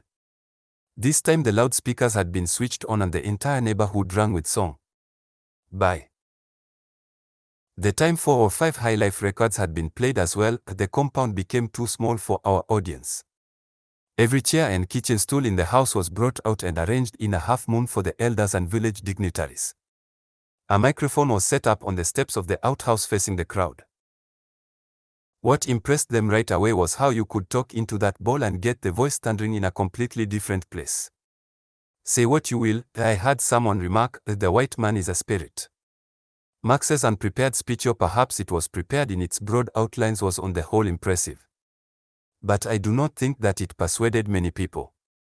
Actually, it wasn't a speech in the strict sense but a dialogue between him and the audience, or a vociferous fraction of the audience. There was one man who proved particularly troublesome. He had been a police corporal who had served 2 years in jail for corruptly receiving 10 shillings from a lorry driver. That was the official version anyway. The man's own story was that he had been framed because he had stood up against his white boss in pre-independence days. I believe there was a third version which put the blame on enemies from another tribe. Whatever the true story, on his release, a couple, as the villagers still called him, had come back to his people and become a local councillor and politician. He was at the moment very much involved in supplying stones for our village pipe-borne water scheme and was widely accused, in whispers, of selling 1 heap of stones in the morning, carrying it away at night and selling it again the next day, and repeating the cycle as long as he liked. He was of course in league with the local council treasurer. Max began by accusing the outgoing government of all kinds of swindling and corruption. As he gave instance after instance of how some of our leaders who were ash-mouthed paupers 5 years ago had become near millionaires under our very eyes, many in the audience laughed. But it was the laughter of resignation to misfortune. No one among them swore vengeance, no one shook with rage or showed any sign of fight. They understood what was being said, they had seen it with their own eyes. But what did anyone expect them to do? The ex-policeman put it very well. We know they are eating, he said, but we are eating too. They are bringing us water and they promised to bring us electricity. We did not have those things before, that is why I say we are eating too. Defend them, a couple, cried someone in the audience to him. Are you not one of them when it comes to eating aged guinea fowls?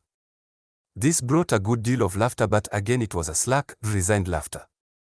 No one seemed ready to follow up the reprimand or join issue with couple for defending his fellow racketeers.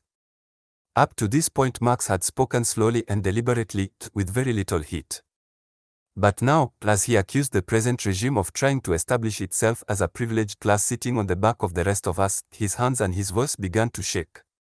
Whether it is P or PAP, they are the same, he cried. The same 10 and 10 pence, agreed someone in English. They want to share out the wealth of the country between them. That is why you must reject both, that is why we have now formed the CP as a party of the ordinary people like yourselves. Once upon a time a hunter killed some big game at night. He searched for it in vain and at last he decided to go home and await daylight. At the first light of morning he returned to the forest full of expectation. And what do you think he found? He saw two vultures fighting over what still remained of the carcass. In great anger he loaded his gun and shot the two dirty uneatable birds. You may say that he was foolish to waste his bullet on them, but I say no. He was angry and he wanted to wipe out the dirty thieves fighting over another man's inheritance. That hunter is yourselves. Yes, you and you and you. And the two vultures P and P. There was loud applause. Jolly good, I thought.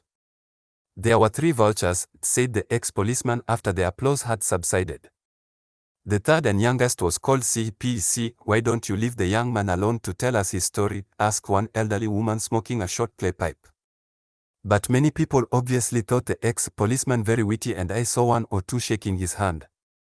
Towards the end of his speech Marx made one point which frankly I thought unworthy of him or of seat, but I suppose I am too finicky. We all know, he said, what one dog said to another. He said, if I fall for you this time and you fall for me next time, then I know it is play not fight. Last time you elected a member of parliament from an otter. Now it is your turn here in Urua. A goat does not eat into a hen's stomach no matter how friendly the two may be. Ours is ours but mine is mine. I present as my party's candidate your own son, Odili Samelu. He walked over to me and held my hand up and the crowd cheered and cheered. An elderly man who I believe was also a local councillor now stood up. He had sat on the edge of his seat directly opposite the microphone, his 2 hands like a climber's grasping his iron staff. His attitude and posture had shown total absorption in what was being said. I want to thank the young man for his beautiful words, he said. Every one of them has entered my ear.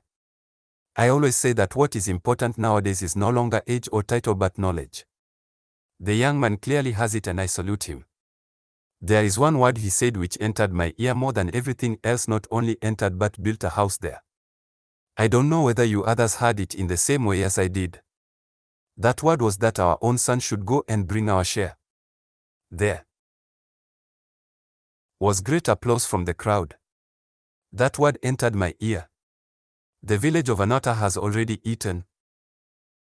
Now they must make way for us to reach the plate. No man in Urua will give his paper to a stranger when his own son needs it. If the very herb we go to seek in the forest now grows at our very backyard, are we not saved the journey? We are ignorant people and we are like children.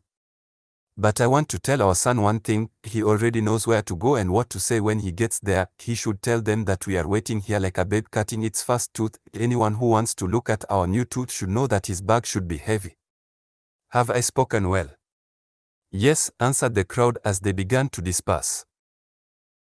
Later I called Marx aside and told him excitedly and in a few words about Chief Nanga's visit. You should have taken the money from him, he replied. What? I was thunderstruck. Chief Coco offered me £1,000, he continued placidly. I consulted the other boys and we decided to accept. It paid for that minibus. I don't understand you, Max. Are you telling me that you have taken money and stepped down for P.O.P.? I am telling you nothing of the sort. The paper I signed has no legal force whatever and we needed the money. It had moral force, had I said, downcast. I am sorry, Max, but I think you have committed a big blunder. I thought we wanted our fight to be clean. You had better look out, they will be even more vicious from now on and people will say they have cause. I was really worried. If our people understand nothing else, they know that a man who takes money from another in return for service must render that service or remain vulnerable to that man's just revenge. Neither God nor Juju would save him. Oh, forget that. Do you know, Odili, that British Amalgamated has paid out £400,000 to P.O.P. to fight this election? Yes, and we also know that the Americans have been even more generous, although we don't have the figures as yet. Now you tell me how you propose to fight such a dirty war without soiling your hands a little. Just you tell me. Anyway, we must be moving on to Abaga now. I'll be here again in a couple of days to iron out everything and let you know our detailed plans from now on. Meanwhile, the old boy, if the offer comes again, take it. It's as much your money as his. Never. Anyway, the question is purely academic now. Your old man is a wonderful fellow. I like him. Seeing Max and Eunice once again, sharing every excitement, had made my mouth water, to put it crudely. As Max made his speech, I had found myself watching Eunice's beautiful profile. She sat at the edge of her chair, wringing her clasped hands like a nervous schoolgirl. Her lips seemed to be forming the same words that he was uttering. Perhaps it was this delicious picture of feminine loyalty that led me early next day to abandon my carefully worked out strategy and go in search of Edna. I meant to tell her point blank that I was in love with her, and let the whole world know about it as well. If she said no to me because I had not stolen public money and didn't have a Cadillac, well and good, I should go and bear it like a man. But I was determined not to carry on this surreptitious corner love business one day longer. It would be wonderful, I thought, if I could present her to Max on his next visit here. He would be envious, I knew. Edna might not be a lawyer or sophisticated in the nail varnish, eyebrow, shadow line like Eunice, but any man who passed Edna on the road and didn't look back must have a stiff neck. And as far as I was concerned, she had just the right amount of education. I had nothing against professional women, in fact I liked them in their way, but if emancipation meant people like that other lady lawyer who came to sleep with the literate chief Nanga for £25 a time, as he confided to me next morning, then they could keep it. During the 15-mile journey to Anata, which took the greater part of 40 minutes because of the corrugated laterite surface, I worked out what I was going to say. What was important was not so much what I said, but that I should say it decisively and not like a mumbling schoolboy. If the answer wasn't yes, it would be no. As they say, there are only two things you could do with yam: if you don't boil it, you roast it. Or perhaps I should preface my declaration with an account of what had been happening to me since we saw last. Yes, she would certainly like to hear how her famous suitor came to me in the dark like Nicodemus and offered me £250. She would like that, and if her greedy father was around, it would make his mouth water into the bargain and raise my standing in his eyes. Then I remembered that last night, as I thought about the offer, I had been really angry again about it all. Not only about Max disgracing our party and yet having the face to charge me with idealism and naivety, but I couldn't help feeling small at the inevitable comparison of the amounts offered to him and me. Not that it mattered, I would still have refused if it had been 10,000. The real point surely was that Max's action had jeopardized our moral position, our ability to inspire that kind of terror which I had seen so clearly in Nanga's eyes despite all his grandiloquent bluff, and which in the end was our society's only hope of salvation. I clearly saw Edna withdrawing hurriedly from the front room as I drove up. Women, no matter how beautiful they are, they always try to be more and usually fail, though in Edna's case she was great with face powder and the rest, and great without them. Her younger brother was alone in the room. He stood up as I came in and said, "Good morning, sir." "Good morning," I said. "Was it you brought me the letter?" "Yes, sir." "Thank you." "Yes, sir." What is that you are reading? He held out the Sorrows of Satan, one finger of his left hand still thrust into it to mark the page. I sat down. Is Edna in? No, sir. What? Who did I see as I came up? He mumbled something confusedly. Go and call her. He stood where he was, looking on the floor. I said go and call her. I shouted, rising to my feet. He made no move. All right, I said. Edna. I bawled out loud enough for the entire village to hear. She immediately came hurrying back. What the hell is all this, or words to that effect were on the tip of my tongue, but I wasn't allowed to say them. Edna wore a tightened bow countenance you couldn't have thought possible on that face, and her tongue when she spoke, which was immediately, stung into me like the tail of a scorpion. I recoiled, tongue-tied. Some men have no shame. Can't you go and look for your own woman instead of sneaking around here? My father has told you to stop coming here, or have you come to pick up some gossip for your friend Mrs. Nanga? A big fellow like you should be ashamed of gossiping like a woman. Errand boy, to go and tell her I will marry Chief Nanga. Let her come and jump on my back if she can. As for you, why don't you go back to your prostitute woman in Bori instead of wasting your time here? I have been respecting you for the sake of Chief Nanga, but if you make the mistake of coming here again I will tell you that my name is Edna Odo. She turned to go, stopped again, called me Mr. Gossiper in English and rushed away. You better go before Dogo comes back. He says he will castrate you. This was from the boy, and it came after I had been standing rooted to the ground for I don't know how long. Dogo. Dogo. Who was he? I thought sluggishly like a slowed-up action film. Oh yes, Dogo, the one-eyed bull. So he was guarding her. Well, good luck to them. The first shock, the tightening in the throat, passed very quickly, certainly by the time I had reversed my car and headed off. In retrospect, my behavior and reaction seemed to have broken all the rules in the book.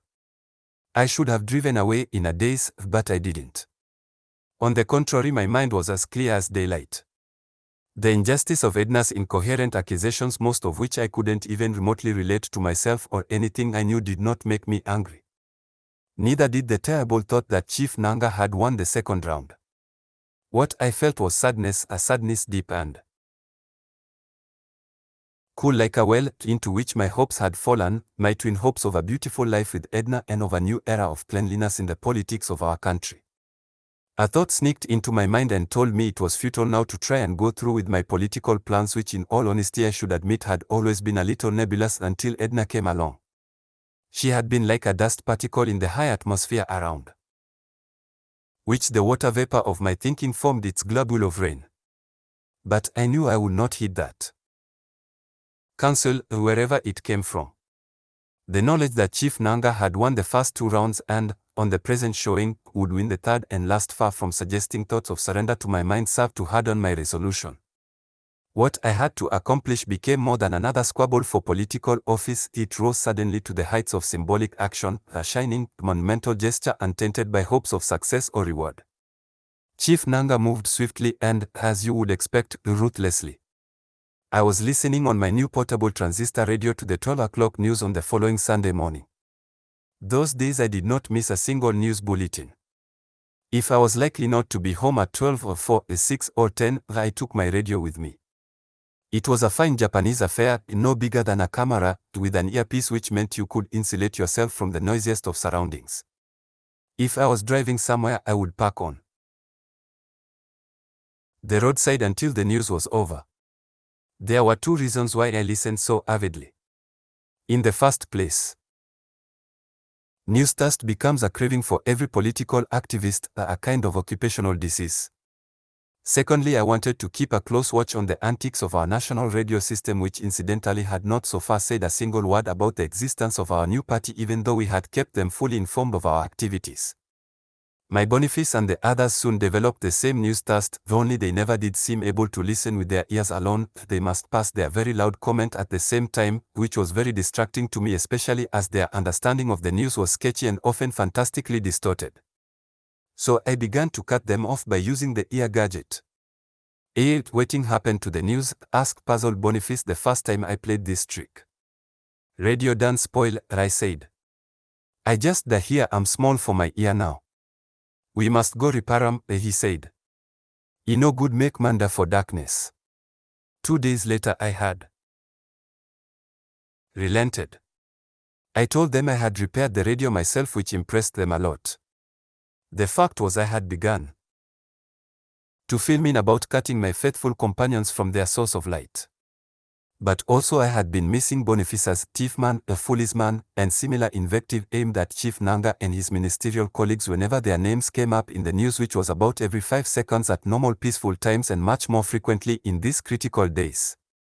But to return to the Sunday morning. I was listening in the outhouse with the cynical amusement to which our radio station had now made me accustomed. I no longer had hopes of our latest story ever being used. I had thought that, with the telegram I had sent them on Friday, they would have been forced into giving us a brief mention. After all, it was the first public appearance of a new party, the CPC, and the tacit support given my candidature by my village ought not to go unrecorded. True enough, my village was only one out of several in the constituency, and their action might not effect the final verdict, but what they had done was news by any definition of that word known to the civilized world. But once more I listened in vain. Instead, they announced Chief Nanga's inaugural campaign, which had not even taken place. It was to happen on Monday week in Anata. Perhaps I should go and see it. I was dully thinking about this when my father's name coming out of the radio stung me into full life. It was announced that Mr. Hezekiah Samalu, a chairman of POP in Urwa, had been ignominiously removed from his office for subversive, anti-party activities, according to an announcement received this morning from the POP Bureau of Investigation and Publicity. I rushed into the main house and broke the news to my father, who was then eating pounded yams and pepper soup at his small round table. He swallowed the bowl of food in his hand and licked the soup from his fingers. I thought he was then going to say something. But he only shrugged his shoulders, drew out his lower lip in a gesture which said eloquently, "Their own palaver, not mine," then continued eating. The next day, however, the palaver came closer home. The local council tax assessment officer brought him a reassessed figure based not only on his non-pension of £84 a year but on an alleged income of £500 derived from business. What business? Everyone asked. But there was no time to explain. In the evening, 3 local council policemen looking like wee-wee or marijuana smokers came to arrest him and in fact proceeded to manhandle him. I had to find £24 fairly smartly. Fortunately, I had just enough seed money in the house to cover it. I threatened to take the matter up and the rascals laughed in my face. "Now only up you go take 'em?" asked their leader. "If I be you, I go take 'em down too. When I done finish take 'em up. Turn you back, make I see the nyash you go take fight Nanga." "Foolish man," said one of the others as they left. The culmination came at the weekend when 7 public works lorries arrived in the village and began to cut away the pipes they had deposited several months earlier for our projected rural water scheme. This was the first indication we had that the authorities did in fact hear of our little ceremony, which was some consolation. It is a sad truth of our nature that man becomes too easily brutalized by circumstance. The day after the tax incident, I suddenly boiled over. I knew that Edna was still on the edge of my consciousness. I walked up stealthily from behind and pushed her down the precipice out of my mind. I wrote to her. "Dear Edna," I said, "I wonder who ever put it into your beautiful empty head that I want to take you from your precious man. What on earth do you think I would want to do with a girl who has no more education than lower elementary? By all means marry your ancient man, and if you find that he is not up to it, you can always steal away to his son's bed. Yours truly, Odili Samalu." Chapter 13. 2 nights later we heard the sound of the crier's gong. His message was unusual. In the past, the crier had summoned the village to a meeting to deliberate over a weighty question, or else to some accustomed communal labor. His business was to serve notice of something that was to happen. But this night he did something new. He announced a decision already taken. The elders and the councillors of Urua and the whole people, he said, had decided that in the present political fight raging in the land they should make it known that they knew one man and one man alone, Chief Nanga. Every man and every woman in Urua and every child and every adult would throw his or her paper for him on the day of election as they had done in the past. If there was any other name called in the matter, the elders and councillors of Urua had not heard it. He said this over and over again with minor changes in detail, like the omission of every child, which I noticed particularly because it had struck me as odd in the first place. And I thought, if the whole people had taken the decision, why were they now being told of it?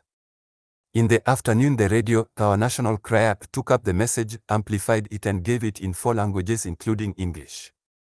I listened to it as I had listened to the rustic version, wearing my cynical smile. I couldn't say I blamed my village people for recoiling from the role of sacrificial ram. Why should they lose their chance of getting good, clean water, their share of the national cake? In fact, they had adequate justification for their volte-face just 2 days later when the pipes returned. Or, at any rate, some of them returned. The rest apparently had been sent irrevocably to the neighboring village of Ikaida, whose inhabitants had also been promised water but hadn't so far seen even one pipe. So the result of all my exertion had been to give Nanga 1 stone to kill 2 birds with. When I came back with my newspapers the next day, I was told that Councillor Couple had come to see my father with a promise that if he signed a certain document, his recent tax levy would be refunded to him. The document merely sought to dissociate him from his son's lunatic activities. It also said that the so-called launching of Seed Pit Seed in his premises was done without his knowledge and consent, and concluded by affirming his implicit confidence in our great and God-fearing leader, Chief Nanga. I could visualize my father reading it carefully with his now rarely used spectacles and then putting his glasses aside, telling the fellow to carry his corpse off. And he must have run so much so that he left the document behind. You made a serious mistake today, I told my father later that day. In your eyes, have I ever done anything else in all my life? I am talking about this paper you refused to sign. He was silent for a while and then he said, you may be right. But our people have said that a man of worth never gets up to unsay what he said yesterday. I received your friends in my house and I am not going to deny it. I thought to myself, you do not belong to this aged old man. Men of worth nowadays simply forget what they said yesterday. Then I realized that I had never really been close enough to my father to understand him. I had built up a private picture of him from unconnected scraps of evidence. Was this the same Ditko's interpreter who made a fortune out of the ignorance of poor, illiterate villagers and squandered it on drink and wives, or had I got everything terribly, lopsidedly wrong? Anyway, this was no time to begin a new assessment. It was better left to the tax people. But one thing I must make clear, he said suddenly. You have brought this trouble into my compound, so you should carry it. From today, whatever new tax they decide upon, I will pass the paper to you. That is a small matter, I said smiling, and I did mean that it was a small matter. I don't know what put it into my head to go to Chief Nanga's inaugural campaign meeting. Did I want to learn some new trick that I could put to use in my own campaign against him, or was it naked curiosity, the kind that they say earned monkey a bullet in the forehead? Whatever it was, there I went. But I took great pains to disguise myself, first with the hat and sun glasses. I thought of taking Boniface and the others, but decided they were likely to attract attention and trouble. So I went alone. I parked my car outside the post office and walked the 300 yards or so to the court premises where the meeting was already in progress. The time on my watch was just a little after 4. Even if I hadn't known my way in Anata, I could still have found the meeting easily enough. The sound of drums and guns beckoned you on. And there were hundreds of other people going like me to the place. As I got closer, I could hear a brass band too, no doubt the Anata Central School.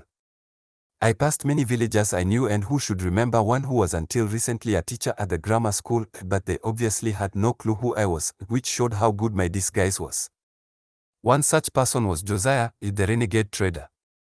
Those days he walked like a fowl drenched by rain. I came from behind and overtook him.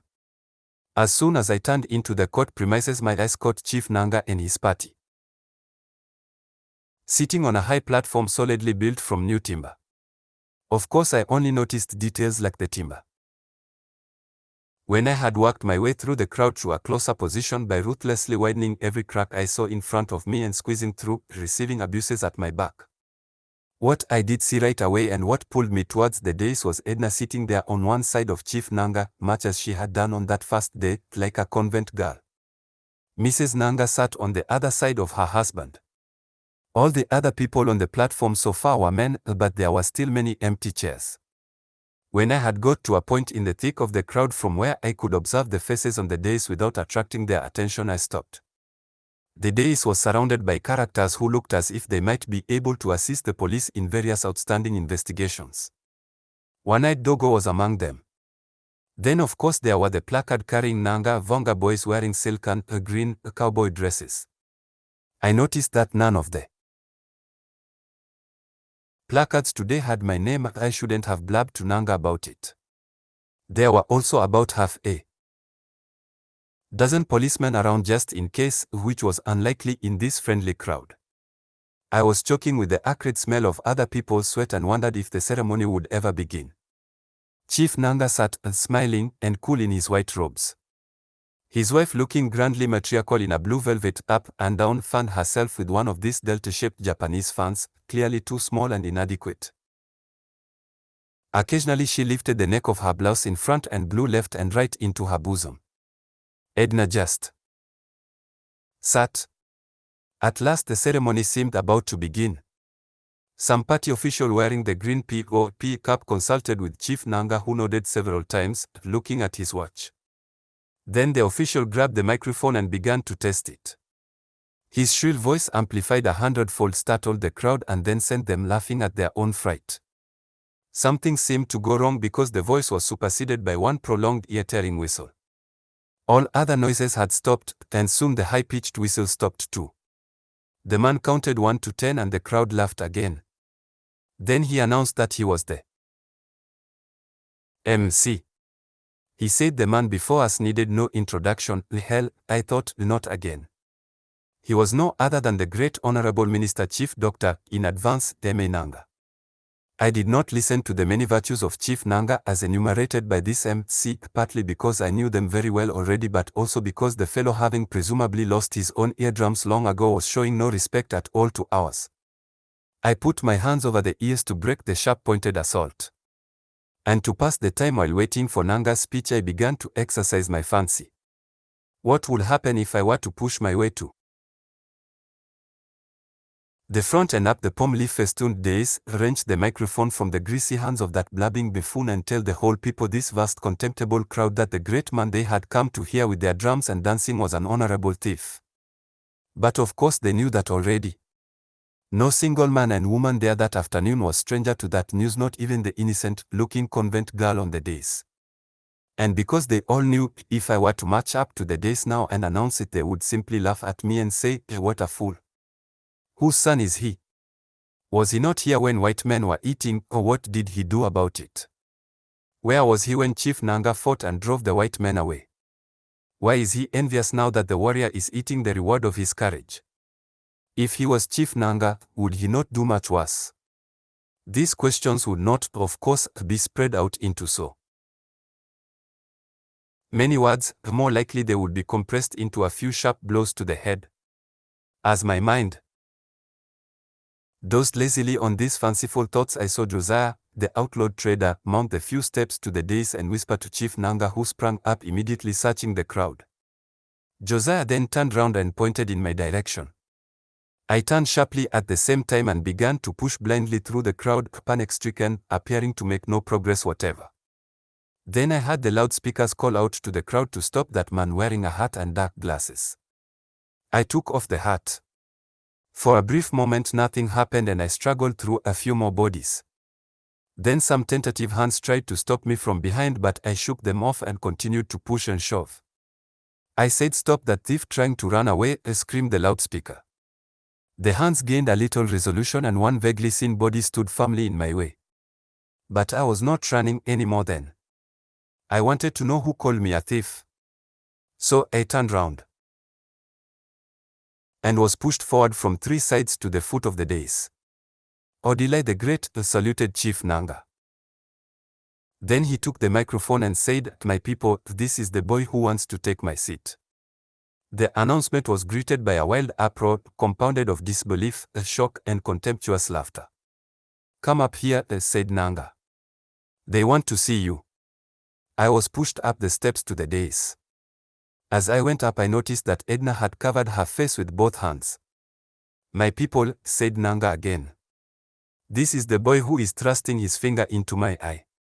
He came to my house in Bori, ate my food, drank my water and my wine, and instead of saying thank you to me, he set about plotting how to drive me out and take over my house." The crowd roared again. My panic had now left me entirely, and in its place I found a rock-cold fearlessness that I had never before felt in my heart. I watched Nanga, microphone in one hand, reeling about the dais in drunken jubilation. I seemed to see him from a superior, impregnable position. I hear some people asking, "Who is he?" I will tell you. He was once my pupil. I taught him ABC and I called him to my house to arrange for him to go to England. Yes, I take the blame. He did not just smell his hand one morning and go to my house, I called him. Anyone who wants to may blame me. There were louder cries of shock at such an unspeakable betrayal. He even tried to take a girl on whose head I had put the full bride price and many other expenses, and who according to our custom is my wife, this girl. Here. He went over to Edna and roughly pulled her hands away from her face. He tried to take this girl, who is covering her face for shame. Fortunately, my wife caught him and told me. He turned aside from the crowd to me. "Odili the Great. So you have come to seek me out again. You are very brave, or have you come to seek Edna, eh? That's it. Come to the microphone and tell my people why you came, they are listening." He thrust the microphone into my face. "I came to tell your people that you are a liar and..." He pulled the microphone away smartly, set it down, walked up to me and slapped my face. Immediately hands seized my arms, but I am happy that he got one fairly good kick from me. He slapped me again and again. Edna rushed forward crying and tried to get between us, but he pushed her aside so violently that she landed on her buttocks on the wooden platform. The roar of the crowd was now like a thick forest all around. By this time blows were falling as fast as rain on my head and body until something heavier than the rest seemed to split my skull. The last thing I remembered was seeing all the policemen turn round and walk quietly away. The events of the next 4 weeks also have become so widely known in the world at large that there would be little point in my relating them in any detail here. And in any case, while those events were happening, I was having a few private problems of my own. My cracked cranium took a little time to mend, to say nothing of the broken arm and countless severe bruises, one of which all but turned me into a kind of genealogical cul-de-sac. I remember the first time I woke up in the hospital and felt my head turbaned like an alhaji. Everything seemed unreal and larger than life, and I was sure I was dreaming. In the dream I saw Edna and my father and Mama standing around my bed. I also saw, through a gap in the screen, 2 policemen. But the only thing that was immediate and in focus was that pressure trapped inside the head pounding away in a panic effort to escape. I tried to feel my turban, but the pain followed my thought to the arm and I went off again. The next time I looked around me, my father and Mama and the policeman were still there, and they looked more solid than the last time. Edna had vanished. Perhaps her figure had been planted there in the first place by my fevered fancy. I wondered, in a dull, faraway manner, what the police were doing beside my bed. But I did not wonder too much nor too long. Every other single thing was strange anyway, and 2 policemen, or 4 when they were changing guards, it didn't make much difference. Perhaps it was their way of making amends for their desertion when I had needed them. But one morning I woke up to find they had disappeared. "Where are they?" I asked the nurse who brought my medicine. "They done go." "But why?" "You'd ask why instead to thank God that they done withdraw your case." "My case?" I tried hard to remember but couldn't and gave up. My father should be coming any minute now and he would know. But when he came and I asked him, he refused to tell, saying I should get better fast. But I kept at him until he said yes, I had been under arrest for being found in possession of dangerous weapons. Found where? Who found me? In your car. They said 5 machetes were found in your car and 2 double-barreled guns. Anyway, they have now withdrawn the case. My thoughts were slowly coming into focus. What day is the election? I don't know. Say you won't tell me, but not that you don't know, I said petulantly. Could I have my radio? Not yet, the doctor says you are to rest. The next day I asked again, and if only to save himself from my pestering importunity, he said yes, the thugs had ransacked my car, overturned it and set it on fire. Then after I had been brought to hospital, I was placed under arrest ostensibly for having weapons in my car, but really to prevent me from signing my nomination paper. Nomination paper? But I have already signed it, I said. No, that first one never reached the electoral officer.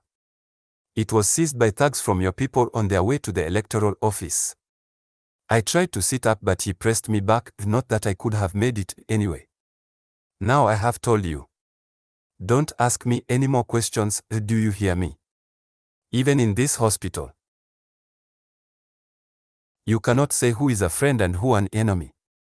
That is why I am here so much. He said this quietly. And with a backward glance. Max came here in person with a new nomination paper for you, but they turned him back. I see. It was in fact election day as we spoke. My father found it easy to conceal the fact from me because they had put me in a special isolated ward. That same night Max was killed in a burger, but I didn't hear of it either until 2 days after, and then I wept all day that day, and the pressure inside my head returned and I hoped I would die, but the doctor put me to sleep.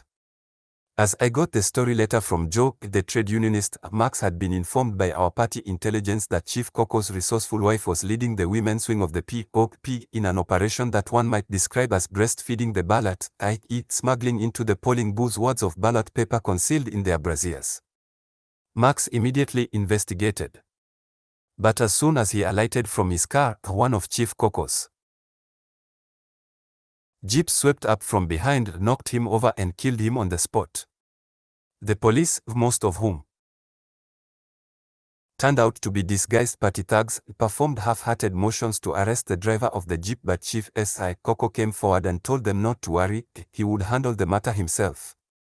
Eunice had been missed by a few inches when Max had been felled. She stood like a stone figure, I was told, for some minutes more. Then she opened her handbag as if to take out a handkerchief, took out a pistol instead and fired 2 bullets into Chief Coco's chest. Only then did she fall down on Max's body and begin to weep like a woman, and then the policeman seized her and dragged her away. A very strange girl, people said. The fighting which broke out that night between Max's bodyguard and Chief Coco's thugs in a burger struck a match and lit the tinder of discontent in the land.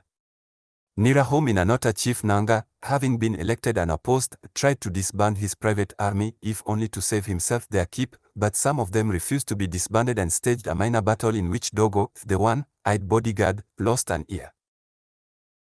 Then they went on a rampage, sacking one market after another in the district, seizing women's wares and beating up people. My father's youngest wife lost her entire stock of dried fish in our village market during one of their raids and got a swollen face instead. Other election thugs in different parts of the country, hearing of the successes of Chief Nanga's people, quickly formed their own bands of marauders. And so a minor reign of terror began. Meanwhile, the Prime Minister had appointed Chief Nanga and the rest of the old cabinet back to office and announced over the radio that he intended to govern and stamp out subversion and thuggery without quarter of mercy. He assured foreign investors that their money was safe in the country, that his government stood, as firm as the Rock of Gibraltar, by its open-door economic policy. This country, he said, has never been more united or more stable than it is today. He nominated Chief Coco's widow to the Senate and from there made her Minister for Women's Affairs, intending to quieten the powerful guild of Bori market women who had become restive.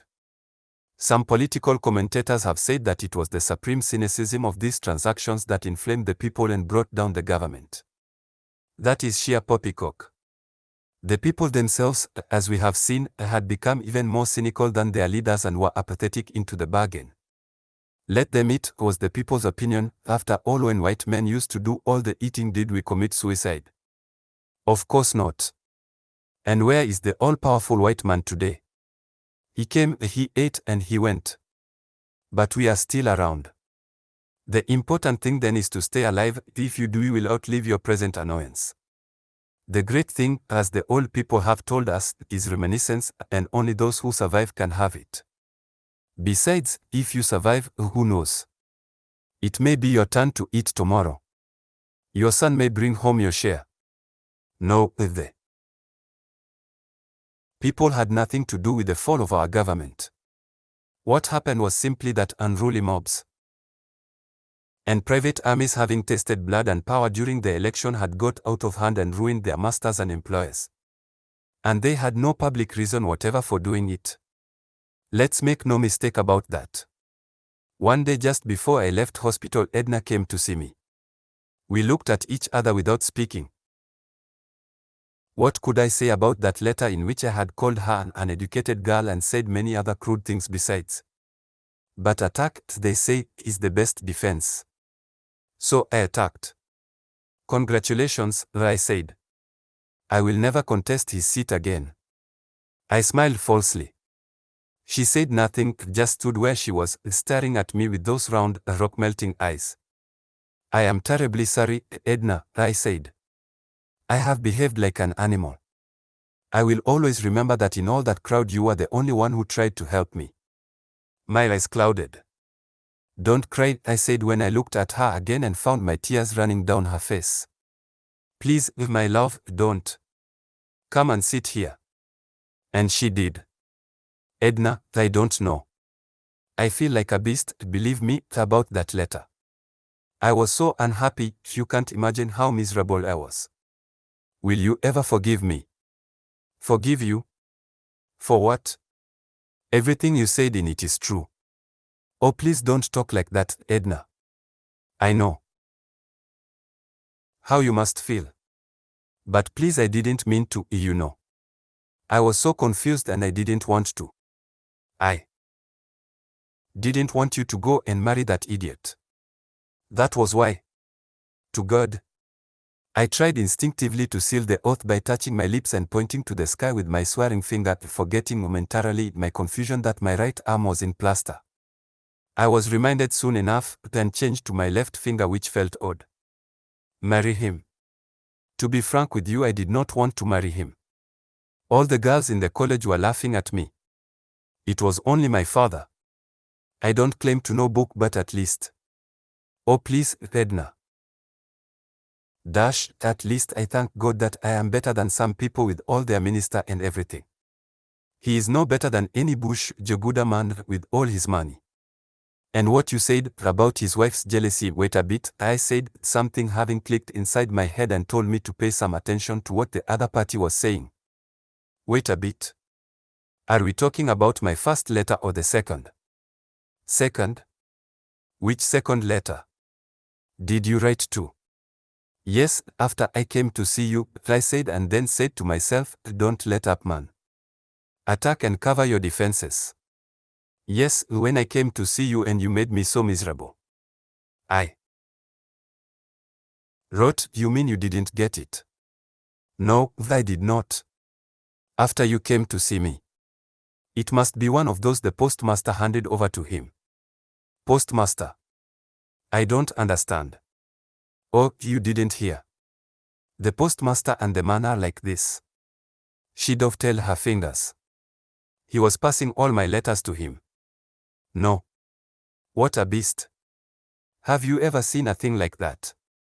It was only God that saved me from his hands. God and Odili. Yes, and Odili. What did you say in it? In what? Oh, the letter.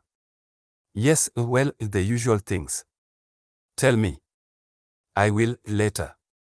Let's talk about new things now, about our future plans. After a short silence of contemplation on this unbelievable piece of good fortune, I said somewhat light-heartedly, a whole cabinet minister prying into a little girl's love letters. Have you ever seen such bad luck? Said Edna, and then something seemed to dawn on her and she asked, but who is a little girl? I smiled and squeezed her hand, then pursued my own thoughts aloud. The inquisitive eye will only blind its own sight, I pronounced. A man who insists on peeping into his neighbor's bedroom knowing a woman to be there is only punishing himself. It was then Edna's turn to squeeze my good hand. We heard my father's voice greeting the nurse in the main ward and Edna quickly got up from my bed and sat on a chair. "What, my daughter," he said. "You have kept away so long. I began to think I had frightened you away." "No, sir," she said, embarrassed. "Frightened her away? How?" I told her I was going to marry her for one of my sons that day she spent a whole night with us here. So it wasn't a dream. What dream? Never mind, father. What I mean is you should marry her for this son here. That remains to be seen. After my illness, my father, some of his close relatives and I went with a big pot of palm wine to Edna's father to start a conversation. The first few visits we made no headway at all. Our host simply refused to believe that he had lost a chief and minister as son-in-law and must now settle for this crazy boy who had bought a tortoise and called it a car. But the army obliged us by staging a coup at that point and locking up every member of the government. The rampaging bands of election thugs had caused so much unrest and dislocation that our young army officers seized the opportunity to take over. We were told Nanga was arrested trying to escape by canoe dressed like a fisherman. Thereafter we made rapid progress with Edna's father who, no doubt, saw me then as a bird in hand. He told us that Chief Nanga had paid a bride price of £150 for his daughter and another £100 on her education and other incidentals. Was that all? I thought. Our custom, said my father family, is to return the bride price finish. Other bits and pieces must be the man's loss. Is that not the custom? Our party said yes, that was the custom. As indeed it was. But I was not interested in legalistic, traditional arguments just now. Especially when they were calculated to delay things, a coup might be followed by a counter-coup and then where would we be? And anyway, I did not want to go through life thinking that I owed Chief Nanga money spent on my wife's education. So I agreed to my people's astonishment to pay everything. "Let us go outside and whisper together," said my scandalized relations. I said a flat no and they shrugged their acquiescence, astonished at my firmness and pleased because we admire firmness. I had already decided privately to borrow the money from CPC funds still in my hands. They were not likely to be needed soon, especially as the military regime had just abolished all political parties in the country and announced they would remain abolished until the situation became stabilized once again. They had at the same time announced the impending trial of all public servants who had enriched themselves by defrauding the state. The figure involved was said to be in the order of £15 million. But their most touching gesture as far as I was concerned was to release Eunice from jail and pronounce Marx a hero of the revolution. For I must point out that my severe criticism of his one fatal error notwithstanding, Marx was indeed a hero and martyr, and I proposed to found a school, a new type of school, I hastened to add in my village to his memory. What I found distasteful, however, was the sudden, unashamed change of front among the very people who had stood by and watched him die. Overnight everyone began to shake their heads at the excesses of the last regime, at its graft, oppression, and corrupt government. Newspapers, the radio, the hitherto silent intellectuals and civil servants, everybody said what a terrible lot, and it became public opinion the next morning. And these were the same people that only the other day had owned 1,000 names of adulation, whom praise singers followed with song and talking drum wherever they went. Chief Coco in particular became a thief and a murderer, while the people who had led him on, in my opinion the real culprits, took the legendary bath of the hornbill and donned innocence. Coco had taken enough for the honor to see, said my father to me. It was the day I had gone to visit Eunice and was telling him on my return how the girl had showed no interest in anything, including whether she stayed in jail or out of it. My father's words struck me because they were the very same words the villagers of Anata had spoken of Josiah, the abominated trader. Only in their case the words had meaning. The owner was the village, and the village had a mind it could say no to sacrilege. But in the affairs of the nation there was no honor, the laws of the village became powerless. Max was avenged not by the people's collective will but by one solitary woman who loved him. Had his spirit waited for the people to demand redress, it would have been waiting still, in the rain and out in the sun. But he was lucky. And I don't mean it to shock or to sound clever. For I do honestly believe that in the fat, dripping, gummy, eat and let it regime just ended a regime which inspired the common saying that a man could only be sure of what he had put away safely in his gut, or, in language ever more suited to the times, you chop, me self I chop, palaver finish. A regime in which you saw a fellow cast in the morning for stealing a blind man's stick and later in the evening saw him again mounting the altar of the new shrine in the presence of all the people to whisper into the ear of the chief celebrant in such a